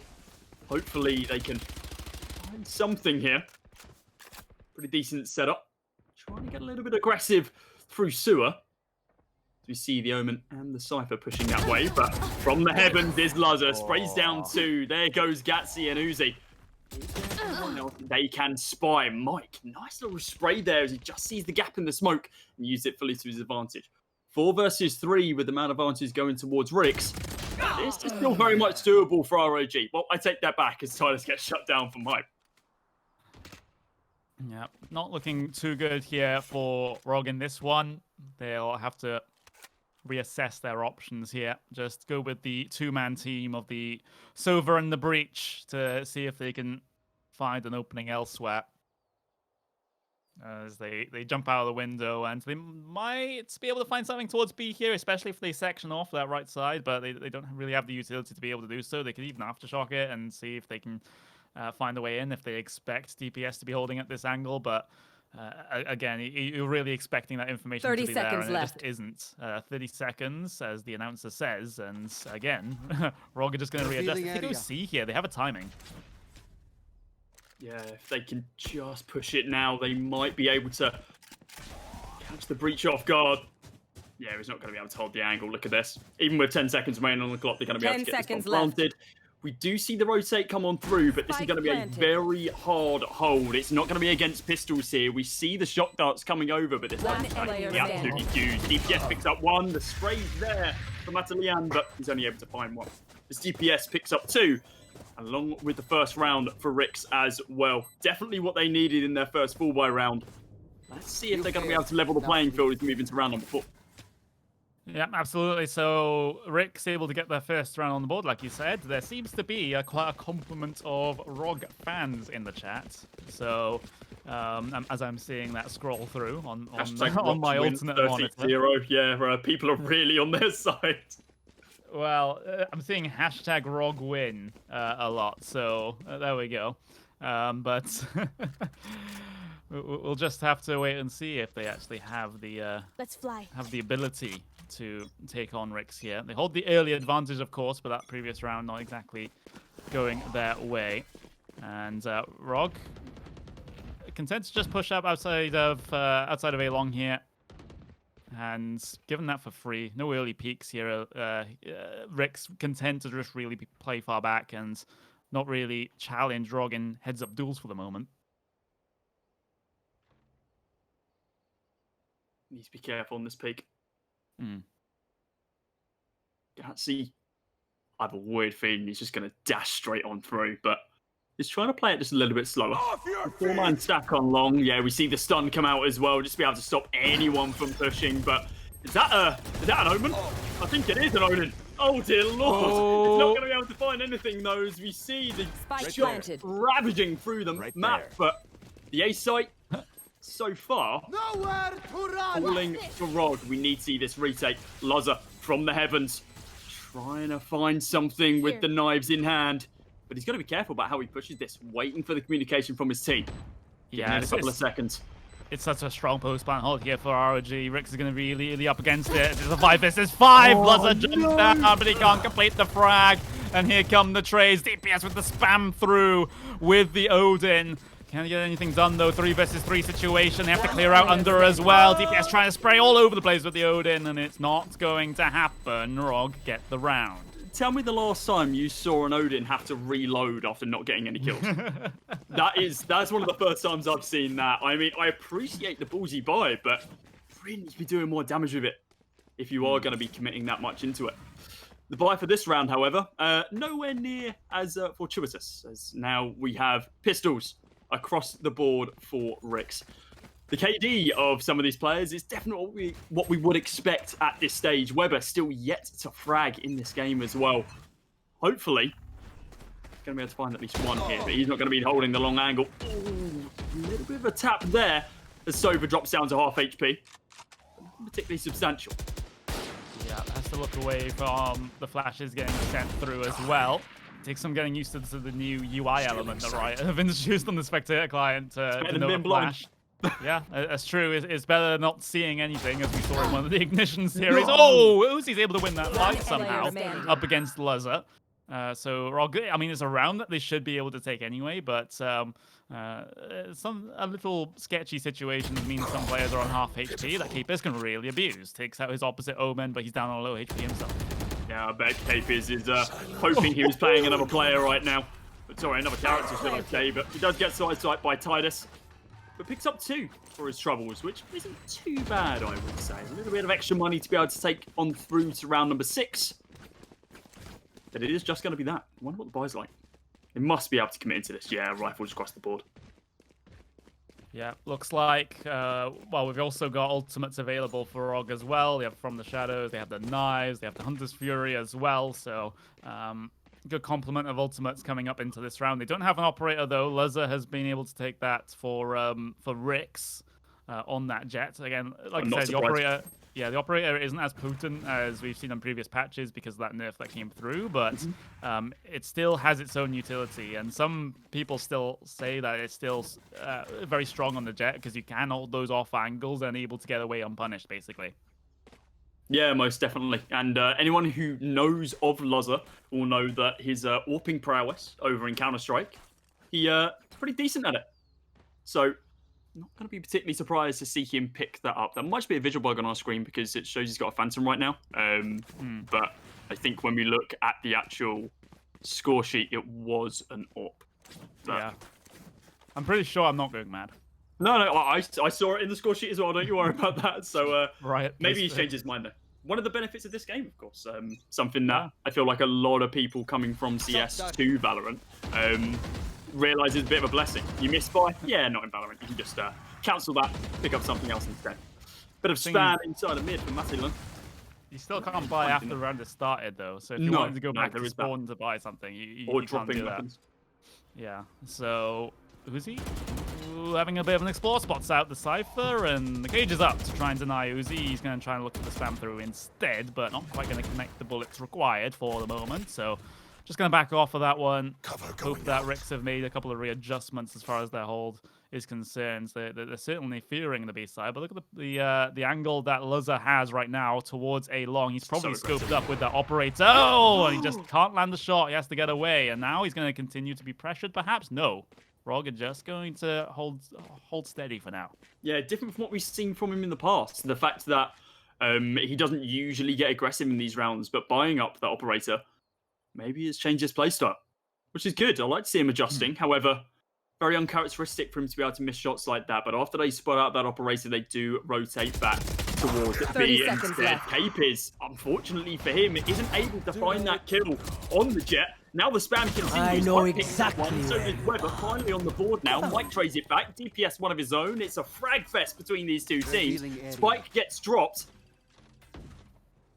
Now we need, not enough time left. We 10 need to see seconds Rod left. push out through here, but I don't think they're going to. They might Out of try and find a charges. couple of exits, but that's all it's going to be. They're going to have to save these weapons and allow Rix to pick up their second round and move into round number 7. Here we go then. Rix able to pick up another one, like you said, up to 2 now. 2 rounds behind Rog's tally as well. So just have a look at the buys coming into this one. Lizzo has been able to save that op over into this round, and is not coming on to Gatch as well, or Gats. I'm going to say Gats. But again, there's a lot of Rog fans in the chat right now. And Yeah, we're going to get crucified if we I'm probably getting so many of their names wrong, but that's British. That's just what we do. Like, we apologise. It is our fault. Don't you worry. Laz is not going to be apologising for that one, though. Op versus Op battle. And he does come out on top. Nice opening now. I don't think he spotted Tidus pushing, but he is going to fall back on this hold. Scopes in from middle of the site. Instead of being elevated, decides that wants to save that dash and the uplift a little bit later in the round. Minute and 10 remaining on the clock. This is good angle. This is a really good angle. He can dash out of this as well. They take up the heads-up duel against the op. I was expecting a flash from the breach, so that's so ballsy there to go out with no utility, and Luz has been able to get away.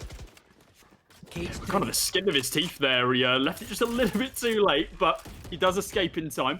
5 versus 3. The spike gets planted over on A. But look at this post plant from Rix. Their retake is going to be great. Almost certain. They haven't got anyone rotating around from long though, so it is going to be only a 2-faceted push. Pipe not able to find anything. He's going to jump straight onto site. But now we see DPS picking up one with the shock dart. Tidus trading one back there as well. They need to keep going for the spam. And, well, maybe this is going to go wrong, but unfortunately not. Weber does trade it. Enough time to be able to get that spike defused. 4 players surviving for Rix as well. A close game as we expected coming into this. And Rix showing they're not going to go quietly without a fight. Yeah, absolutely. So they bring it back to within 1 now. So it's looking, I guess, like a little bit of a calmer game to what we saw last time on the stream with the Vandal and the Summon FC game, which was close but also had mad clutches in it. This one's more of a relaxed affair, but it's still very, very close. So different styles of games here.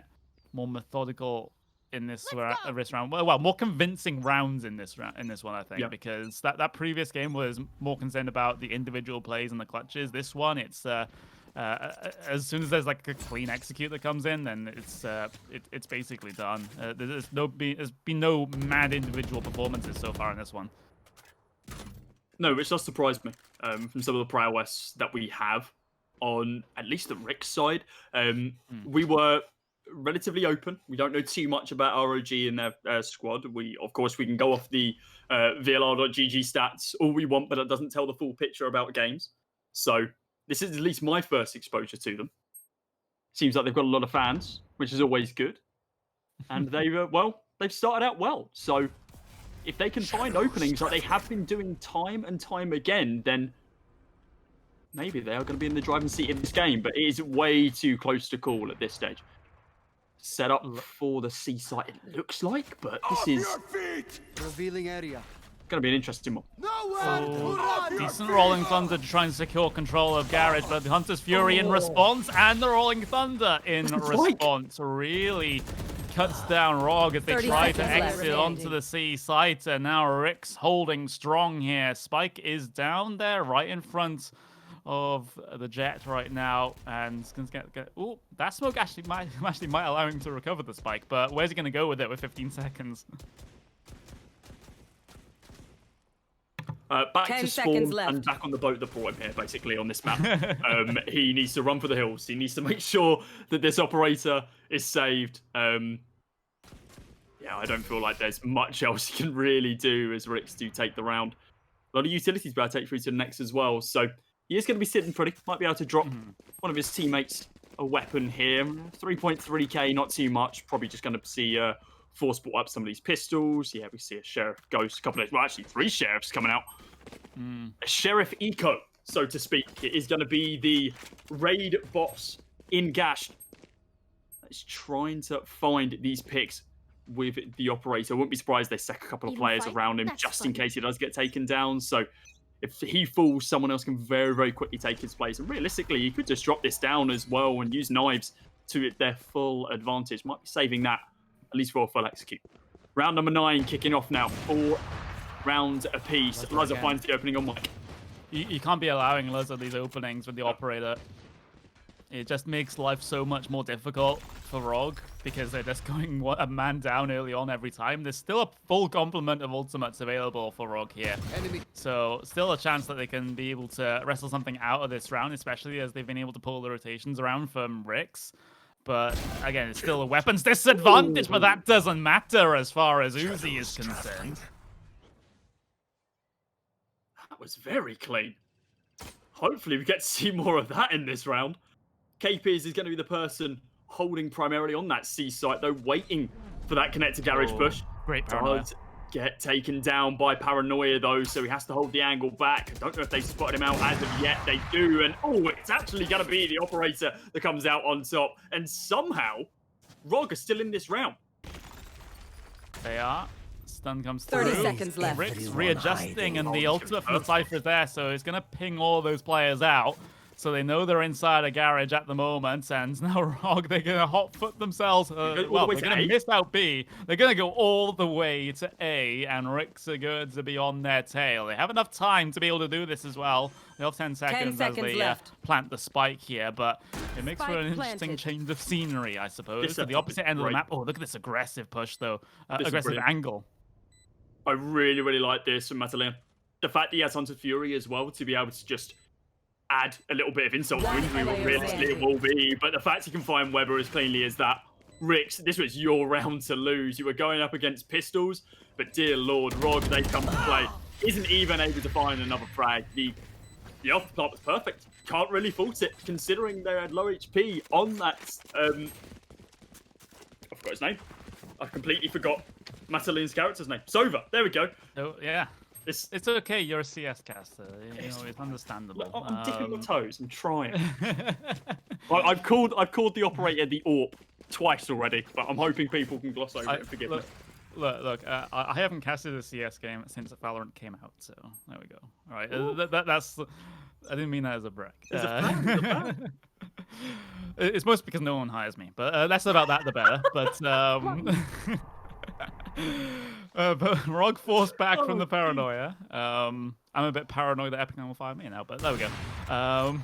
That's fine. But 5 versus 5 still. 30 seconds gone. Cover going out. Actually, I was about to say quite a pass ball from KP. This is quite aggressive, actually. Trying to wait for someone to push on through that smoke that is thrown down just 4 seconds before he gets another one, and I'm almost certain he's about to plop it straight back down where the other one fell, went a little bit deeper, trying to find some more information. You can see the pings on the mini-map on the top left-hand side of where ROG are thinking their opponents are. It's a very slow round, very uncharacteristic from both of these sides. Usually we see one of them trying to get just a little bit aggressive and go for those opening picks. That's not been the case right now. Teleport out for K-Piz, and yeah, I think they spotted that just at the last moment. They pinged it out, so they definitely had the information. 30 seconds left. Like I said, K-Piz is able to bail himself out of that situation. The operator being traded over in towards Uzi, though. Smoke probably towards Heaven. There's a refresh of the smoke coming now as well. But Uzi just giving a little bit of overwatch here to the rest of the team as they try to get themselves out towards the site. 13 seconds left remaining in this one as they are able to get the spike plant in now. The stun comes through onto the plant, though, so that's not exactly ideal, but Gas trying to bail his team out of this. ROG try to hold on to this post-plant situation. Not exactly sure what was that on the That was other side of the hectic. site, but now it's Uzi up against 2. The spike One bullet. defuse is committed, but can he line up the shot? No, it's gone awry. Uzi has to fall back, and the round goes to Rix. But can Uzi get out of this? Oh, what's that? What is going on? What? They stared at each other, lovely in their eyes. They shared a moment that very few people on this earth will do, and they decided to spare each other's lives. Dear Lord, that was messy. It was so weird on the site as well. I mean, yeah, Rix do indeed come out on top, but Lazar was bouncing around like a yo-yo up and down and just didn't know where he wanted to go. But at the end of the day, it's 5-5, and we are back to a level playing field. Round number 11 now, just about to kick off. During times like these, does anyone really know where they're going? Nope. But just some hopeful spam through towards Garage here to try and tag out a couple players, but Rix are not holding that area at all. Yeah, it'll basically be a free B site here. There's the Aldrone coming through from Rix, though. That might be able to spot out these players. There we go. Peekaboo.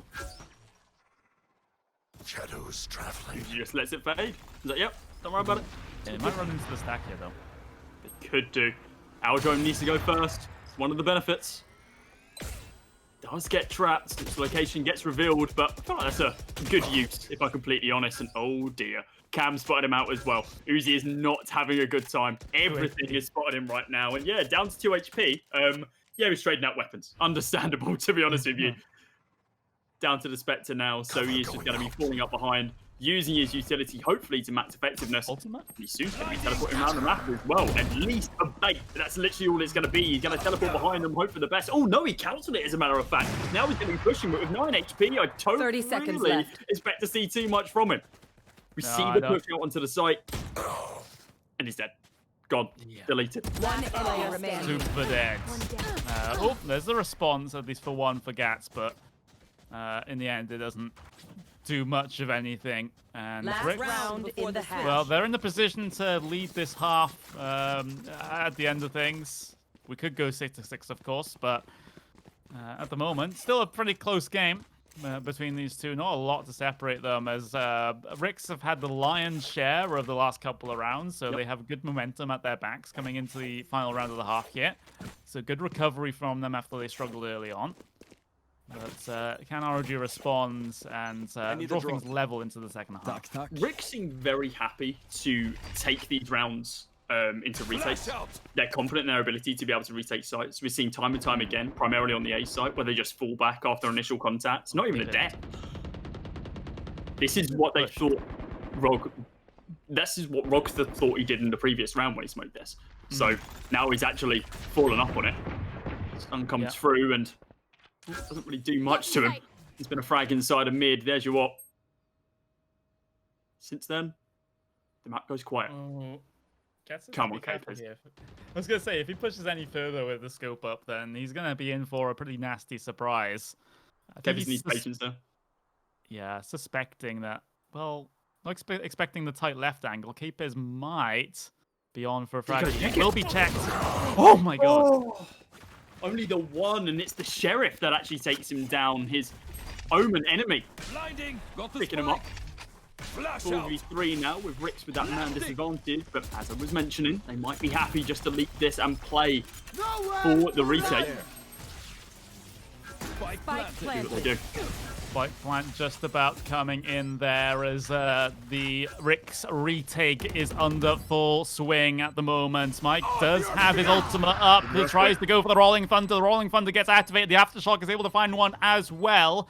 Rick still struggling on this retake. They've been able to find DPS inside the site itself, and now he gets tagged up by that recon bolt. Is taking it out in short notice, but this is still a strong postman here for ROG. GPS is definitely up against it, and Uzi takes him out with the quick headshot to bring us level into the second half.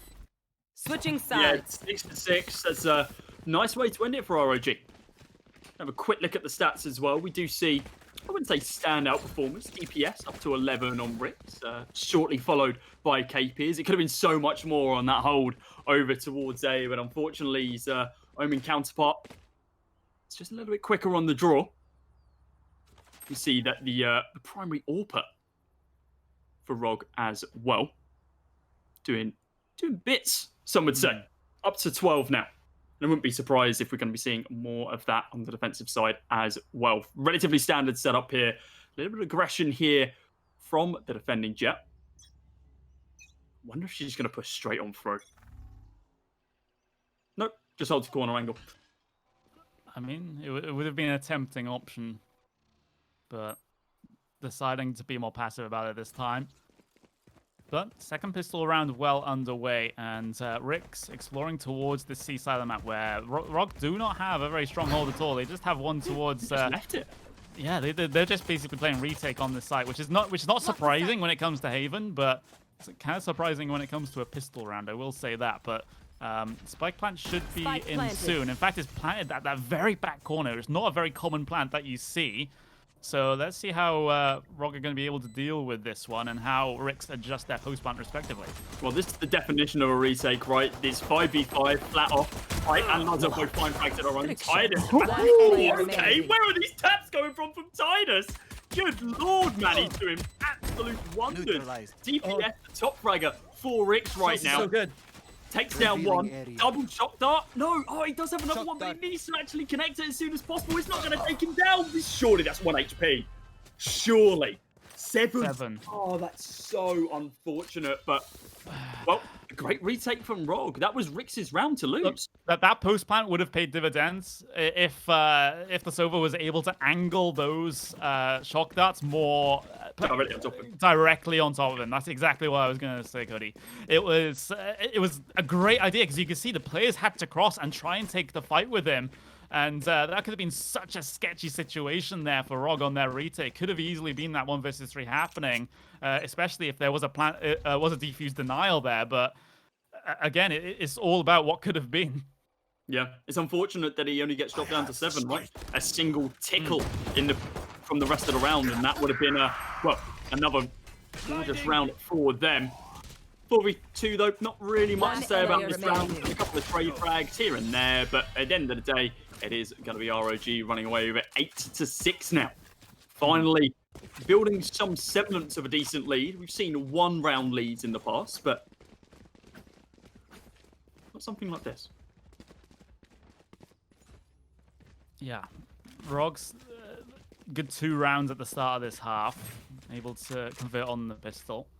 But of course, they have a couple of saved weapons into this, so they haven't got the full complement of rifles available to go up against Rix, who definitely do have the full complement of rifles. So this one might be a little bit of a more competitive round when push comes to shove. Keeper is going to teleport forward to see if he can get anything done here. Maybe get a smoke in towards window, try and take control of garage.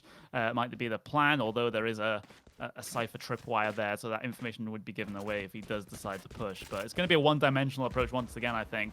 The smoke getting sent in towards garage, signifies potentially a presence there as far as Rogue are concerned, but all the Rix players are just going to head their way out at C long. And again, it's another retake setup that Rogue have towards this site, so they're not actively defending it. Good stun up though from the breach. Forces Luzza into the corner, but now Rix can fall off of this, get some players towards C long, and try and play the post plant here. It is definitely planted for them. It gives them a bit of an easier time, but they are at a numbers disadvantage now, Cody. Yeah, no fancy footwork. We're planting directly in the corner this time. No shock darts to save you here, but Capers, on the other hand, spots the little trap and shuts through that smoke, and he does read it well. Gats behind enemy lines right now, upgrades himself to the Vandal from the Bulldog and spams down 1 gorgeous arrow from here. Mike picks up 3 kills in the round and just a semblance enough time for ROG to be able to take this one. 9-6 now. And these, again, the same sort of thing that we were seeing Rix doing. They're allowing their opponents to push directly out onto the site, take that site, and then just play, okay, we give you a couple of seconds, let you slip up in some angles, set up where you need to be, and then we take you down. That's great confidence from ROG, and, well, it's doing absolute wonders for them. That recon bolt from Matalean was absolutely chef's kiss. Pitch perfect. It revealed all 3. Yeah, magnifique if we're going to be all French about it. But it was just exactly what was needed, and it was so well timed, that first tag from the bolt. revealed everyone just as the push through that smoke came through. So it was just absolutely brilliant there. And RG able to take it, and it looks like they'll be able to take this round as well. It's basically going unless DPS can do anything. There we go, very quick round. I mean, they didn't commit too much into it, right? They were just trying to find an opening if they could plant down on the site, but their gamble did not work. ROG's, on the other hand, their gamble stack did work. It looks like the way they are playing, they are going to be qualifying from groups into the upper bracket. Of course, both of these teams, if you are just joining us, have indeed qualified for the next stage out of groups. However, this game is very much for who goes into uppers, who goes into lowers in our double elimination bracket coming up later. So, well, our first game actually is after this one. Best of 3 starting at 10 PM. So I'm not getting to bed anytime soon, but should be an enjoyable one. Make sure you stick around for that. But for now, we got this one for you. Capers trying to find an opening here, and unfortunately, just millimeters away from the Jet. But the Jet goes unfazed, not holding off the angle, and instead, just going to stay there, keep it pretty, and not give away the position. Yeah, just another slow one.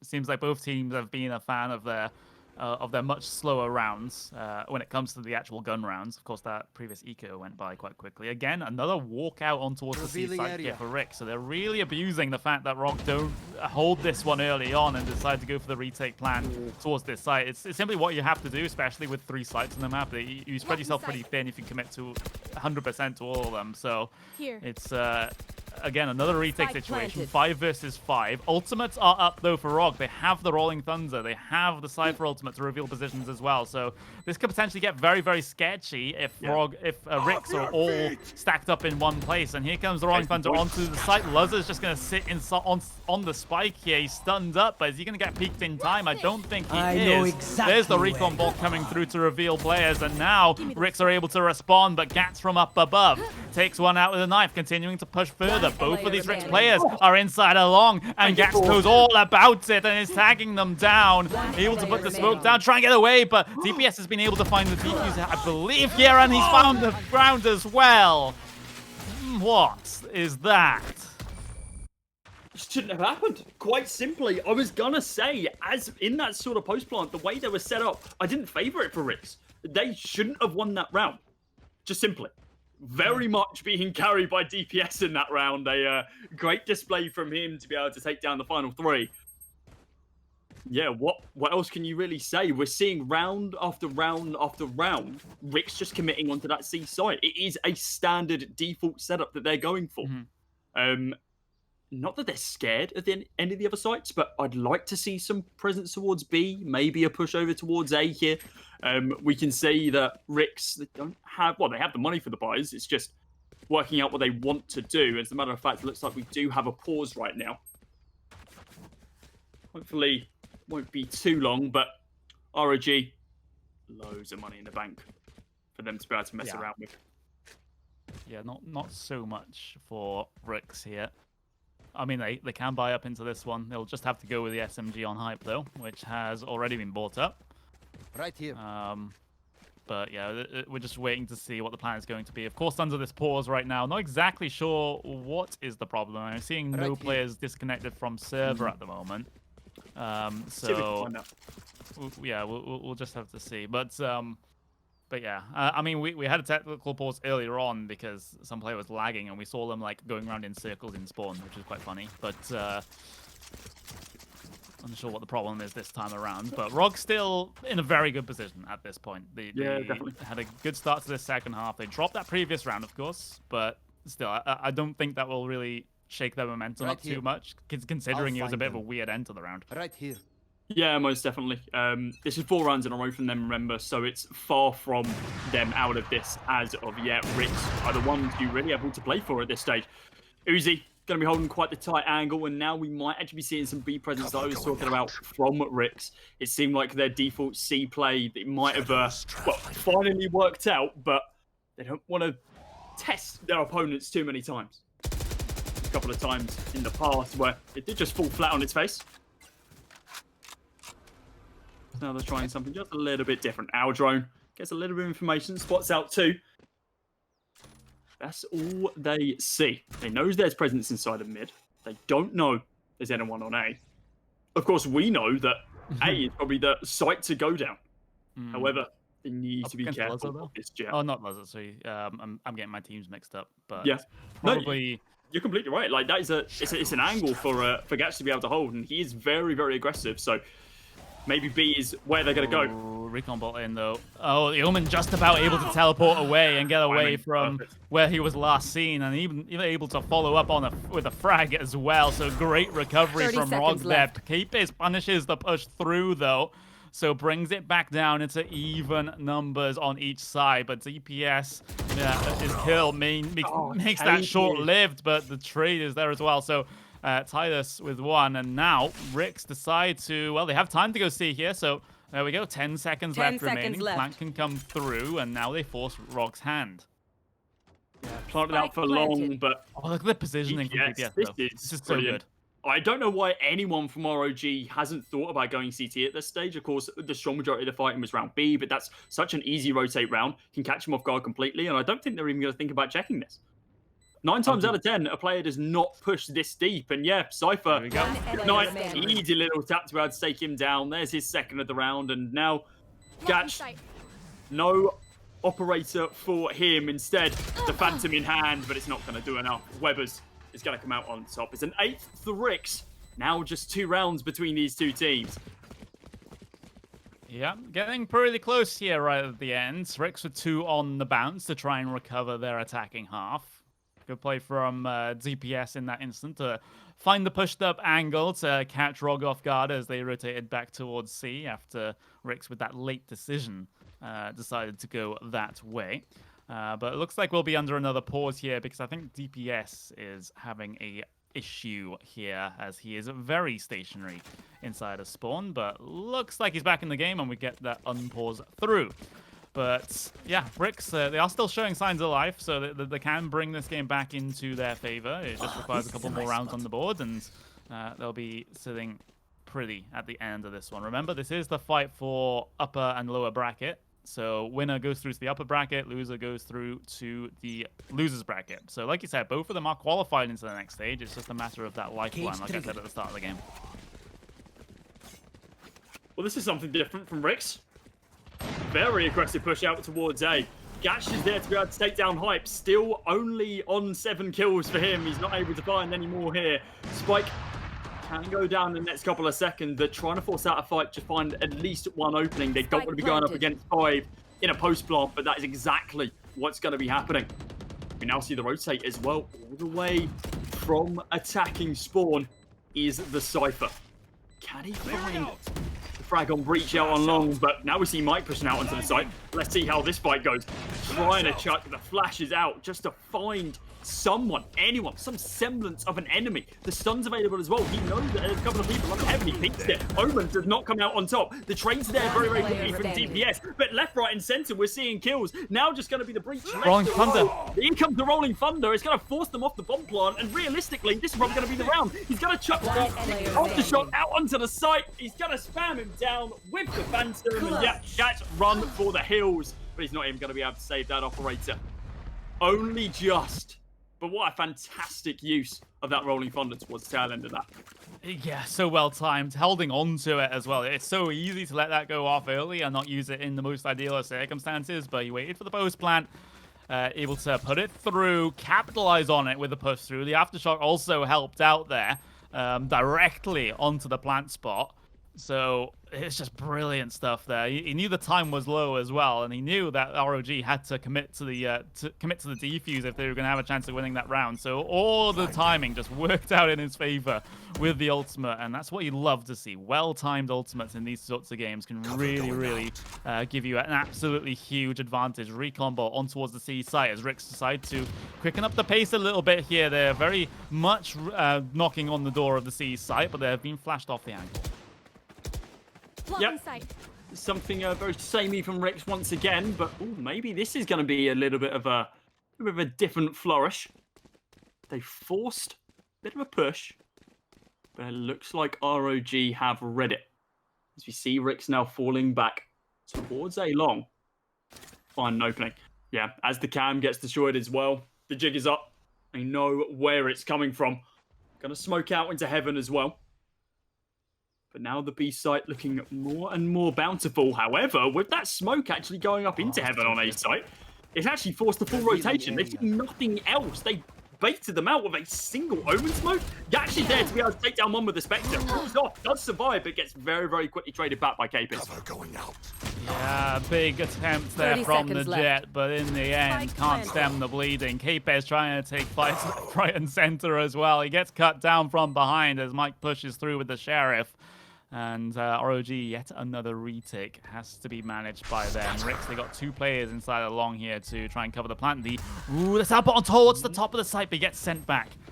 Ooh, that could have been so clutch there from Uzi with the ultimate if no one realized he teleported on top of the site. But Luzza inside the site with the SMG takes out 2 before going down to Uzi. And now 2 versus 2, both of those Ricks players inside along. If Uzi is able to pressure them enough here, they might be able to get the defuse in just in time. They are committing to it. Headshot from Uzi, can't quite complete the second, but pulls out the SMG to do it. But is there enough time on the defuse here? No, there isn't.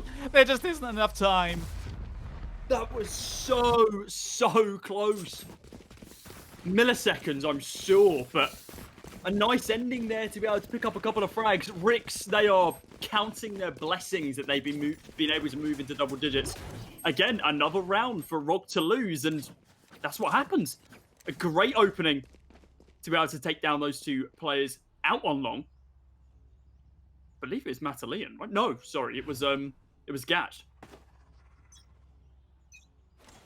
He likes those one-tap weapons. Cover going out. Yeah, 10-10 now is the scoreline. Close couple of games that we've had here on stream. And let's see if Capers can really show what he's made of here. He's going to get aggressive. Well, just push up into the cubby here. This is not too ballsy of a play. He's just going to sit there waiting for a push to come through.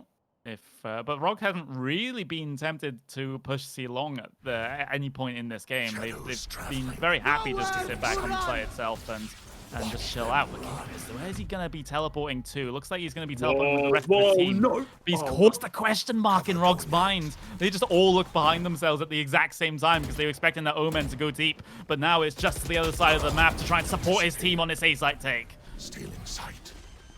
Hopefully he can help out. Luzza's going to be the first to fall as he gets wallbanged. Bomb gets tapped once.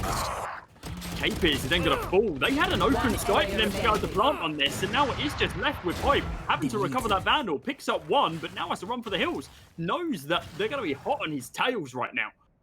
Spike is still 30 seconds left. Nowhere to be seen at this stage. Hype, not a real chance for him to be able to secure this. He might be able to get an exit frag, but that's all we're going to be seeing. Oh, well, there goes the operator. Oh, no. Okay, maybe a second, but with 12 HP, 17 bullets in the clip and a dream. Well, I say the clip. The Dragon Egg. It's about to pick the corner, but unfortunately, Titus could have hit him anywhere with that Phantom, wouldn't take him down. But a headshot will do it anyway. An 11th round for ROG, but it's taken them a damn few to be able to get it. There was definitely a universe where Hype wins that. Oh, yeah. I will have to say that was a pretty nutty sequence from him.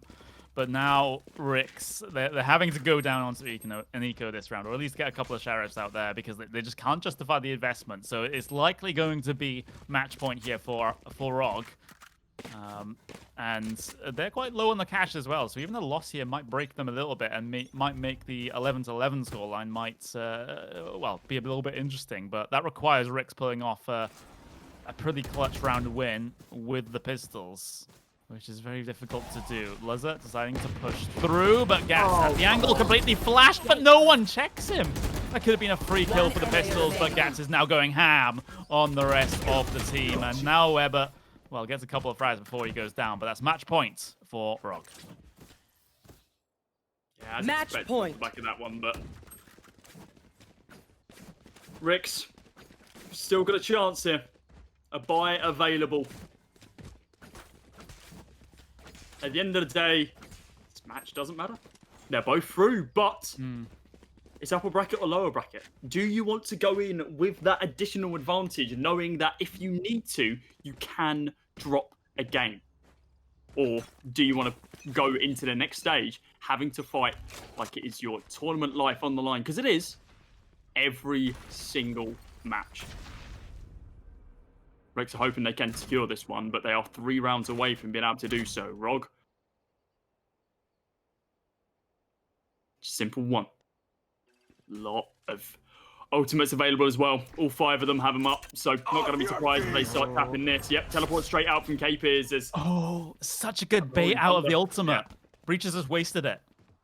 That's great. That's a nice opening there as He's well. right So now. now that, yeah, that's it. And now realistically, they can rotate around, and especially with Jet getting taken down as well. No knife's going to be available. Mike's going to be able to pick up one. Yeah, takes the angle, taps away, and does just line up Mike. That's so unfortunate for him. But as the spike goes down on the A site, we're going the distance on this one. I don't feel like Rex are going to be able to come back into this. It is a 3v3. They're committing utility, though. Hunter's Fury comes on out. It hasn't connected on any of their opponents. And it does, last moment, does connect onto the Sova. Blinding. How are they going to be able to do this? Smokes go out. Teleport's going to be available for Uzi. They need to check this corner. Check to your right, guys. You know he's there. Teleport comes out. It does fall from underneath. The double spray's there from Titus and Uzi. Weber now, last guy available. 1v2. He does have the bomb planted over towards him. Gate comes down. He needs to peek this. It's being tapped, but they've got to be careful. The tap's gone through, and somehow, Rog, they do come out on top. Oh, no. Just Wait. enough time? I think they got it. Yeah, Oh, just okay. about. Well, it's still in Defenders the team, win. but yeah, they have it. Rog, they qualify through to the upper bracket, while Rix, they put up a good fight, but they go down to lowers.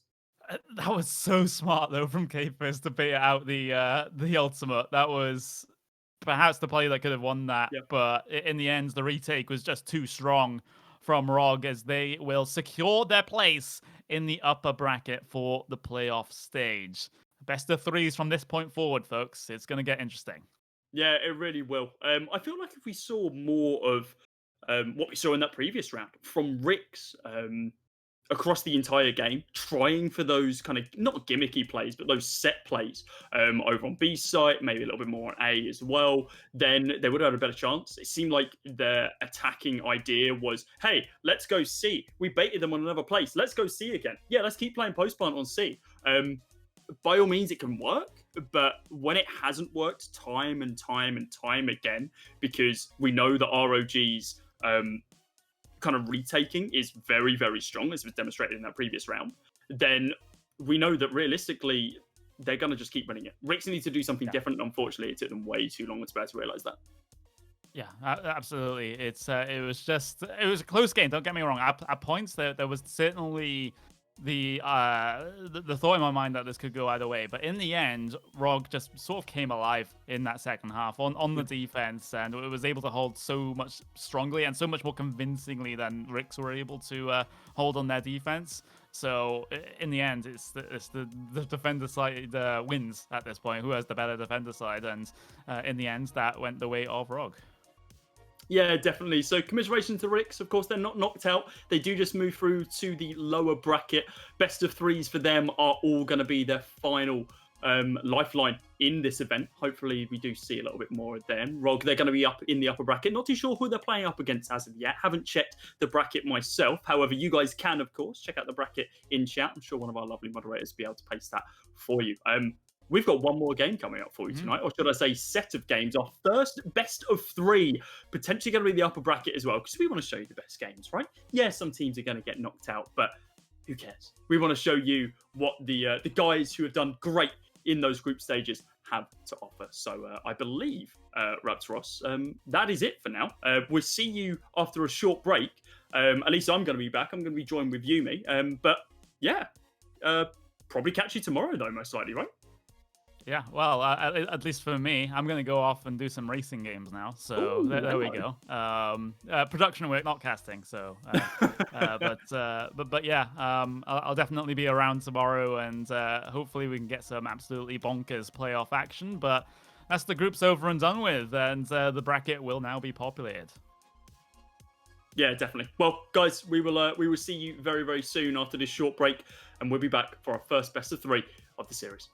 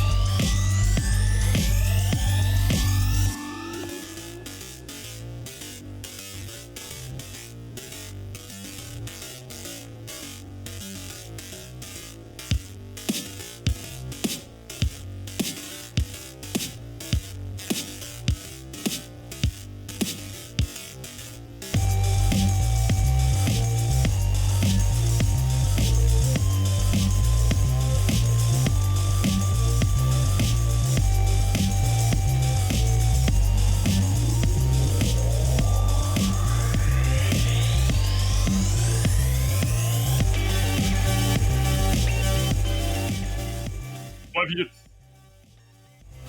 went live.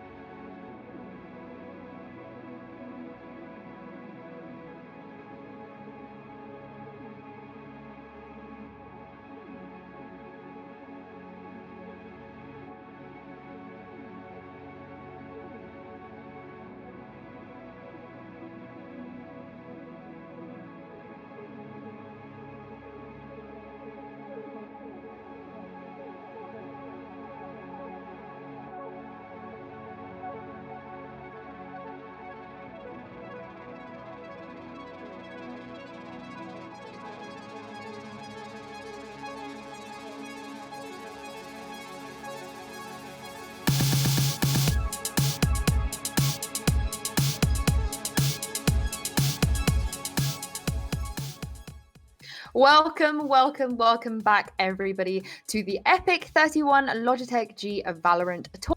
We are now through to the elimination stage after a jam-packed group stage of 5 rounds today. Joining me is the return of Cody, who casted the last game, and also welcome Yumi. Hi, Yumi. How's it going? Hi, yeah, good. I'm not typically on this side of the fence when it comes to attack FPSs, but you know, I'm happy to be here. A staple, a new entry into Valorant for Epic. So really happy and proud to be a part of the team. Of course.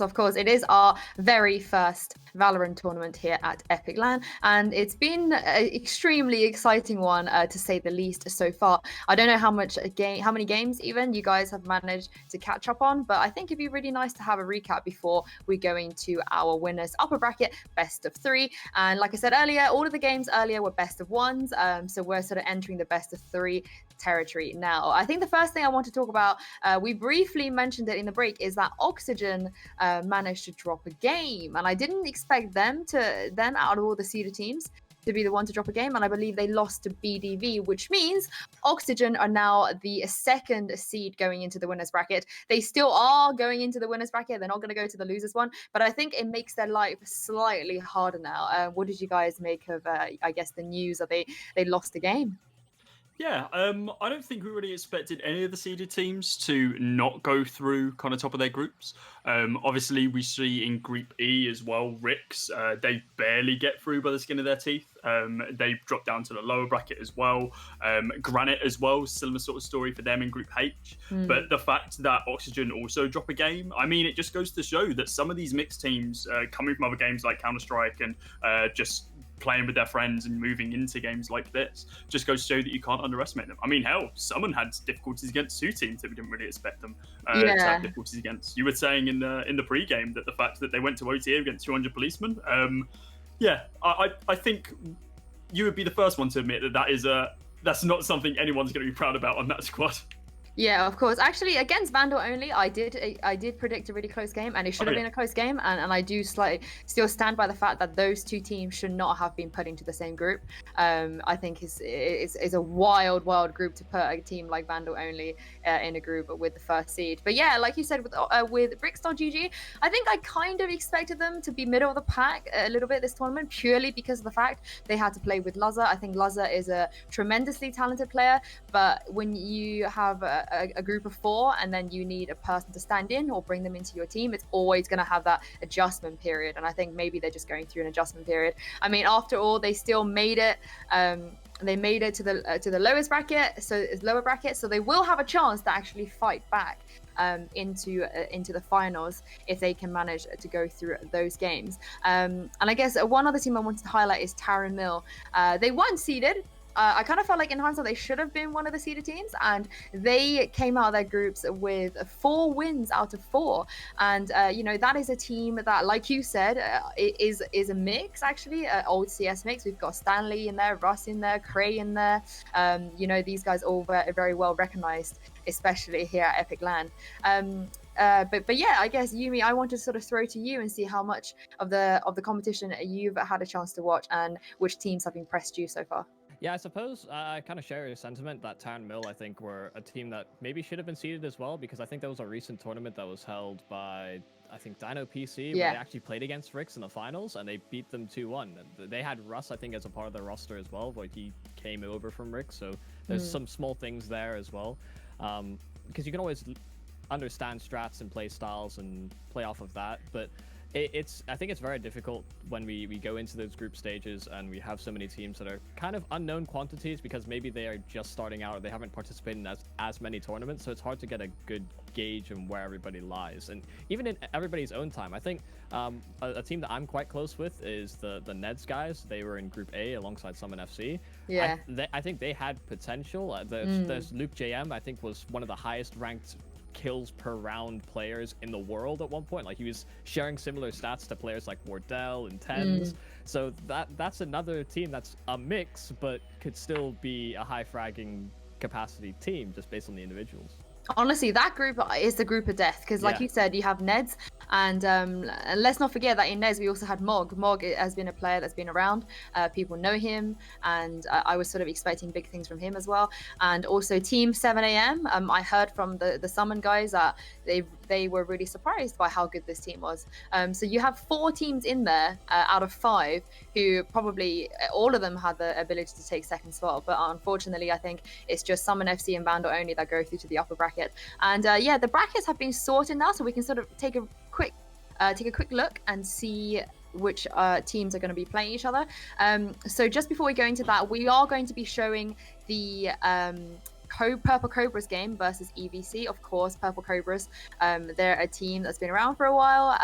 Some of the players have played together. I know Vlad and Machine have played together for a while. They're sort of the brand has been around. It's kind of a little bit like the Nopenki roster, where they sort of changed it up a little bit, but they're still playing under the same name. But before we go into that, I just want to say that some of the spicier ones, I guess, that we can see, because Oxygen are second seed, they sort of have to play the first, I believe the first seed of Group G, which is Malik, and they were seeded 7th in the beginning of this tournament, and they won all their games. So that's going to be quite interesting. And another one, I guess, I wanted to put forward is obviously, I think Summon FC have to play Lucent, and then Vandal only have to play Taran Mill. But the winner of Summon FC and Lucent have to play the winner of Taran Mill and Vandal only. Which I think is a crazy second round, second best of 3 upper bracket quarterfinals. But yeah, who have you guys got your money on in that matchup? So yeah, Summon FC have to play Lucent, and Taran Mill have to play Vandal only. I don't know. That's a hard one to say. I'd say Brody is such an awesome IGL for Taran Mill. We've seen him. I think me and you may have both seen kind of his prowess and ability in other game in CS directly. So we know what he can do. Russ is great if he comes alive in the server early on. Aki, can't take anything away from him. Cray and Stanley, that is a stacked team, all things considered. We were saying off stream that they are kind of a black horse, and obviously we touched on it. Sorry, a black sheep coming into this. But I don't know, Vandal, the way they played up against Summon, first seed in this tournament, one of the best in EU, taking them to OT, really putting a hurt on them. I think it'd be hard to say that Vandal don't take that one. And then in upper quarterfinal, I feel like it's almost certain we're going to be seeing Summon there as well. I'd be very, very surprised if Lucenda are going to be able to beat out Summon. And then we're going to be seeing a repeat of that best of 1 earlier, but in a best of 3 format in the upper quarters tomorrow. So I feel like we're probably going to have to get someone to cover that one, because that is going to be a hell of a game again. This time in a best of 3 format. What are you thinking, Yumi? You're baiting. Well, it's weird that there's a world we could live in where even if they go for the rematch, you know, maybe Vandal win, lose, who cares? I think there's always the potential that they even re-meet again for a third time around in a tournament, which is really, really odd to see. But it's also it'll be interesting to see the development between each of those best of 3s if it does end up in that, because you'll get to see real growth and actually maybe niche strategies where, sure, on paper it may not seem the best, but you can identify holes in how the team's playing, or maybe certain tells as to what strats are going to be coming. If there's anything I know about the Taran Mills guys, I have no doubt that they are going to be anti-stratting a team like Summon if they have to face them, honestly. Yeah, I mean, Summon have played so many tournaments lately. I feel like they're probably one of the easiest teams to anti-strat, because they played like 2 tournaments last week and then the 2 week before that as well. So they've got 5 tournaments worth of VODs to look through. So I wouldn't be surprised if some of these teams try and sort of anti-strat them. But at the moment, given how they performed, I think going into this tournament, people would have said them and Oxygen are the teams to beat. But I feel like as the tournament is shaping up after this group stage, I don't think that's necessarily the case anymore. I think it's actually a lot closer than some people think it is. Of course, we still have teams like Unsigned, and I saw that Ravens Esports Club also won their group, which one of the teams that definitely nobody really expected them to win. And I will say that there is another team, I think they're called VPD's Finest. Yes, them. I've watched them compete in a separate separate tournament before. So this was about a month ago. It was a very, very small, low-key grassroots tournament, and they were incredible. They really showed up. So I think they also have the potential to cause a few upsets. But I think it's probably a good time for us to chat about the main event. So our first, and I guess last best of 3 today, but it will be the first best of 3 in the elimination bracket, which is Purple Cobras versus EVC. What do you guys make of these two teams so far? Is there any particular player or any games that you might have catched? I guess none of them were shown on stream, but I guess in the past tournaments that particularly impressed you guys.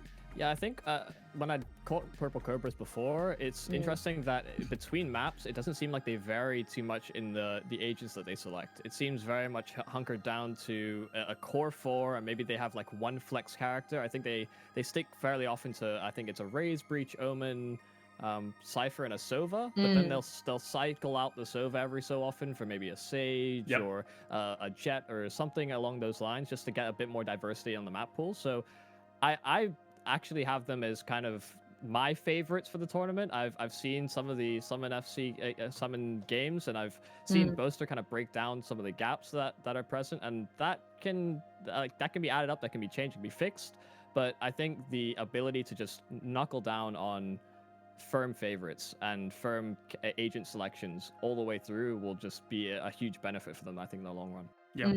When it comes down to Evicted, there's unfortunately not too much to delve into, at least from what I've had a look into. Maybe I'm wrong. Maybe there's some more stats that we could be divulging down into, but they're a bit of an unknown entity coming into this. Of course, they didn't qualify top out of their group stage, so statistically they're going to have a harder time against Purple Cobras, and the fact that Purple Cobras are 9th in EU right now, according to VLR.GG, that's that doesn't bode too well for them. I feel like that this could very quickly turn into a bit of a downward spiral for them, and they might end up in the lower bracket sooner than they would have thought.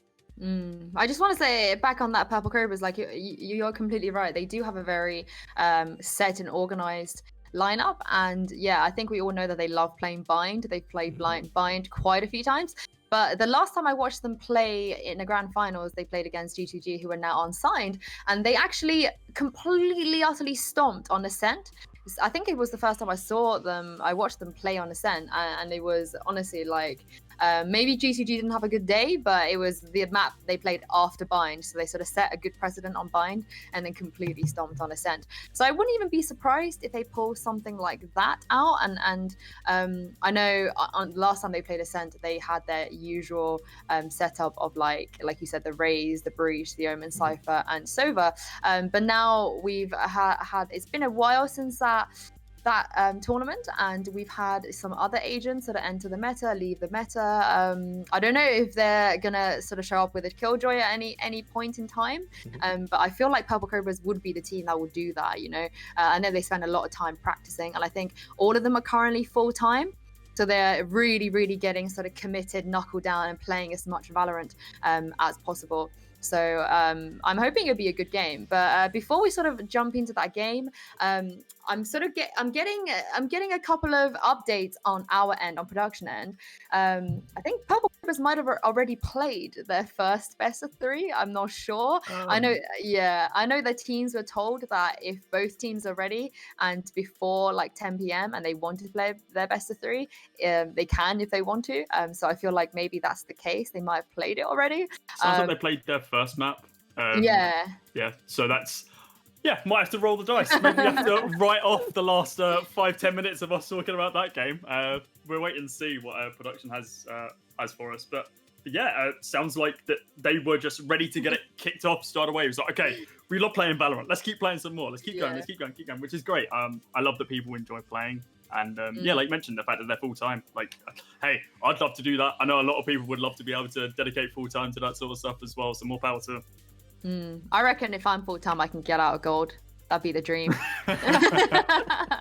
What about you guys? What rank are you? Like, what do you play? Are you playing a lot of Valorant at the moment? Not as much as I probably should be.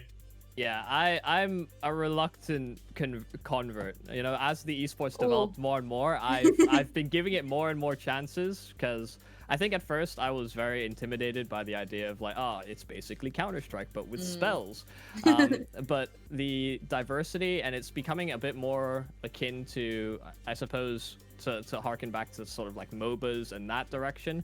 I like the idea of having strict strategies developed around agents, and I think that's where the metagame really starts to broaden out, because Counter-Strike can feel a little bit stale at times, like, map control, nades, cool, but if you don't have the right agent selection, you can just feel completely bottled out of certain maps. So I think that's really what's enticed me over time. So I've played a lot recently-ish, but I'm not going into the ranked grind. I just know I'd get absolutely bottled the first few. I was about to say, you dodged the question. You dodged what rank you were, and that was very smart, very political of you. I picked it up. I started to play a ranked a little bit more. My little brother, annoyingly, he is infuriatingly good at the game, so it puts me to shame constantly. And if you have a sibling, you know that your little brother cannot be better at you at anything. So I've had to stop playing with him. He's up to diamond now. I think I got into plat first, which wasn't too bad. I enjoyed it, but yeah, it's I get really overly competitive. So I think for the best of mine and my friend groups, we tend to stay away as much as possible for ranked and just enjoy quick play and DM and stuff. But yeah, it's really enjoyable. And touching on what you said, Yumi, about the agents and drawing those conclusions back towards like MOBAs and stuff, and how that does kind of shape the way a map is played.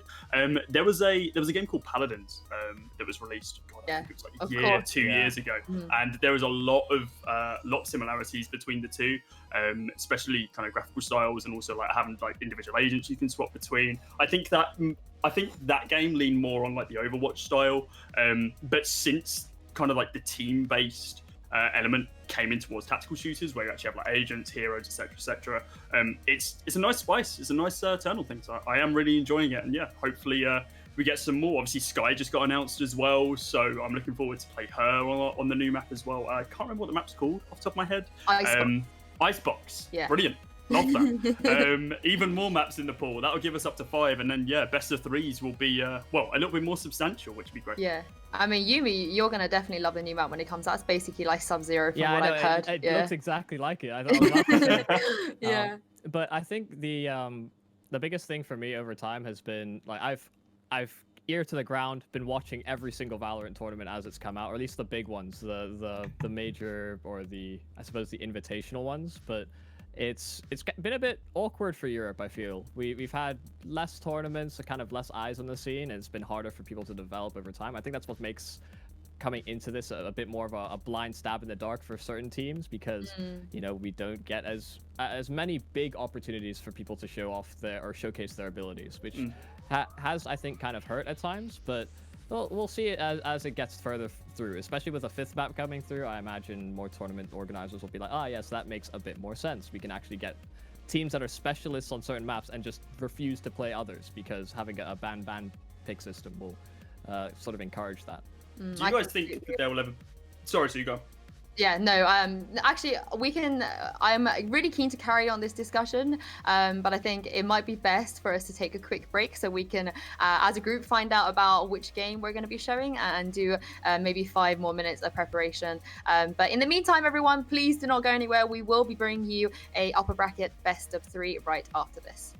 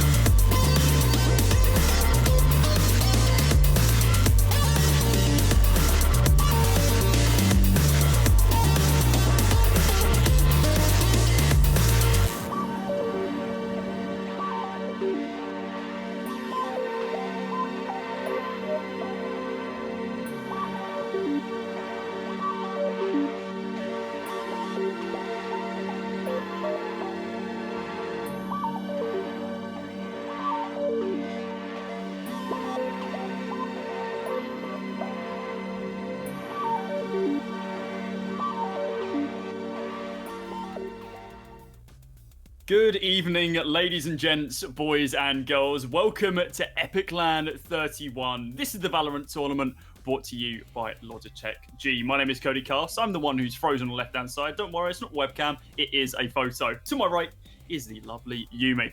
We have got a pretty decent game coming up. Of course, it wasn't originally meant to be Purple Cobras versus Evicted. However, they decided, no, we want to get this done over very, very quickly and started before any of us were ready. So we're going to be swapping up a little bit. Still got a decent game on our hands. That's going to be between Oxygen and Malik. Yeah, a bit of a surprise when we found out about it, right? We got the information live as we went through, and it's like, oh, okay, they've played the first map. We now lose out on all that context, all the build-up, because we were so prepared to start watching Purple Cobras. So we apologize for anybody that's come specifically looking for them. But Oxygen versus Malik, this is, I mean, we've gotten a little bit of info just as we've dove into this. I think one of the few teams that haven't quite started their best of 3 yet, and well, Oxygen are apparently a very, very strong Turkish team, coming up recently, being picked up by the organization, I think, initially having their roots in Rainbow Six, which is very strong.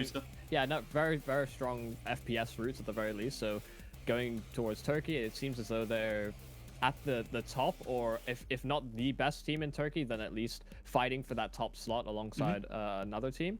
So good stuff coming in from them. I think when we talked more about Malik off air, we were then a little bit more confused about maybe there's the potential to upset, but it's a slim one.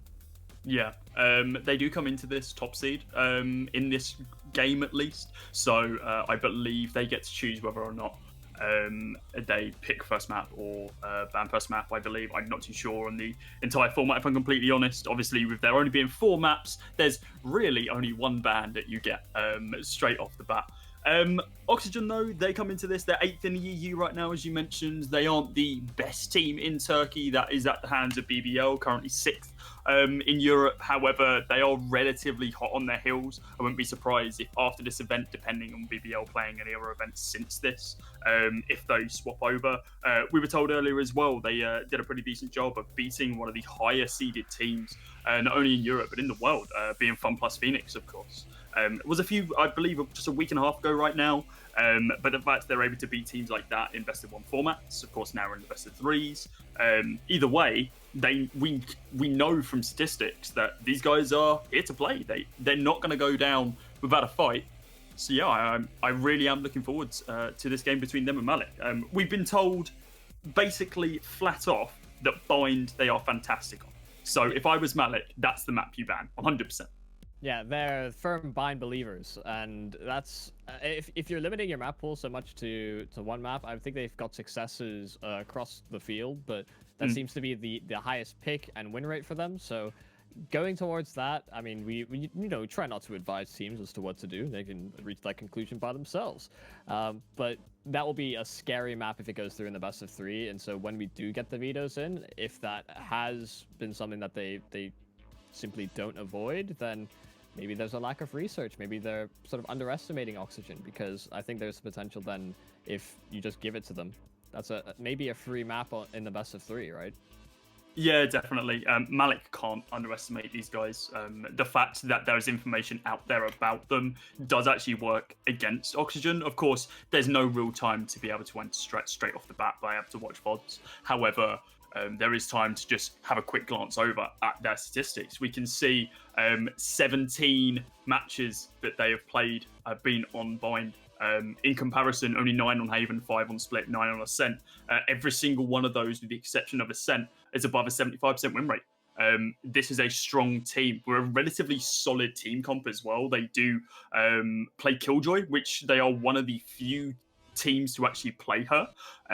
So I'm kind of curious if Malik are going to be expecting that. Hopefully they're able to play around it. They don't get baited out by the headshot looking turret that can peek up and down some of these angles. So maybe if they do ban out Bind, that is well, certainly. I don't even know where we're putting this as a possibility. If they don't ban out Bind, Malik are doing something very, very wrong. Yeah, I'm a little bit curious as well, because I mean, I'm scrolling through, right, looking through some of the statistics for Oxygen. The information that we received from Sue, yeah, they do just spam Bind. Like, I'm just scrolling through, like, another Bind game, another Bind game. Okay, cool. So Oh, no. it does seem as though, actually, oh, interesting. Oxygen got the first pick in Vito's, if we're not mistaken. Yeah, it looks like they have, and well, we know what that means. Let's run you through the picks and bans very, very quickly. We don't have it on screen graphics, so you're gonna have to look at our gorgeous faces. However, Oxygen, they choose to be the team that bans. That is the benefit that they get for being kind of the top seed coming into one of the top seeds coming into this event. So they ban out Split. Malik, of course, they then get the first map pick. Ascent. Oxygen choose to start on the defensive side. Oxygen then pick up Bind, understandably. Malik choose to start defensive there. And then finally, of course, that leaves us with our final map, which is Haven. That'll be interesting if we do go all 3 maps. But the fact that Bind's our second map that's being played, I have a weird feeling that if Oxygen win this, it's 2-1.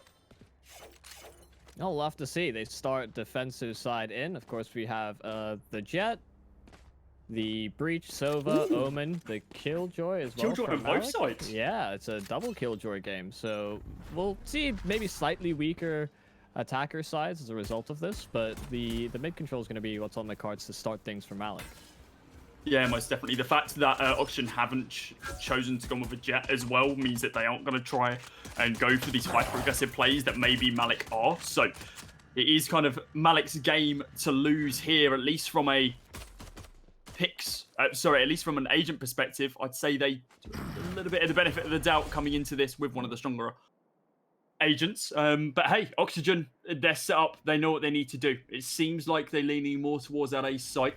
3 persons stacking up over there with those other 2 in the form of Raze and Sova rotating back onto B. But look at this execute. Malik are about to blast out onto the site. Here comes the flash. The smokes go down, but the taps through the smoke are gorgeous. Turco takes down one. So does Matez. Oh, okay. I take it all back. Don't worry, Malik. Get off the server, guys. Oxygen, a flawless round. And what a way to start a pistol. Oh, that Sova dart makes all the difference. They scan them B main, and they just can't do anything to prevent it. No, they don't react fast enough to prevent the initial scan. And although it actually felt as though that Oxygen were reading a little bit too much into it, after all that middle presence, after the Omen was spotted out in market, they've really rotated heavily to fight for for defensive spawn control, and it never came through. The aggression was just a fake, and that the Sova dart just could not have been more well timed. The scan meant everything. Well, round number 2, hopefully, for Malik's sake, they're able to do something with these pistols, and well, they do find an opening. Chris takes down Turco, but there is a trade straight off the back as well. These weapons, yeah, I was about to say, the rifles, they're going to do some bits there. Matez peeks the corner, unfortunately isn't able to find it though. The classic going to be coming out on top as the right click does tons of damage to Matez. The A site basically open now as you see Rocks are rotating round, but in a 1 versus 3 with no fully automatic weapon, I don't expect him to even get 1 kill. Drops the Cypher down very low, but unfortunately isn't able to convert that kill. So it looked a little bit dicey. They were going equal for trades just against the pistols. Not ideal. But the money's still in a decent enough spot here on that Oxygen side. I'll get rifles. We'll see investments come on through. And this is where I think fighting for mid-control maybe get a little bit dicey, because Malik with the Breach can line up some really strong flashes that, say you're peeking off of short on the side of Malik, you can really make use of the extra space. And I don't know, there are some bangers that you can throw either through the well in mid or around the generator. We'll have to see what this push brings us. Shots inside a mid, and unfortunately it's not going to convert into anything though. Matez and Itsu, lovely couple of kills there to be able to open up that mid control, and that is going to be the spike dropped. I'm curious whether or not they've actually seen that, because I think the smoke did block it. Aldrone might have spotted it though. It sounds like, yeah, there was a ping down. So they know it's there now. They can play around this if they need to. It's a 5 versus 3, a lot of time remaining. Jet does shut down the smoke though to be able to recover.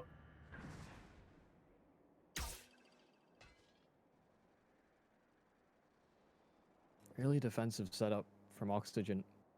Understanding that man advantage is something that they can firmly hold on to. They actually find an isolated duel on Roxer as they got a little bit more aggressive towards B-main than I thought they would have. They're preventing them from having rotations. There's actually a path that they can find towards this B bomb site, but it's going to be hard pressed. Door shut. Blocking sight.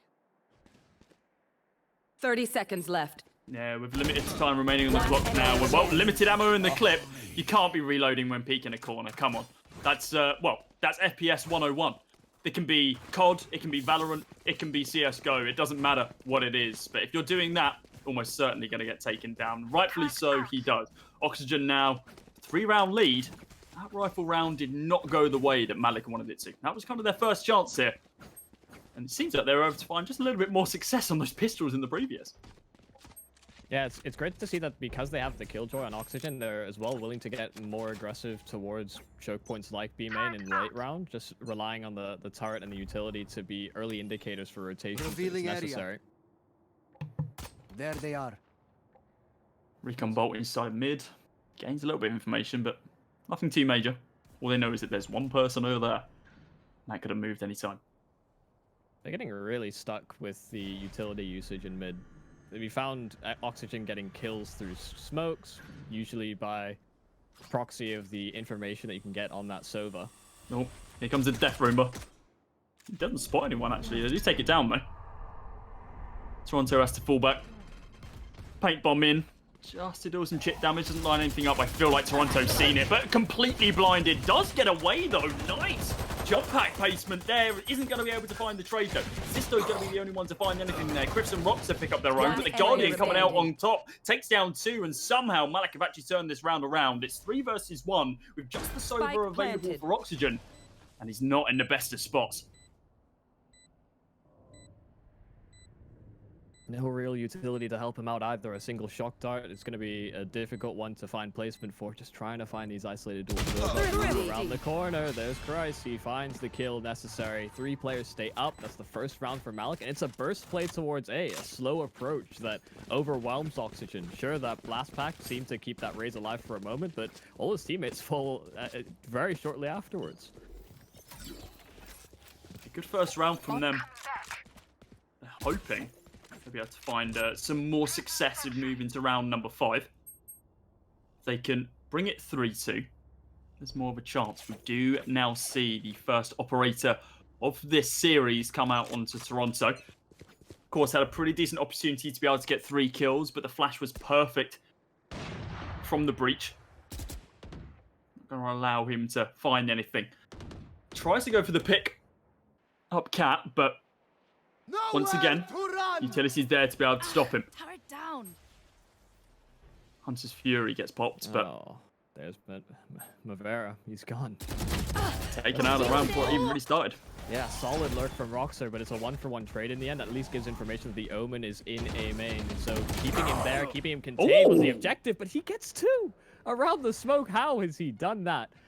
That's really flipped the round on its head because Malik had a firm pathway into the site. That's the spike as well. I didn't realize. Okay, that's definitely not good for Malik. It's a 2v2, but they've got multiple avenues that they can approach this from. But the main issue is that spike is nowhere to be seen. But never mind, actually. If Christ is hitting shots like that, it doesn't matter where that spike is. We need to be seeing shots from this AWP. And Toronto's going to be able to find one, peeks the corner once again instead of falling back and using his abilities. Does just fall to the Phantom. 3-2 now. Malik.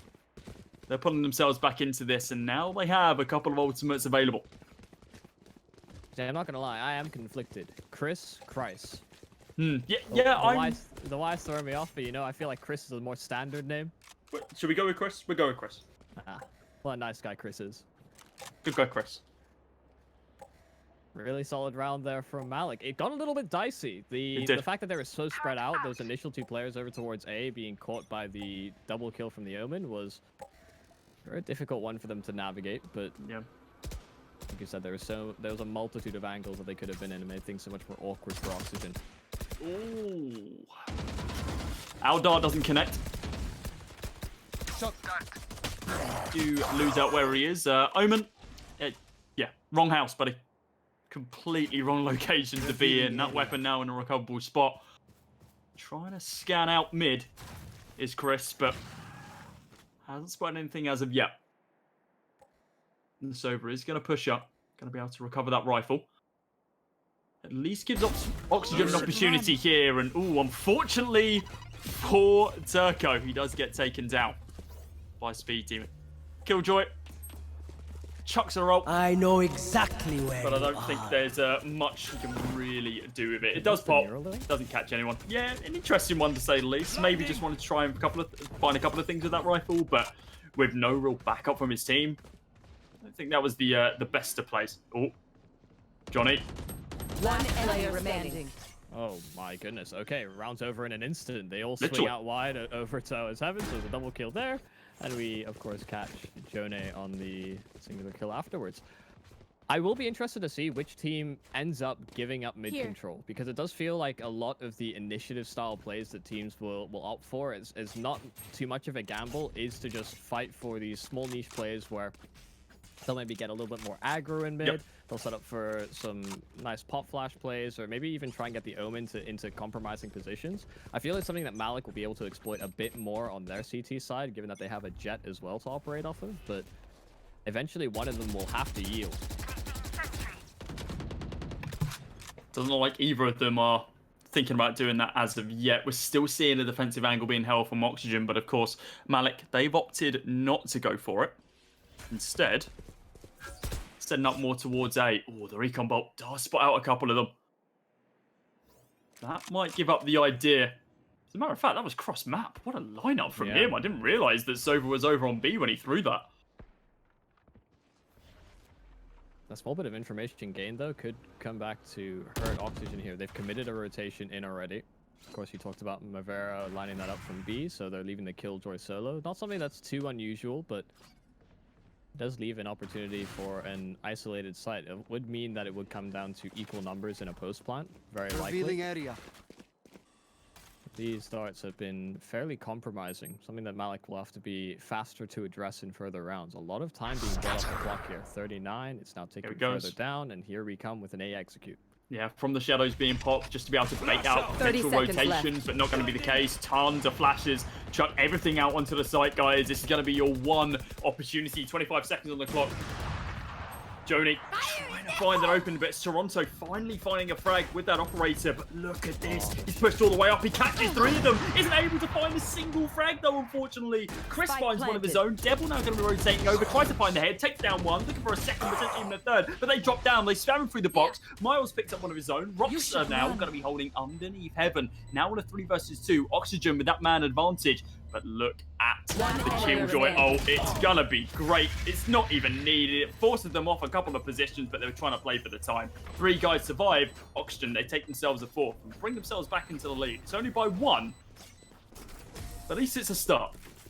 Yeah, really good recognition of what the last 2 attackers were. Just as soon as they spot them out, they commit the Killjoy ult in, and they make sure that they cannot escape its radius. So they have to go for fights. They have to commit to duels early if they want any sort of investment paid on, or investment return, or some sort of a punish for committing the ulti in, but it's a round secured that Oxygen will happily take. After that initial 3, they have struggled recently.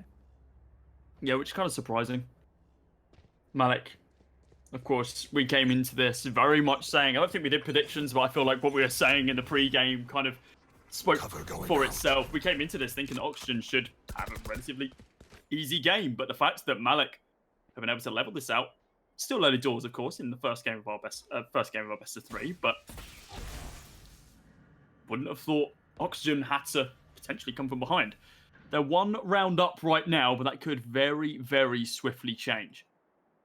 Much more passive angle here for Malik instead of getting up in their opponent's faces. Something that we saw last time.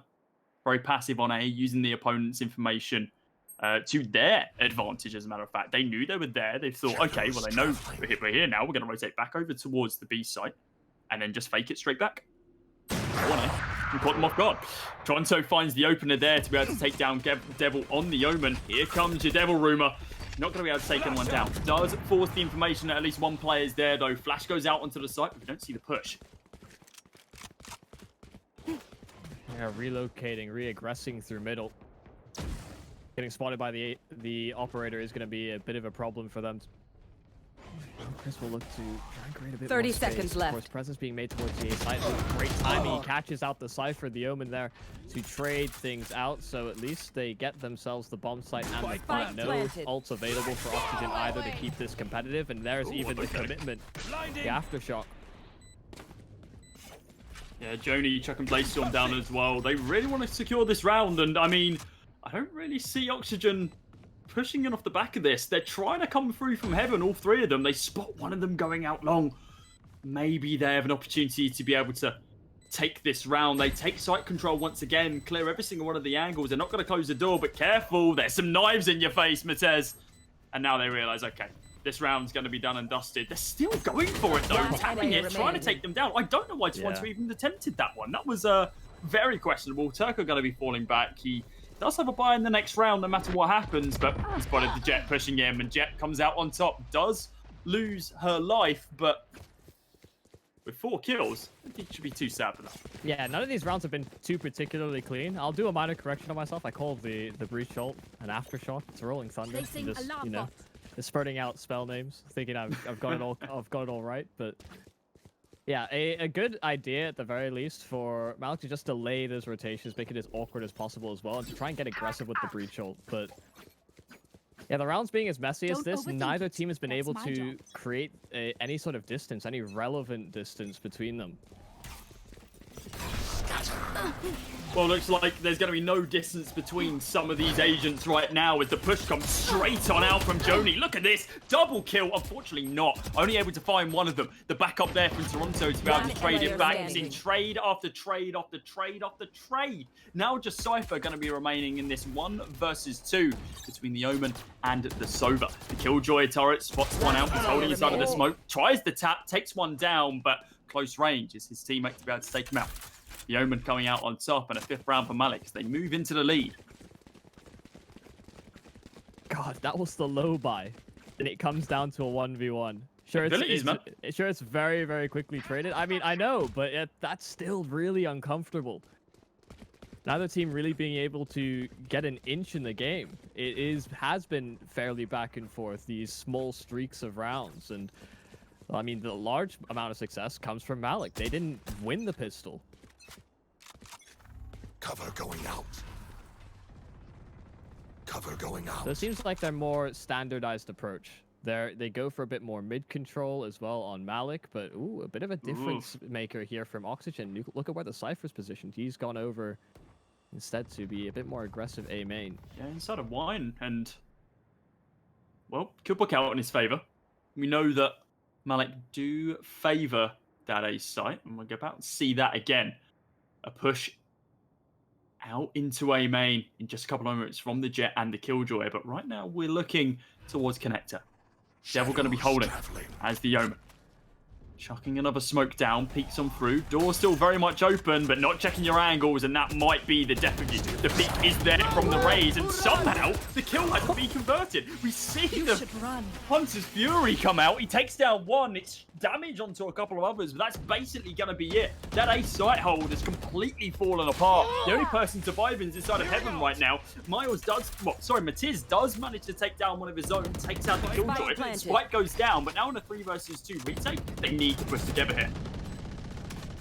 Oh, we can hear it chugging away on the other side.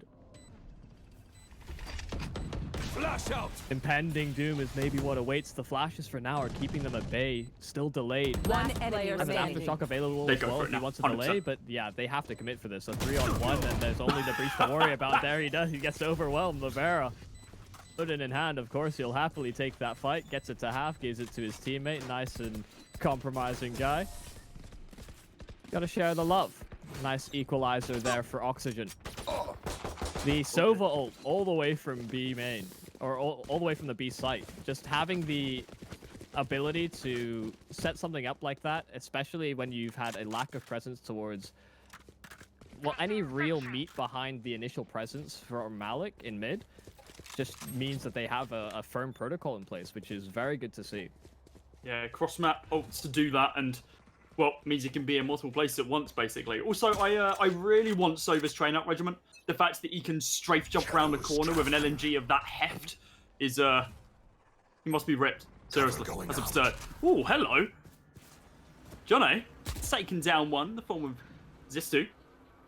Top frag up for Oxygen, taken down before he can even get a bullet out of the mag.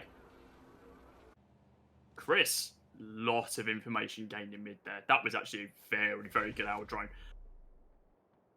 Devil up there as well. maybe a B push, or could just be looking for exits. Matez finds one over on the A site as well. As they begin to fall back onto the site, they got a little bit aggressive. But Janae was not able to help out his teammate this time. Goes for a couple of these share taps, but again, isn't able to find anything with the exception of that opening frag. Yeah, if they could have somehow forced A-side presence and found the killjoy on the rotation, that would have been their cue to go. But none of that happens. No real aggression from either side, and it's the battle of Jiggle Peaks. So instead they'll rendezvous, regroup over towards that B-bomb site. They've got a little bit of utility available. The Sova Dart is certainly one that they can 30 utilize. seconds they left. have the ult available as well. Revealing area. The counter Sova Dart as well. Actually, a shot dart coming through, and well, Janae, he's getting up in their face once again. Tries for the tap, isn't going to be able to find it though. Turco comes out on top, as he should, with the Phantom against the Sheriff. Now only 13 seconds remaining. They need to get on the site, but oh, you can't not clear the site fully, guys. Come on. Devil looking for at least one exit here. He knows he's not going to be able to secure the round. It's going to be a sick for Oxygen, but I feel like Ray knows he's there. Boo! How you doing? Taken out of the round. 6-5 as Oxygen once again pick up another round. Last round before the half. A little half. bit further into the lead. If they can take this first half 7-5, we'll set them up for a pretty decent attacking side. Yeah, I feel like their attacking side is definitely going to be weaker than that of Malik, just based on agent selection, right? We have Cypher, Killjoy, not exactly known for their prowess in aggressive situations. Holding sites well, but... Yeah, holding the flank as well. So, you know, there's the potential for that as well. Surprised Devil didn't pull the trigger on that lurk in the previous round a little earlier. He was beginning to grow roots in that position. Deadbook comes through. Oh dear. Blinding.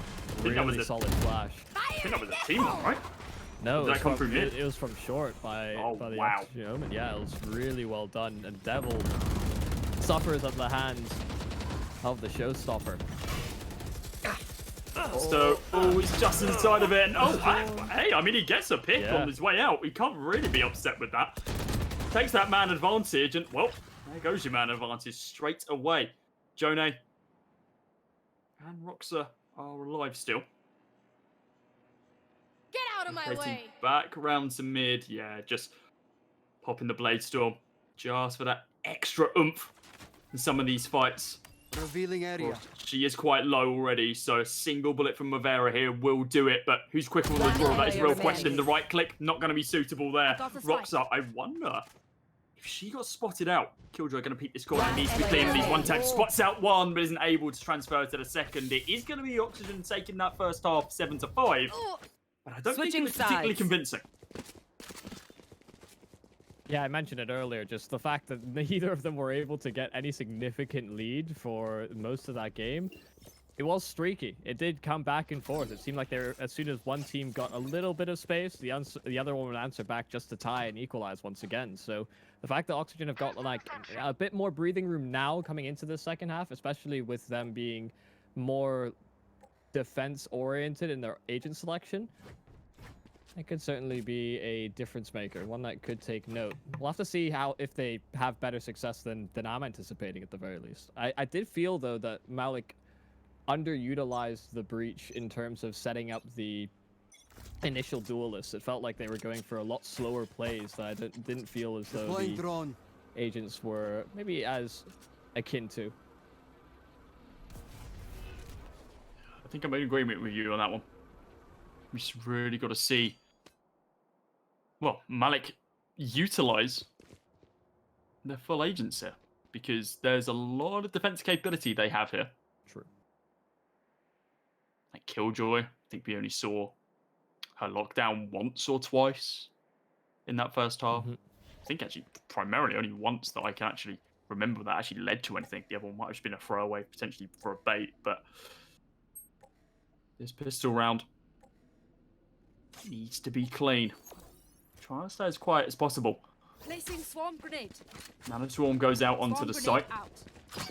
The shock dart Oh, but the stun, they need to move out of that. They do get out just in time. Zisto takes down one. Toronto with the paint nade as well does pick up one of his own. Devil trades one back. They're clearing sight just to be safe, but B site is completely underneath their control. Now it is on Malik to be able to retake. But if Toronto's hitting shots through the wall, that headshots like that, don't worry about it, guys. Just secure the round. A 4-on-2 in the post plant, but they're all contained to the site. Yeah. Recon arrow does so much to spot them out, but the HP is dwindling low. Roxer, 29 left. Gonna create some space for Chris to get something going, but nah, not seeming likely. Surely not. Okay, jumping shots, but Vera finally tracks him down. So a pistol goes the way of Oxygen, and they read into that fairly well. They pick the site with the least amount of resistance. It was only the breach. They had, of course, some presence towards market, but that was cut off. They had Mitez in a firm position to silence that rotation very early. Right here. The way he's set up, he's looking to do something similar here as well. Holding inside of A connector, hoping he can find some form of presence inside of me, potentially just a smoke off. Mid gap, and yeah, that's exactly what he does. Tries to ensure that Oxygen can't move too far. Shock dart. Take flight. Aldron goes out from Mavera, just trying to probe for information at this stage. Does he spot up the Killjoy? Yes, he does. But Killjoy trades it back very, very quickly.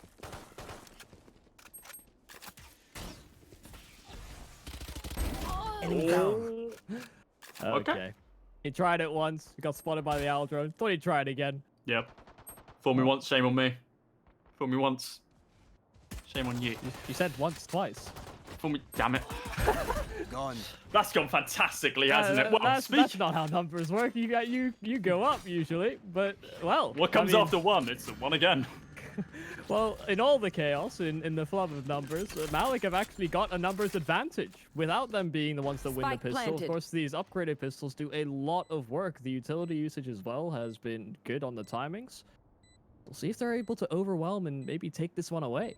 Yeah, I'll be surprised if Devil if he goes on his own without waiting for his teammates, but it doesn't matter if he waits for his teammates or not. Zisto with the Spectre, absolute bits there, and just hands that fourth kill onto him like a silver platter. Yeah, I don't think he meant to go on top of the Oh bomb. no, there. I think it was next to it, but yeah, he wanted to go maybe like on the bomb. That would have been preferable. That was very awkward. It happens. As someone who plays Omen quite a bit, you know that just one awkward movement on your mouse just as you're teleporting. It's like, oh, well, I am certainly dead to it, and there's nothing you can do to stop it. I haven't touched that agent since they made his smokes just enter the matrix. It really can like this is very confusing for me. I love it. I don't like change. I don't like change. Well, hopefully, Malik are fans of change, fans of adopting a new play style, or at least able to adjust to the way that Oxygen are playing in this round, which is quite different to what they've been doing in the previous. Quite aggressive here. Instead of holding passive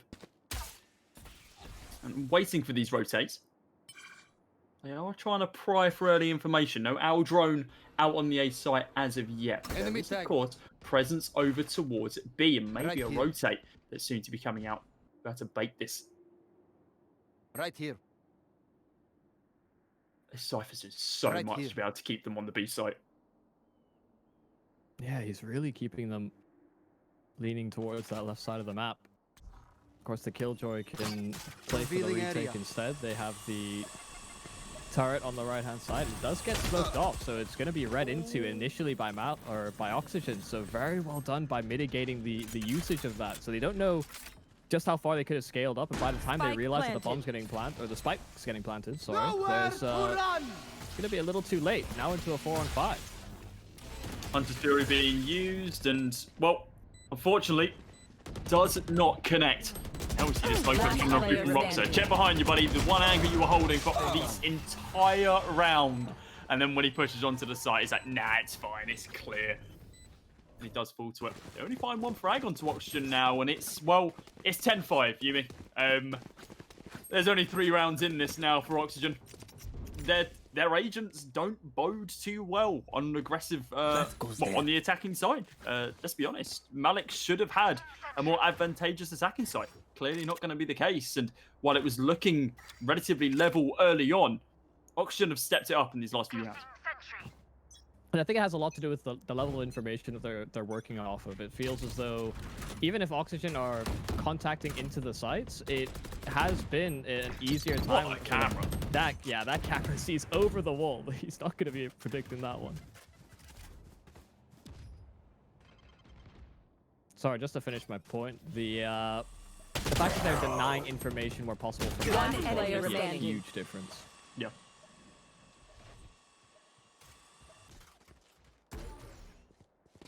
Does Roxa find a kill here? Flawless. No, he does not. It was a good attempt.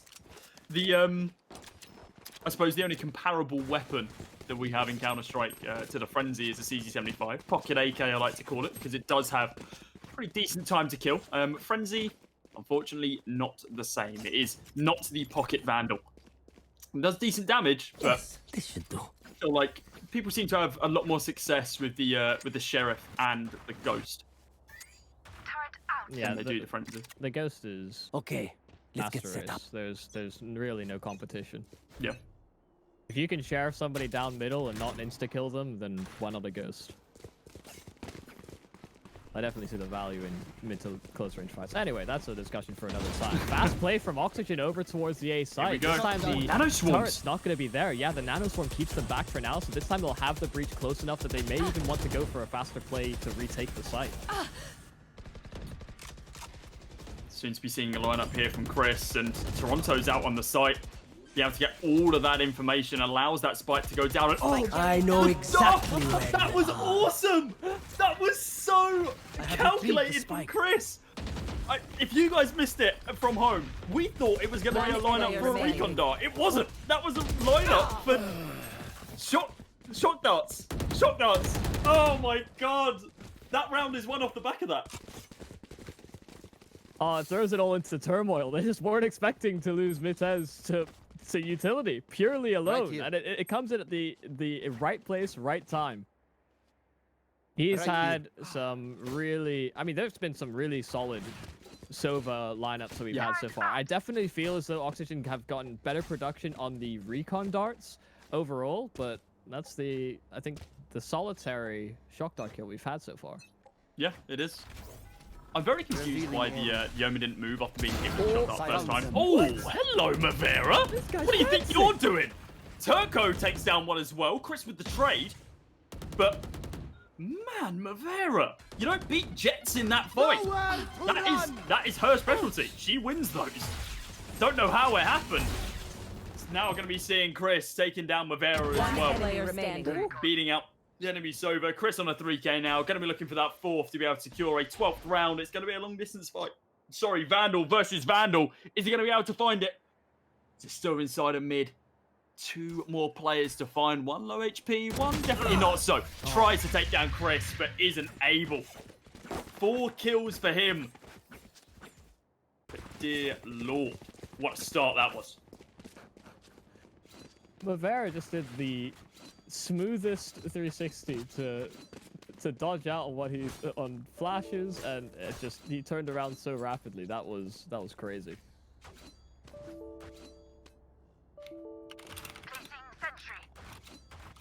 Well, we are now into round 19.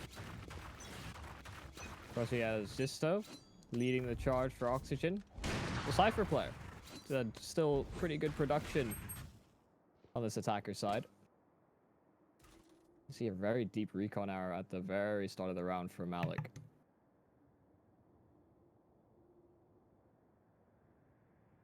Just trying to pry for that information once again. They do get a 7th, of course, from that previous. They are starting to, well, at least their hope, to tip the tide here.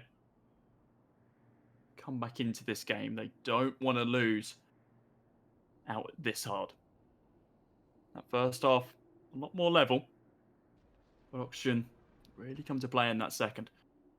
A little bit more of information gathering from both sides as they try and get a bit of mid-control. Zisto is yet to be well, yet to find a single fight over on the A site.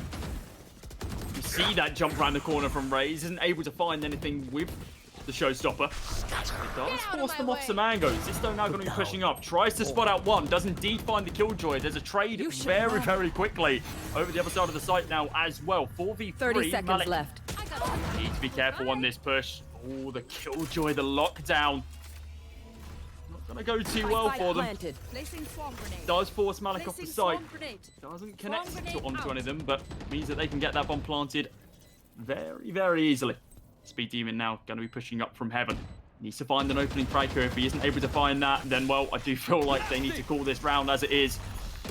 Trying to get that opening with the ability usage, but not to be the case.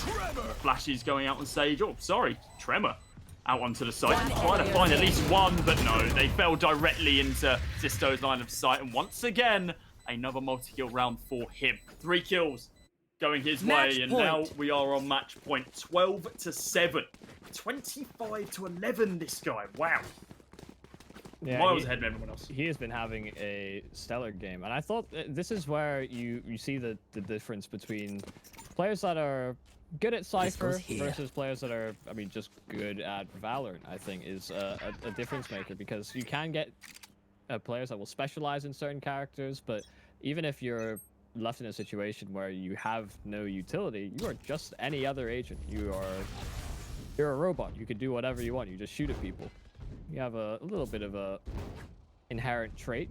You get some freebies, but by and large, it is just all the same. The recon bolt does spot one towards top middle, so that's some information gathered there from Malik. They've largely been going for these contact executes, trying to make sure that there isn't really much pressure anywhere around the map, and they're making it so that Malik have to be the ones that push for initiative if they want any chance of getting a early stack or any early info. Yeah, this is very much Oxygen's game at this stage. They are completely in control. If Malik want to do something, they have to do it off their own volition. They can't allow, well, they can't get any information off of Oxygen. Oxygen aren't giving them the chance to be able to do so. We see a couple of taps coming on through over on the B site. Rolling Thunder comes out, but doesn't really find any success. Lockdown through again as well. Malik, they are really trying to shut this down. Oh, they do actually destroy the lockdown. They push straight on through to find its location. Devil on the corner tries to take down the Raze and is indeed going to be able to do so. Now 1 versus 2. Cypher and Omen, lots of guys remaining. Malik basically got to retake his own site before the bomb even gets planted. Smoke on the corner so he can flank on through. 45 HP, but the tripwire time. Can he crouch underneath it? No way. Oh, that is so unfortunate, but it's absolutely perfect. Devil going to be teleporting into the corner. I think they're going to have heard that. Especially the drop onto site, to say the least. Yeah, they're pinging it. They spot him down. They take him out. It's 13-7 for Oxygen. But a decent attempt towards a 10 and that for Malik. Yeah, that was a really cute little play that he made just in the clutch attempt. I have to give credit where it's due for Devil, but Oxygen does such a good job of compounding that lead that they had from the defensive side into attackers so well. Seeing that transition on the Cypher as well, having as much impact fragging as he was having in the late round situations, whether it was in sort of the after plants or even if it was on an entry, he was getting a lot of space for Oxygen, and it felt as though they just weren't able to get that same level of production, even from their duelists on the other side. Yeah, definitely not. I'm still in shock at how Zisto is able to pick up 26 kills in that game. He did absolutely fantastically. I was just checking as well. Mitez almost matched him. 21 kills to his name. So Oxygen, they know what they're here for. They're here for the win. They're not here for anything else. Chris, some fancy plays from him as well. Devil, same sort of thing. You said a cute play towards the tail end of that. But yeah, it was quite confusing, the fact that these more aggressive agents just didn't be aggressive. We didn't see too many initiations from Joni, especially on the defensive side, to just be able to poke that information. It was basically left down to the Sova, which sure, yeah, that is his job. But Speed Demon, I mean, I don't like drawing attention to people not performing as much as we would like, but only 7 kills in this game, unfortunately. Yeah. I feel like if he had a little bit more of an impact, as you mentioned, he wasn't using his abilities on that first half as well as he could have. And even on the second half as well, we didn't have many opportunities to be able to even use it simply because they were losing the sites way too early for it to be worth him committing into it. I wouldn't say it wasn't so much him using the abilities, just it wasn't being used in such a way that it could support or create opportunities for other agents to perform. Okay. I don't really think it has anything to do with him specifically, more the inherent game plan going into the T side.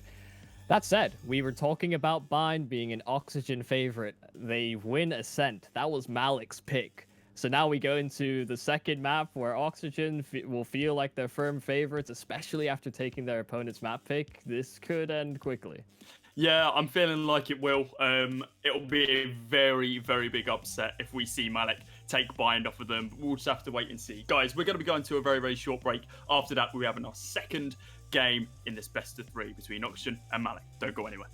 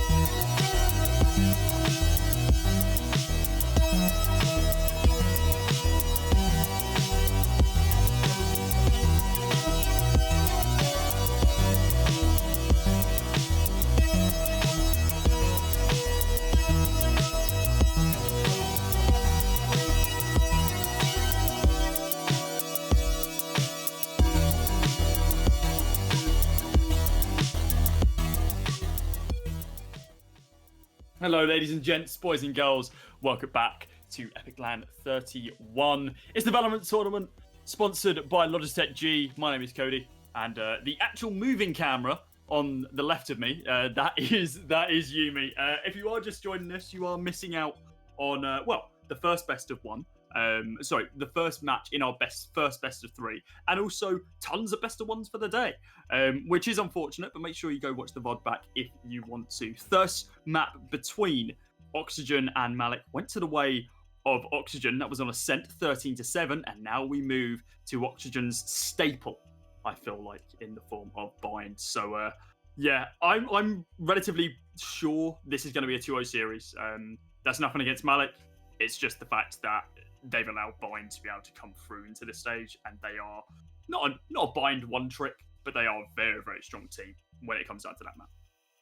Yeah, we'll have to see what the agent selection process is for them. If they go with something that they've done previously, like you can look at their previous games, they'll typically opt for... Oh, I'm looking at the wrong team. Sorry about that. I'm looking what is it? A Jet, the Raze, the Omen, the Killjoy, the Sova. We saw that the Sova have a lot of impact for them. Mavera was very good at getting strong lineups and timings that really made things a lot more difficult for Malik than it felt it needed to be, especially because they were trying to go for these slower plays after doing some initial presence elsewhere on the map. And, well, we'll see exactly that. It is the same team. Yeah, it's a mirror of what they've run previously. So this is potentially bread and butter territory, but we get to see the Brimstone out for Malik. We also get to see a Jet from Oxygen. Yeah. What does that replace? God, you're really testing my goldfish memory here. Hold up, let me check. It replaces the Cypher. Yep, you're right. That would be Zisto then. Well, now that we've worked out what's actually going on in this game, welcome. This is the pistol round on Bind. Of course, Oxygen, they're going to be on the attacking side, as Malik got to choose what side they're on, and they prefer to be on defense. Relatively standard default 3-2 split, which is very quickly turned into a bit of a B stack as you see this rotation coming on through from the Omen and the Jet. Still going to be holding that long angle for the Killjoy, just in case someone lurks up round A, but because there's been no presence there whatsoever, we do start seeing a rotation come on through from Malik. They're stacking up 3 players now. 1 over towards attacker spawn, and 2 directly on the site. Oh, very quick on the draw there, but I wonder if they heard a couple of shots. Yeah, they've cheated the rotation over already. They've got 3 back towards that B bomb site. But they could really quickly go through teleporter. But that'd have to be super. I think Mavera was thinking about it as well. Yeah. Our drone's going to go out, maybe if they stack up, but no, the fact that they're holding inside a Shishka.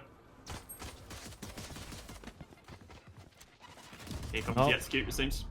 Yeah, the drone goes in first, and 30 they'll lead seconds after left. the charge.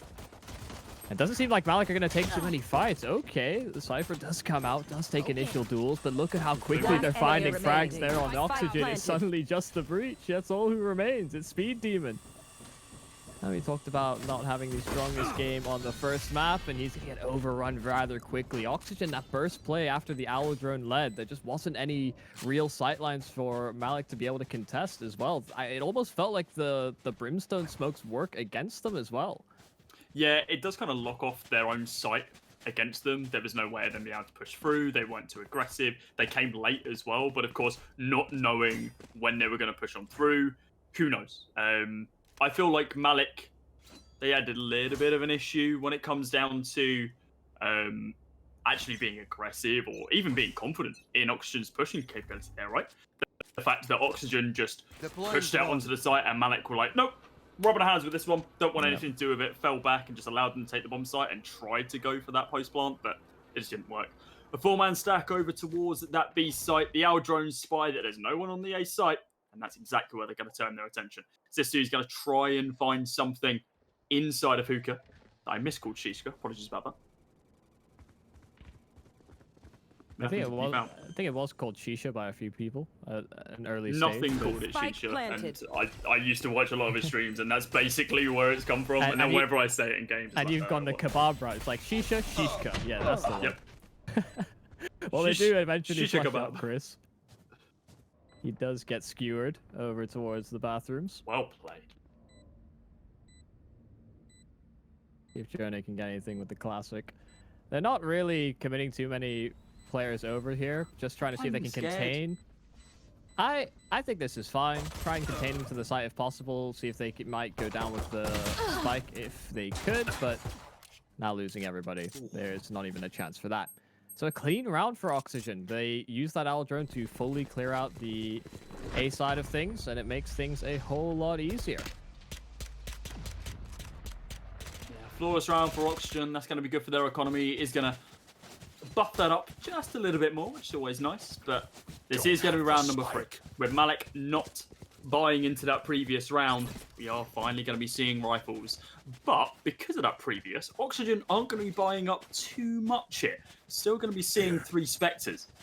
Confident in their abilities, and this is something that we see in in CSGO as well. If you don't die, it's pointless buying up. See if you can gain just a little bit more money and beat your opponent to death with the underpowered weapons. And there's confidence in Oxygen that they realise, okay, let's just keep buffing up this economy just a little bit more, and then we will just be able to overwhelm for the rest of the half. Shot darts that come down range, but they do not connect onto any of the pushing Oxygen players. However, the way they're setting up, they're looking to get this round over and done with very, very quick. Toronto straight onto the site, and I don't know if anyone's even spotted them. Yeah, he forces them back. Malik not able to put much contest in, and Mitez is really closing the gap. 2 kills on the Spectre, upgrades to the Phantom as well, trying to keep the close angle, but Turco there to back him up, so it's going to be a successful push through elbow. Okay, it's back and forth trades all the way through the common rotate, and Mavera is going to finish off the job. Oxygen, again, this fast collapse to the A bomb site. This time, it's going to be that initial presence from Hookah that really prompts the charge. They don't lead in with the owl drone. That can be an easy tell, maybe giving an early indicator to Malik, but the fact that Toronto on the Jet close the gap so quickly, it breaks the pace, and that's what the real strength of that character is, right? You can't always anticipate how far into the site they're going to get because of an agent like Jet, and it forced them all the way back through spawn behind smokes. Well, that was the change, right? The fact they've been able to add Jet to this lineup. Previously, we saw that Toronto was playing Raze over on that first map of Ascent, and since swapping it up and playing I would say, very similarly aggressive character, I'd say they are a little bit more aggressive, especially with the dashes. Let's see what Toronto can do with here. To be honest, you won't be surprised if she glides up, darts forwards, but unfortunately, darts to the side, spots out 1, continues the spam. It's chip damage, unfortunately. Does drop the Jet relatively low. Another smoke goes down. They can hear the Sheriff shots. Just going to keep holding. 7 bullets in the clip. Jumps through the teleporter just after picking up that first kill. And there we go. Zisto's going to be able to take down Joni as well. That is the B site completely open. However, they're already pushing out onto A. Taps from range from Speed Demon, but it's only going to be able to find 1. It is literally the Sova who falls. Everyone else stays alive, and the Oxygen money just keeps on rolling in. I do find it interesting that they're effectively running the Raze as a lurking presence on Oxygen. He's been sort of using the Killjoy turret as some information that he can help gather towards the B side of things. I think in their default, he's really the one that's committed to either watching a flank or making things a bit more difficult to call for Malik. But, I mean, transitioning from Cypher into the Raze and fulfilling similar roles is a bit strange, because the Raze can be a similar style agent to the Jet when used in that particular way. Yeah, if you're using your blast packs to just bounce around corners that we've seen time and time again. We saw it in the Summon game earlier, then just bouncing out basically threw into mid and just gave them a lot of position and presence there. Haven't seen too much of that right now. I'd like to see some more of it. Using it in that effect, that is... God, if you're that Cypher, you are fuming that all the information you've got is an owl drone pushing out onto the side. Both of them being destroyed, that blocks down, well, basically any form of defense they had. Hellfire comes on through, and while it doesn't fully connect onto anyone, they do use it to their full advantage. Here comes the Fury. Hunter's Fury trying to tap down Speed Demon. He does move out of all of them, though. Does well to be able to avoid, but now in a 1 versus 3, the bomb now rotating round away. 2 players actually holding onto the B site. They're just going to be looking for the frags here if they can. Actually, they're trying to grab the ultimate orb, and unfortunately, due to them killing the player, it does fade. Mavera isn't able to pick it up. I just can't believe that these site takes over at B have almost strictly come down to the fight for elbow control. Especially when we saw the early meta of this map, it was, I mean, obviously Sage was a bigger part of the roster, so you'd typically just wall that off, play from long, hookah, and try and fight for control that way, but instead they're not even allowing Malik to set up for the retakes all too successfully, and the fact that they're not contesting the site more heavily because of how successful that's been. Oh, I love this. The double that's brilliant! Works wonderfully, but initial trades go their way, but right back there is Zisto. He finds a couple of frags right back. Yeah, it was a really good attempt, but the fact that on that corner there's been two frags on both sides. Now down to a 3 versus 3. We see the jet on Malik can be dropped down a little bit lower than anyone else on the team. He's the only person to actually take any form of chip damage. Zisto, look at this wrap, but behind from elbow. I wonder if the jet's going to be ready. He is. Janae has taken down 3 so far. Now we see the execute coming out onto the beast site. But this is an interesting character composition for this. They need to get the bomb planted as soon as possible. Turco could lock down, with the lockdown. Swarm Grenade didn't go the way that he wanted it to. Gonna get that bomb, the spike planted. Ooh, Blade Dance doesn't go the way that he wants. Sorry, Blade Storm doesn't go the way that he wants it to, but here comes your lockdown. If he can hide that round the corner, it's just gonna be waiting for the peek. They know that they're on the bomb though, so he needs to peek this quick if he's gonna peek it at all. But no, does get swiped by his Speed Demon. It doesn't go off anyway. But Malik, they do finally get themselves on the board. Very nice round there from Janae. Yeah, committing the Killjoy ultimate in a 1 versus 3, especially when you're so far up, a 5-0 start, you know, if you want to be the one that pulls it off, a little heroic play. Could have potentially been utilized in a closer round, maybe a 2 versus 2 later on, but the potential to clutch was certainly there. I don't think they fully knew where he could have been initially. If he'd held the angle, then decided to deploy the ult, it may have given him a bit more chance, but because that information gets given up, makes it a whole lot easier. Oh, they have fully read into how they like to use that Sova. They ping it before it even sails out. So, hey, it's going to be landing here, by the way. It's like, cool, just tap it the second it lands. And, well, one thing that does do, it gives up the information that there's someone there to be able to take it down. However, you don't know where they are after that. You don't ping how many people are there. You only know that a single person has fired a single shot to be able to take down your recon dart. So maybe they know, okay, there's at least one person coming towards us from shower. They can hear the L drone coming. It peeks around the corner, it spots out only a single player. Very clever there. To be able to only give up the information there's still only one player inside of shower. Yeah, tons of damage being done to that Sova early on into this as well. We haven't even seen a real gunfight. It's just been abilities at this stage. Boombop goes down now as well. Mited's going to be able to pick up that opening frag. Devil. They need to start pushing out onto this side. Still enough time for them to be able to do quite a bit, actually, but it's actually going to be the Cypher all the way from heaven that takes down one, at least for the trade. But Jet's not going to be able to do anything else. It was 1v3. Didn't really expect too much. Yeah, that seems to be almost an early tell from Oxygen that if Malik have been reading into how they've been positioning around the map in their defaults, could have been something that they could operate off of, because they've been, if they've lent more towards the B bomb site, if they've lent more in that direction, they've had a lack of presence outside of showers. They had the early information because of, I think, round 2 or 3 about where that recon dart goes. So getting that destroyed very early on could have been something that they could have played off of, but it's a lot to gamble, especially when they have a significant lead like this without going for any informational plays elsewhere.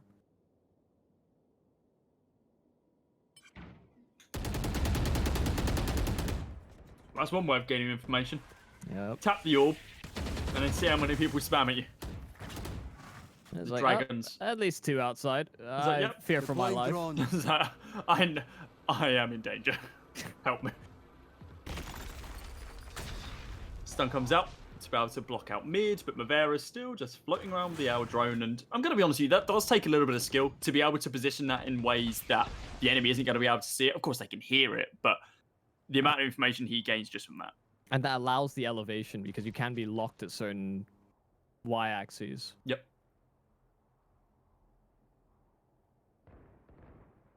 Well, 40 seconds left. Now regrouping over towards B. They leave the Omen to run distraction.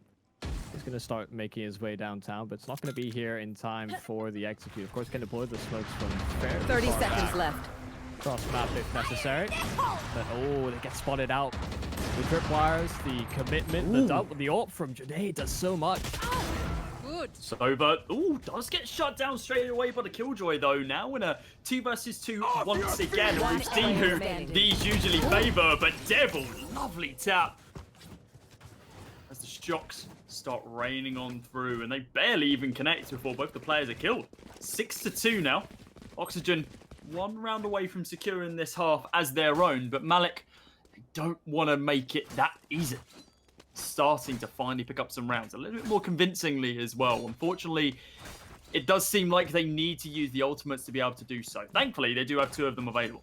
But one that's Cypher, one Hunt's Fury. But that's the adaptation we wanted to see from Malik as well. Yeah. Actually contesting the site as opposed to allowing them to get themselves into forward positions like elbow and preventing rotates, because that's where they've really thrived. That's where they've had the most success.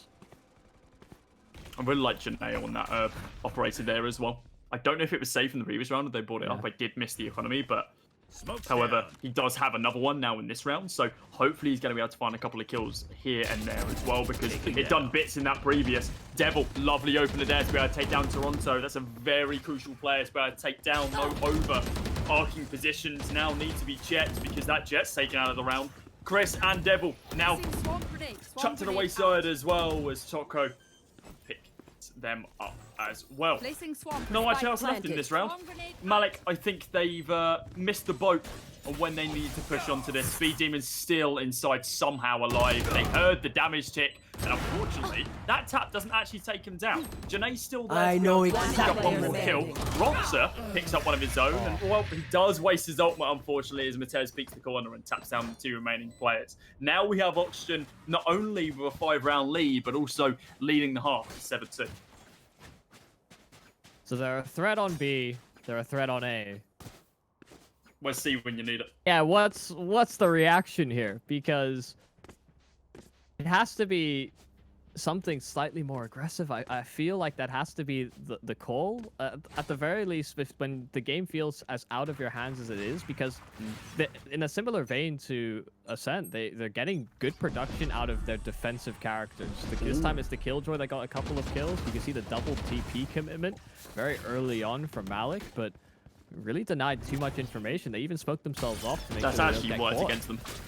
That entire thing has worked against them. Look at this. Janae, Matez does get one, but not too much defense remaining on the A side right now. They do push through, but here comes the lockdown. It forced them off the angle, but it's from downtown at the paint bomb is going to be able to take down Janae. One of the main players of Malik actually finding these frags. Matez takes down Chris as well, and now who's left? Pistols, a classic, and a Sheriff. I don't favour Malik's chances of finding anything else in this round. Maybe a burst from the classic will hit a couple of headshots and take down one, but I think that's their best shot. One player remaining. Oh, spotted at a distance. Turco finishes off the job. Back and tagged and jumping around the corner. Oh, Speed Demon does get one. Not good for the second. So it continues. Oxygen, 8-2. Obviously, it's against the Pistols, so it's nothing too right home about. No, nothing too significant. I like the idea, I think, from Malik. Just doing the double TP at least baits a faster play in from Oxygen, where they did have the stack on A. Yeah. But it also just doesn't accomplish too much, especially if they're not able to get any real production from showers. They could threaten double digits here. This has been very one-sided. It has, and I feel like this is just Oxygen's bind, right? We know they play it a lot. It's clear they play it a lot, but Janae, here's the more aggressive play. This is what we were talking about. He's finally able to find 2 openers, and they've got complete showers control here as well. They have the spike down, but they're not defending it. That's really confusing to me. The fact they have the spike down and they're just allowing Oxygen to basically recover it. Usually you'd set up a crossfire there, rotate the play around through showers, and just hold. There's no need to lose that position. You know where the spike is. Sure, you're in a 5 versus 3, but anything can happen in these next few seconds. We know how prolific Oxygen can be in these rounds, even when they've got deficits when it comes down to manpower. Yeah, it's a defensive mindset, but works both ways. Buying a lot of time. Oxygen having to clear out all of these angles because they still have to worry about 5 players being wow. A. Oh, he may finish off the ace here. There it is. Right when they need it. 8-2 was the score, but Janae takes the round Last into his own round hands. in The the Brute half. Flash sets all of it up to start it off. Yeah, it was absolutely fantastic. That's exactly what we needed to be seeing. Look at the kill disparity Yeah. on Malik, 15-9. No one else is in double digits. Chris has 1 kill. It wouldn't have been too bad when he was just on 10, but you know, an ace is always gonna make that look a lot more, a lot worse. I didn't realize he was on 10. Yeah. Damn, that's not good. I feel like Janae after this, it's not over yet. Let's just clarify that. This second half could flip the game completely on its head. And this is the upper bracket as well. Yeah, so there's still a lifeline available for Malik as well if they do drop in this series 2-0. They just move on through to the lower bracket instead. Not the path that most people will be too happy with. You see they're pre-firing a lot of camera angles, trying to make sure they don't get caught out by anything. I was a bit confused for a second. I was like, wait, what's going on? But Roxer, he's at them all past, of course. He doesn't know they're there right now. No camera out. Can't go back through the teleporter, buddy. That is a one-way trip only. However, he's very much going to give away this in the second he gets close to that door.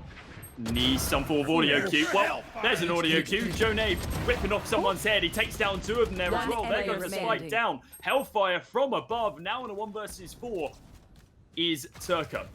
Vandal in hand. Does reload it. 25 bullets in the clip now. Needs to be clean on some of these shots. One player, that being the Brimstone. Down to basically 1 HP. Does indeed find it. A lovely crisp clean headshot to be able to take down Roxer as well. There's 3 kills. What else is available for him? It would have to be an ace to win it back. What a surely way. not. Back-to-back aces? That would be ridiculous. There's surely no way. They're thinking he might wrap all the way to elbow, but now he shows his hand. Speed Demon holding the angle, does finish it off, eliminates the threat. They do round out the half. Switching sides. At least with 4 rounds registered. It could have been double digits. We were talking about the threat of that, considering how one-sided Oxygen were making it seem, but now they move on to the defensive end. Malik have to get it done attacker side. And if they can keep Janae hot, if they can keep him producing, that does bode well for them. You want your Jet to be that high fragging star, but You can't be the only one doing it. Right? yeah, I don't know if it's going to be enough. Oxygen have a strong defensive agent as well. They've got a much more even spread in their fragging. And this is their bread and butter. Mm. This is something that we saw earlier on between the in the Ricks versus ROG game, is the fact that Ricks just didn't adapt until too late into the game. The fact that Oxygen have done so well in that first half, and now Malik actually finally changed their play style towards, unfortunately, the tail end of that first half. They look a different side in those last few rounds. More aggressive, more confident. Unfortunately, it might be too little too late. Hopefully they can actually come alive here. It seems like they've been able to pick up an opening frag straight away, which is great. There's been some trade damage back onto Sova. If they can bring it back level, just like that, maybe it doesn't bode too well. The teleport round towards the B site, and they've baited this big rotate now as well, but the Nano Swarm holds them. They're going to wait to let that fade. It does give them enough time to be able to rotate round, but the Cypher here, 4 people going to go through the teleporter, and dear lord, if that isn't a horrifying sound, I don't know what is. It stunned them all, it stopped them for a couple of moments. Boombot goes in. Turco going to be checking every single angle along the teammates as well. Jet on the corner, surely they check her out. Surely they check this angle, but no, Janae peeks the corner. Mavero there to be able to trade it back once again. Now they're going to start pushing. Devil, Roxer from behind does spam down one as well. They need to be really careful about how this goes. No one checked where he was, and the attackers and the former Malik do come out on top. That full rotation bait. Oxygen weren't thinking about the fake. It didn't seem as though they had that in the back of their minds, like, oh, we've TP, okay, they've TP, we're gonna just have to chase them down. But like you said, losing track of that Cypher meant all the difference. Roxer on the lurk is the one that seals the round. This could be that second win, that new breath of life that Janae's instilled in them. He got the ace. They started to get more rounds on that defender side. Like you said, all about the transition. It's the sort of thing where one of your players gets an ace and all they have to say is like, look, these guys are trash, we got this. And it just literally fills you with more confidence. Seems like that's exactly what we're seeing. There is a new wind in their sails. But if you're double stacking like that on a corner, Oxygen are just asking to lose a round. Toronto going to be peeking the corner, does try and take down one of the rifles. Actually, the SMG he shuts down, not able to recover it, drops down to 48 HP, but he's happy. He doesn't need to be able to recover that weapon. He's picked up an opening frag. I feel for Speed Demon. I've played a lot of Breach myself. You know, you're trying to help a teammate out. He drowns the corner, flash out. His teammate's getting rushed down by a frenzy, and you have just a flash in your hand, and you can't do anything about it. It's like, sorry. My apologies. I'm I tried just trying to help. I really am. I blinded you instead, but don't worry about it. No, I don't think you did, but... Or is that more replicative or indicative of your style, Luke? Yeah, you don't worry about your teammates. You get what you need to do, get done, and hope for the best. If you catch your teammates, catch your teammates. Chris, nice little double line up there. Does take down 2, but the 3rd and 4th people rotating through that teleporter do indeed pick him up. 3v3 now. We're going to be seeing the rotations straight round from mid. One from the defensive spawn as well, but they need to be quicker. They want to get a push out. Smokes are going to go down from the Omen as Oxygen try for this retake. To save, so it's pointless trying it. No utility usage there from the Rays, unfortunately. Nice trade kill off the back of that. They need to get a push on if they want to have a chance here, but no, unfortunately not going to be the case. The breach comes out on top. Nice little double spam, and that's going to put them just a little bit closer in this game. Now comes the true test. First rifle round going to be coming into this one. I'll see how they fare up. Of course, the bonus, you brought it up in the first half. The Spectres are still there. Can still be deadly, especially if you're able to close that gap quickly. The faster fire rate, good movement accuracy.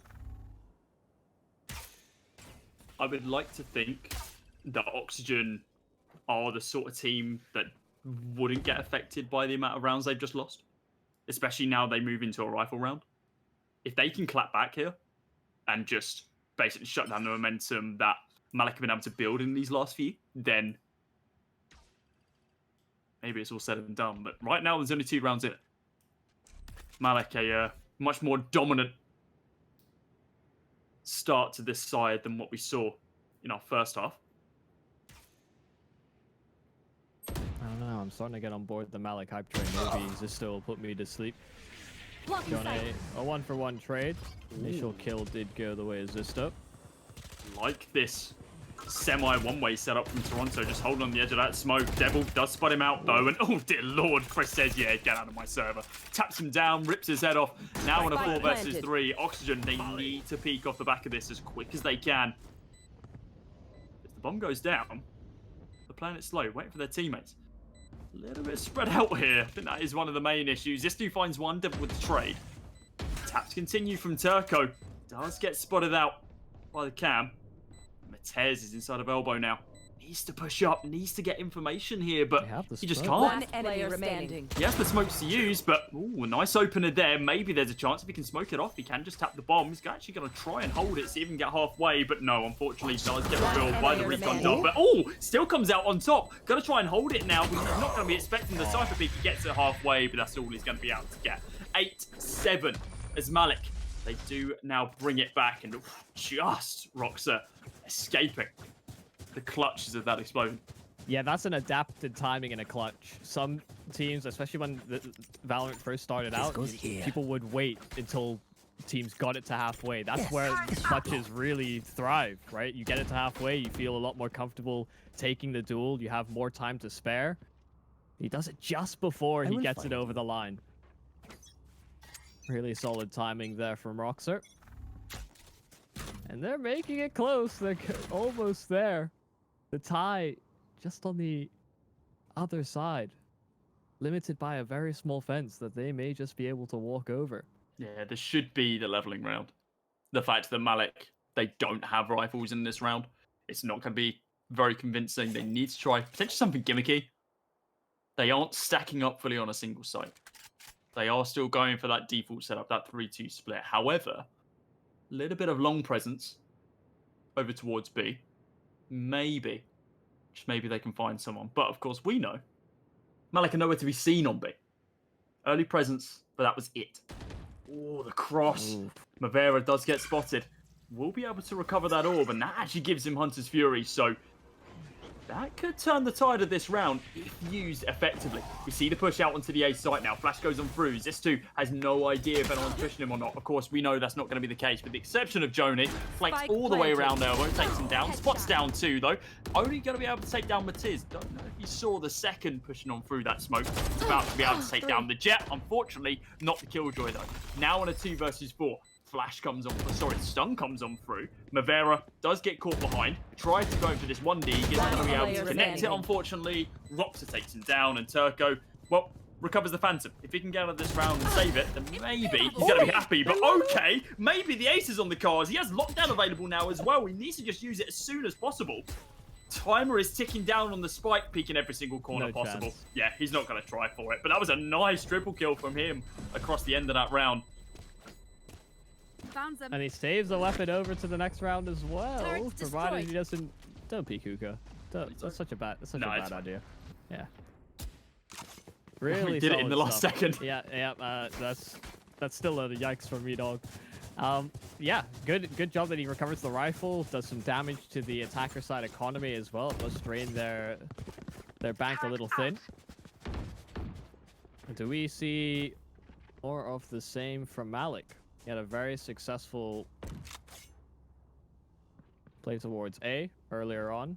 Plays towards B as well. On Oxygen. Yeah, there's a lot of ults on the server at the moment. Yeah.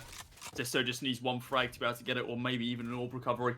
Looks like he potentially is going to go for shower, but decides against it.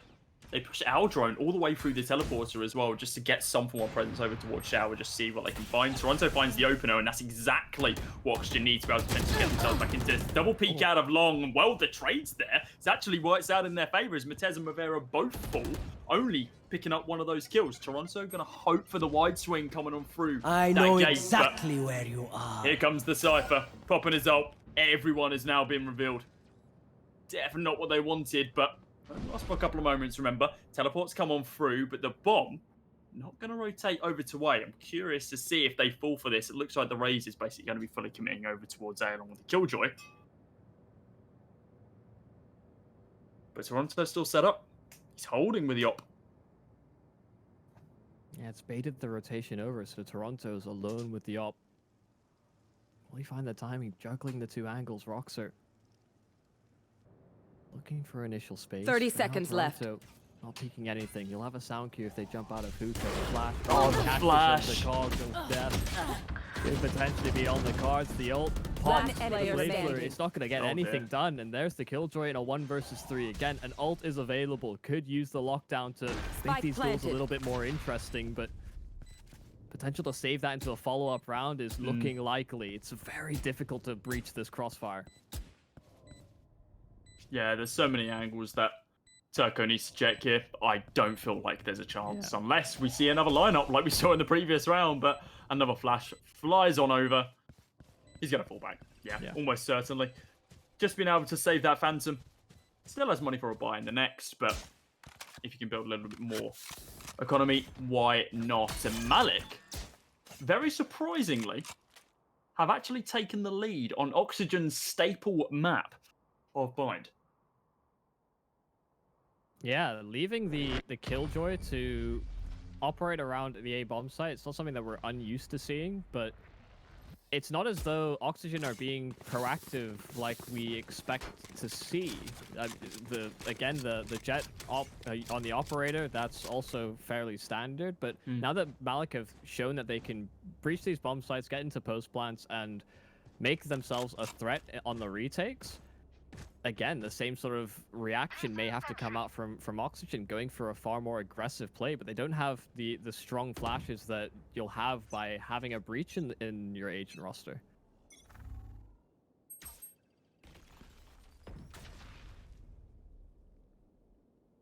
It's funny.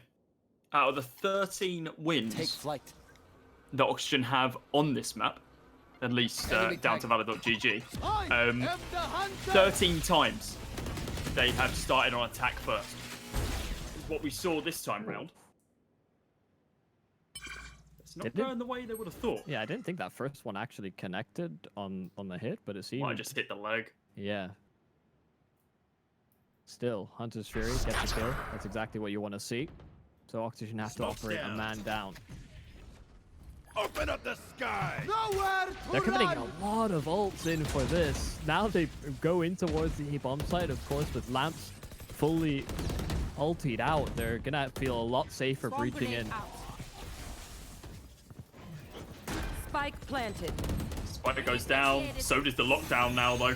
They need to push this if they want to stop the opportunity of that going off. They've only got 5 seconds to be able to do so. They're still going to be holding on to the site, though. Is anyone actually going to try and push this? No, they're falling back. They pushed them off of it. Smokes go down, so many of them, and I don't know if they heard him jump onto this. No, they do chuck the shot darts over. Turco finds one, but now it's going to be too much of a tall ass, I think. 1v2, recon darts keeps going off, and yeah, he does get rid of it, but it pings him twice. They know where he is. He taps it once more. He's waiting for these pings. They think he could be holding it, but no, only tapped it once. Chris with the 4K. Now Malik up to 10. 10-8. 2-round lead against their opponents. Just need 3 now to be able to take this to our 3rd and final map. And the kill disparity is still very topside heavy for Malik, but you can see it's gotten a lot closer for the rest of the team. Jone's still leading, you know, he has the ace, whatever, you know. You throw 5 frags away and everything looks a little bit prettier. So Malik have really stepped up. They are winning a lot more individual fights, but they're also making it so that Oxygen can never feel comfortable on the rotations. And it's just that lack of information that it feels like both the defender sides have had when it comes to the bomb side entries. And especially with Malik's willingness to commit so many ults in that round, they knew that it would lead to a broken buy for Oxygen. A broken buy is exactly what we're going to be seeing here. Look at this. It is going to be a pause right now. It looks like Oxygen might have called a tactical, just to work out what is going on. And it's going to be SMGs across the board, with the exception of Zisto and Toronto. Zisto is going to be down on the Ghost. Right here. Toronto, I mean, he's got 4.9, just shy of that 5k required for the op.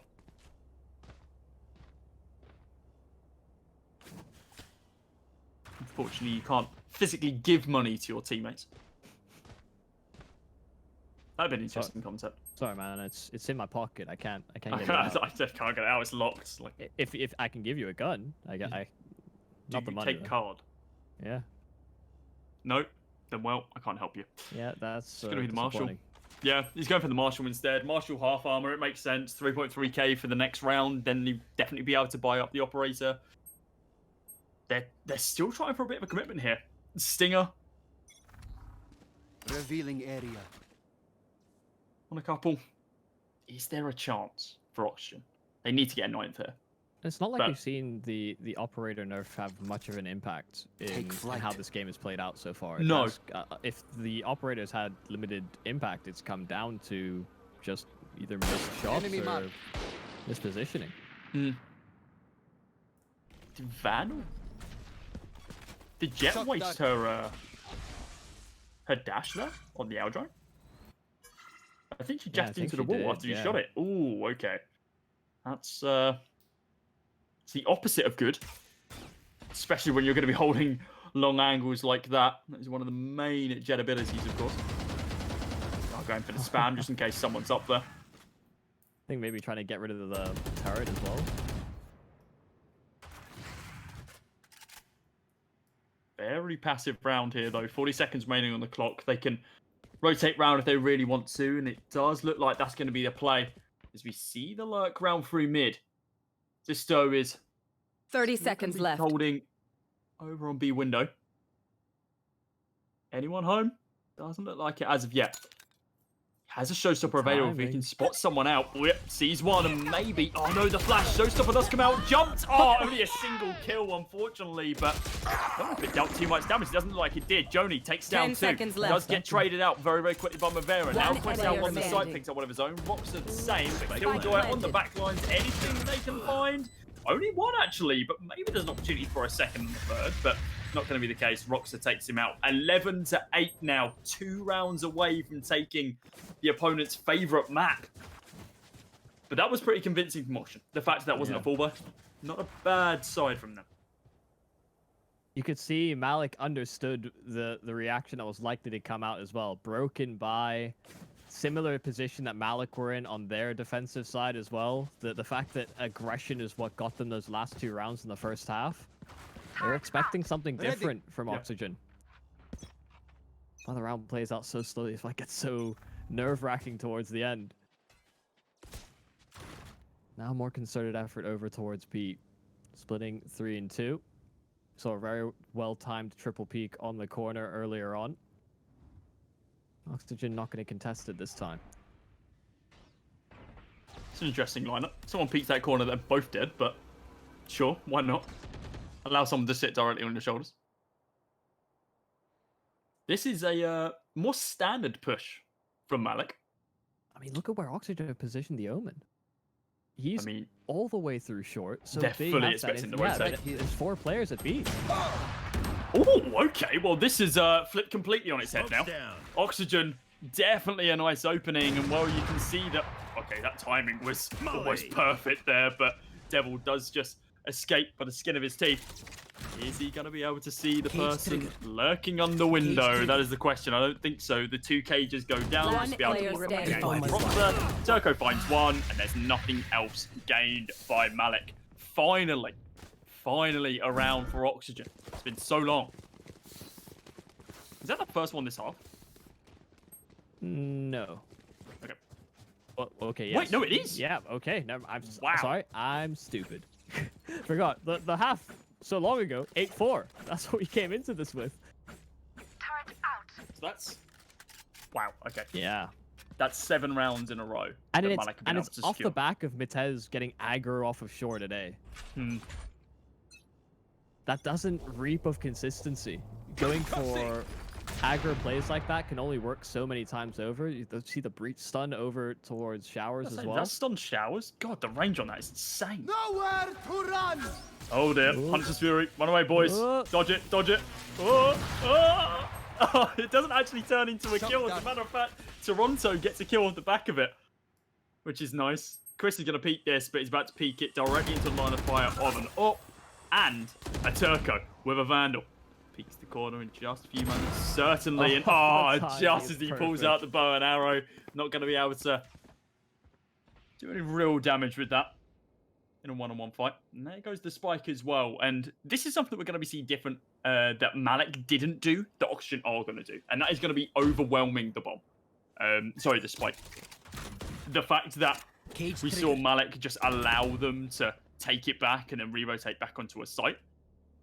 Oxygen are doing the complete opposite. They've spotted it, and they're even committing a lockdown here. They really want this round, and realistically, that's not a bad shout. They're not going to get a better opportunity to be able to 30 seconds left. There's 30 seconds remaining, and unless they go for a huge push, it's a save call straight away, which is a very rare thing to see when you've got more than 1 player alive, especially what we see. 35 seconds, a breach ult as well. That, I mean, if they were really concerned about pushing into there, they could have, positioned off of short, thrown that in, 10 seconds tried left to break into the showers that way.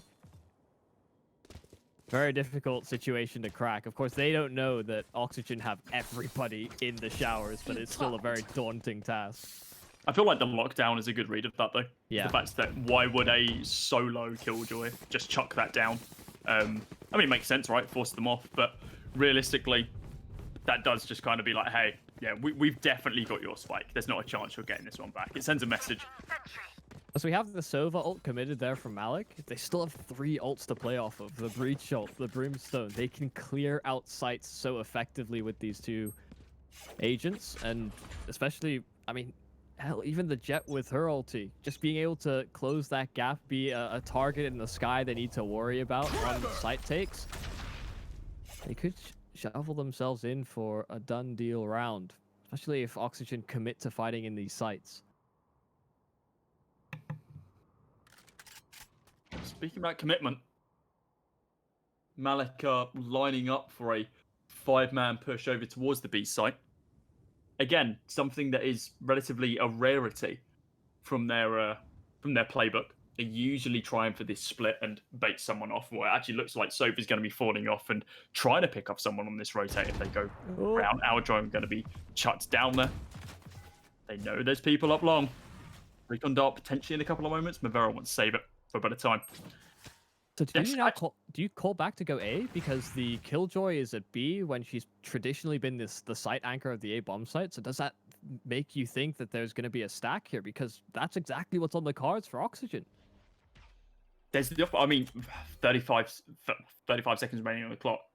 There's an opportunity to be able to rotate rounds away, and I wonder if they just chuck utility out onto the site. But no, the fact that they just picked up the back of that Mavera finds one and Joni, this is actually a pretty decent chance here. Yeah. Circle spinning of death does absolutely nothing. Turco sprays down 2. Now on a 4 versus 2, what you gonna do, guys? Doesn't look like you're gonna do anything. Spamming through the smoke. Lovely, lovely round for Oxygen as they do now bring it level. You know what? Overtime is very much going to be on the card. Dear. Yeah. The last couple of rounds, we are going to go the distance. What's the buy looking like? As a matter of fact, it's not looking too great for Malik.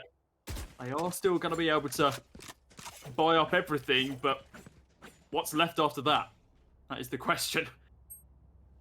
Yeah, getting the full buy here and having a bit of residual cash as well will mean that they should be able to get premium rifles into the follow-up round as well, so ideally it doesn't go to there. Malik have had a very strong attacker side so far. It's only recently that Oxygen have been able to fight back, and now they reinforce the same side. Malik are positioned for it. There, they commit the Brimstone ultimate. Do they use the breach one as well? There's the potential. Oh, they've dropped 2 so far, and Oxygen so far have got nothing on the defensive end. Tony's gone completely unchecked, and it's a free kill on Toronto. No operator kills for her today. Looks like we're going to be seeing Hunter's Fury come through. It doesn't connect. Oh, yes, it does. Joni gets taken down. Unfortunately, isn't going to be able to find the second one, though. Oxygen, they need to retake this. They've got the health advantage. Wow, Matez through the smoke. Oh, and Rox has rotated off. Maybe this actually work out in his favor. They need to get on that bomb as soon as possible. But he's just sprinting. What's going on? This is going to be Omen going, hello, I'm going to take you down. Good night. Oh, no. It looked like it was Malik's. Match point. It really did, but that kill from the Hunter's Fury and the damage that it dealt as well. Yeah. And they get caught on the rotation. That's the biggest thing, because they would have had an open B site. They could have gotten themselves into a 2-on-2, and they commit 3 ults for that, and they don't get the round. After the initial entries go their way, they get so much space. It still wasn't enough. Dear Lord. Turco's almost dropped 30. Yeah, almost at 30 on the Killjoy. Well, potential upper bracket life on the line here for Malik. Bet this isn't where they wanted to be coming into this, but it's where they are. It's the cards they have been dealt. Chris somehow finds that pick on Matez. Tries to pick up the Vandal, but instead opts to pick up Orb instead. Shot darts around the corner. Does it deal damage? I don't think it does. At least not enough. Anyway, they're still going to be holding this corner. Chris, excuse me? What was that spam? Does manage to take down one more. Vera with the trade. Turco taking down 2. He's up to 31 now. Make that 32. And somehow, this is all going to be blowing up in Malik's face. It's now a 2 versus 1. The op's still in it. No, it's not. It's the Vandal. He's down to 43 HP. The spam continues through the cage, and it's about to fade in a couple of moments. He's got another one he can chuck down, but he's going to be pushing directly into them. He knows he's only got 10 seconds. They're expecting this. He takes down 1, but not the second. A 4K to close it out for Turco. And Oxygen, they do take the series 2-0, but I feel like it is way too close to say that Malik did not turn up to the server. That was a great, great attempt from them when we moved into that second half. That is ridiculous. 33 and 15, a 354 combat score. That is huge. It's ridiculous. And he showed up in so many crucial moments for Oxygen. If he doesn't pop off like that, we go to a third map. Maybe the overtime, if, you know, he doesn't get the kills, maybe somebody else does. But even still, that was really, really competitive. It looked like Malik were down and out. That first half was so one-sided, but they bounced back. And it felt like the catalyst was that ace. It gave them that confidence, the motivation to continue. Jone converting on that in the first half just seemed to make a world of a difference in the mentality. Yeah, the fact that he was miles ahead of his team as well. The fact that he had 15 kills at the end of that first half after getting that ace in basically the final round. yeah, it was a catalyst. It really was. And it brought them back into this. A 7-round win streak coming into that second half, something that we didn't expect. We fully expected that momentum was going to be shut down instantly. But then Oxygen, they whiff a number of rounds back to back. They have difficulties. But yeah, they do pull it back just towards the tail end of that. And Turco goes absolutely ballistic. 33, 15, 0 assists, by the way. Doesn't need help from anyone else. Just needs to do it all himself, which is, yeah, that's absolutely fantastic from him. And yeah, a great game across the board. A little bit closer than we expected coming into this. I've got good hopes of Malik in the lower bracket, though. Yeah, that is a really big bounce back performance. Something that they can't be shy of going for, especially when their own map pick doesn't go too well. They go into the pick of... They go into the pick of Ascent. They get pretty whitewashed, and then you go into your opponent's map pick, Oxygen's map pick, their bread and butter, what we were hyping up to be their staple map, and it goes almost to overtime, 13-11.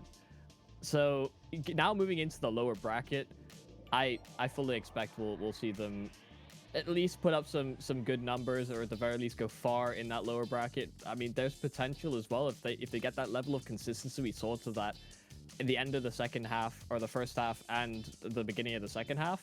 If they can reproduce that, the consistency that they were able to find, then there's that potential for sure. Yeah, most definitely. Well, we can give you a very, very quick rundown of the upper bracket, how it stands at this stage. Every single game, with the exception of Raven Esports Club and VPD Finest, has been completed. They are still going right now, and they've all been 2-0s. We have Summon versus Vandal in the upper bracket quarterfinals tomorrow. Unsigned, they beat out ROG. Cobras, understandably, I feel like, beat out Evicted. Inside Games, they beat out Polarity, so they move through. They're going to be going up against Cobra tomorrow. Oxygen, of course, we've just seen. They won their game 2-0, and BDV, they beat out 123 Tap as well, so they're going to be in the upper bracket. Lower bracket is looking pretty stacked as well, to be honest with you. We've got a couple of seeded teams down there as well. Yeah. Malik, of course, 7th seeded. Granite, they're going up against the 7th and 8th seed in this event. JFL versus ROG, that's going to be a good game. Lucent versus 123 as well. All games that are going to be fantastic for everyone to watch, and I'm really looking forward to more Valorant. Yeah, it's been a pretty exciting first day. We haven't always been here on this side of the fence for Epic, but it has been interesting to see how it's developed with all these seeded teams, the teams that are unseeded but still able to put up good results, how far they'll make it through the upper bracket, or whether it'll end up being these seeded teams that end up overcoming that difficult task, because no one's untouchable, no one's invulnerable when we go into the bracket stage, especially if you're able to make it out of the groups with a newfound confidence. Maybe you're a newer team and you've got a good amount of experienced players, but you haven't had so many tournament successes or participations even. Getting wins against stronger teams, or even bringing them close, can be a really big driving force to commit down even anti-strat teams as we get into the next day, because there's some time between today and tomorrow, although that may affect the sleep schedule a little bit.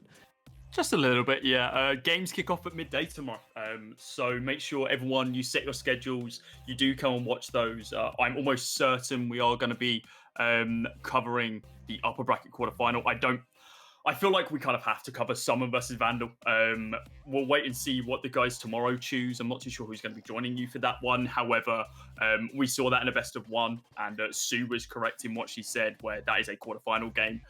That shouldn't have happened in group stages. We're getting them in a best of 3. So hopefully you guys do get to see that. I don't believe it's going to be you or me, Yumi, covering that one, but whoever gets it, they're in for a hell of a best of 3. Well, I guess that wraps up our first day of Epic. What a turn of events. A very competitive last map rather in the series. We get into the bracket stages, and sure, there's still a game going on, but we're I think ready to sign out. It's midnight here. You know, we've been at it all day. It's been quite a long one. Some longer than most. Yeah, definitely. Guys, I hope you have enjoyed. This has been fantastic to see what it's like on the other side of the fence. Of course, myself and Yumi, primary CSGO casters. Maybe that might change. Who knows? Because this is Valorant is very, very fun. So thank you very much for joining us for the first day of epic.LAN 31 Valorant, sponsored by Logitech G. Hope you have a lovely rest of your evening. We'll see you tomorrow. Bye-bye.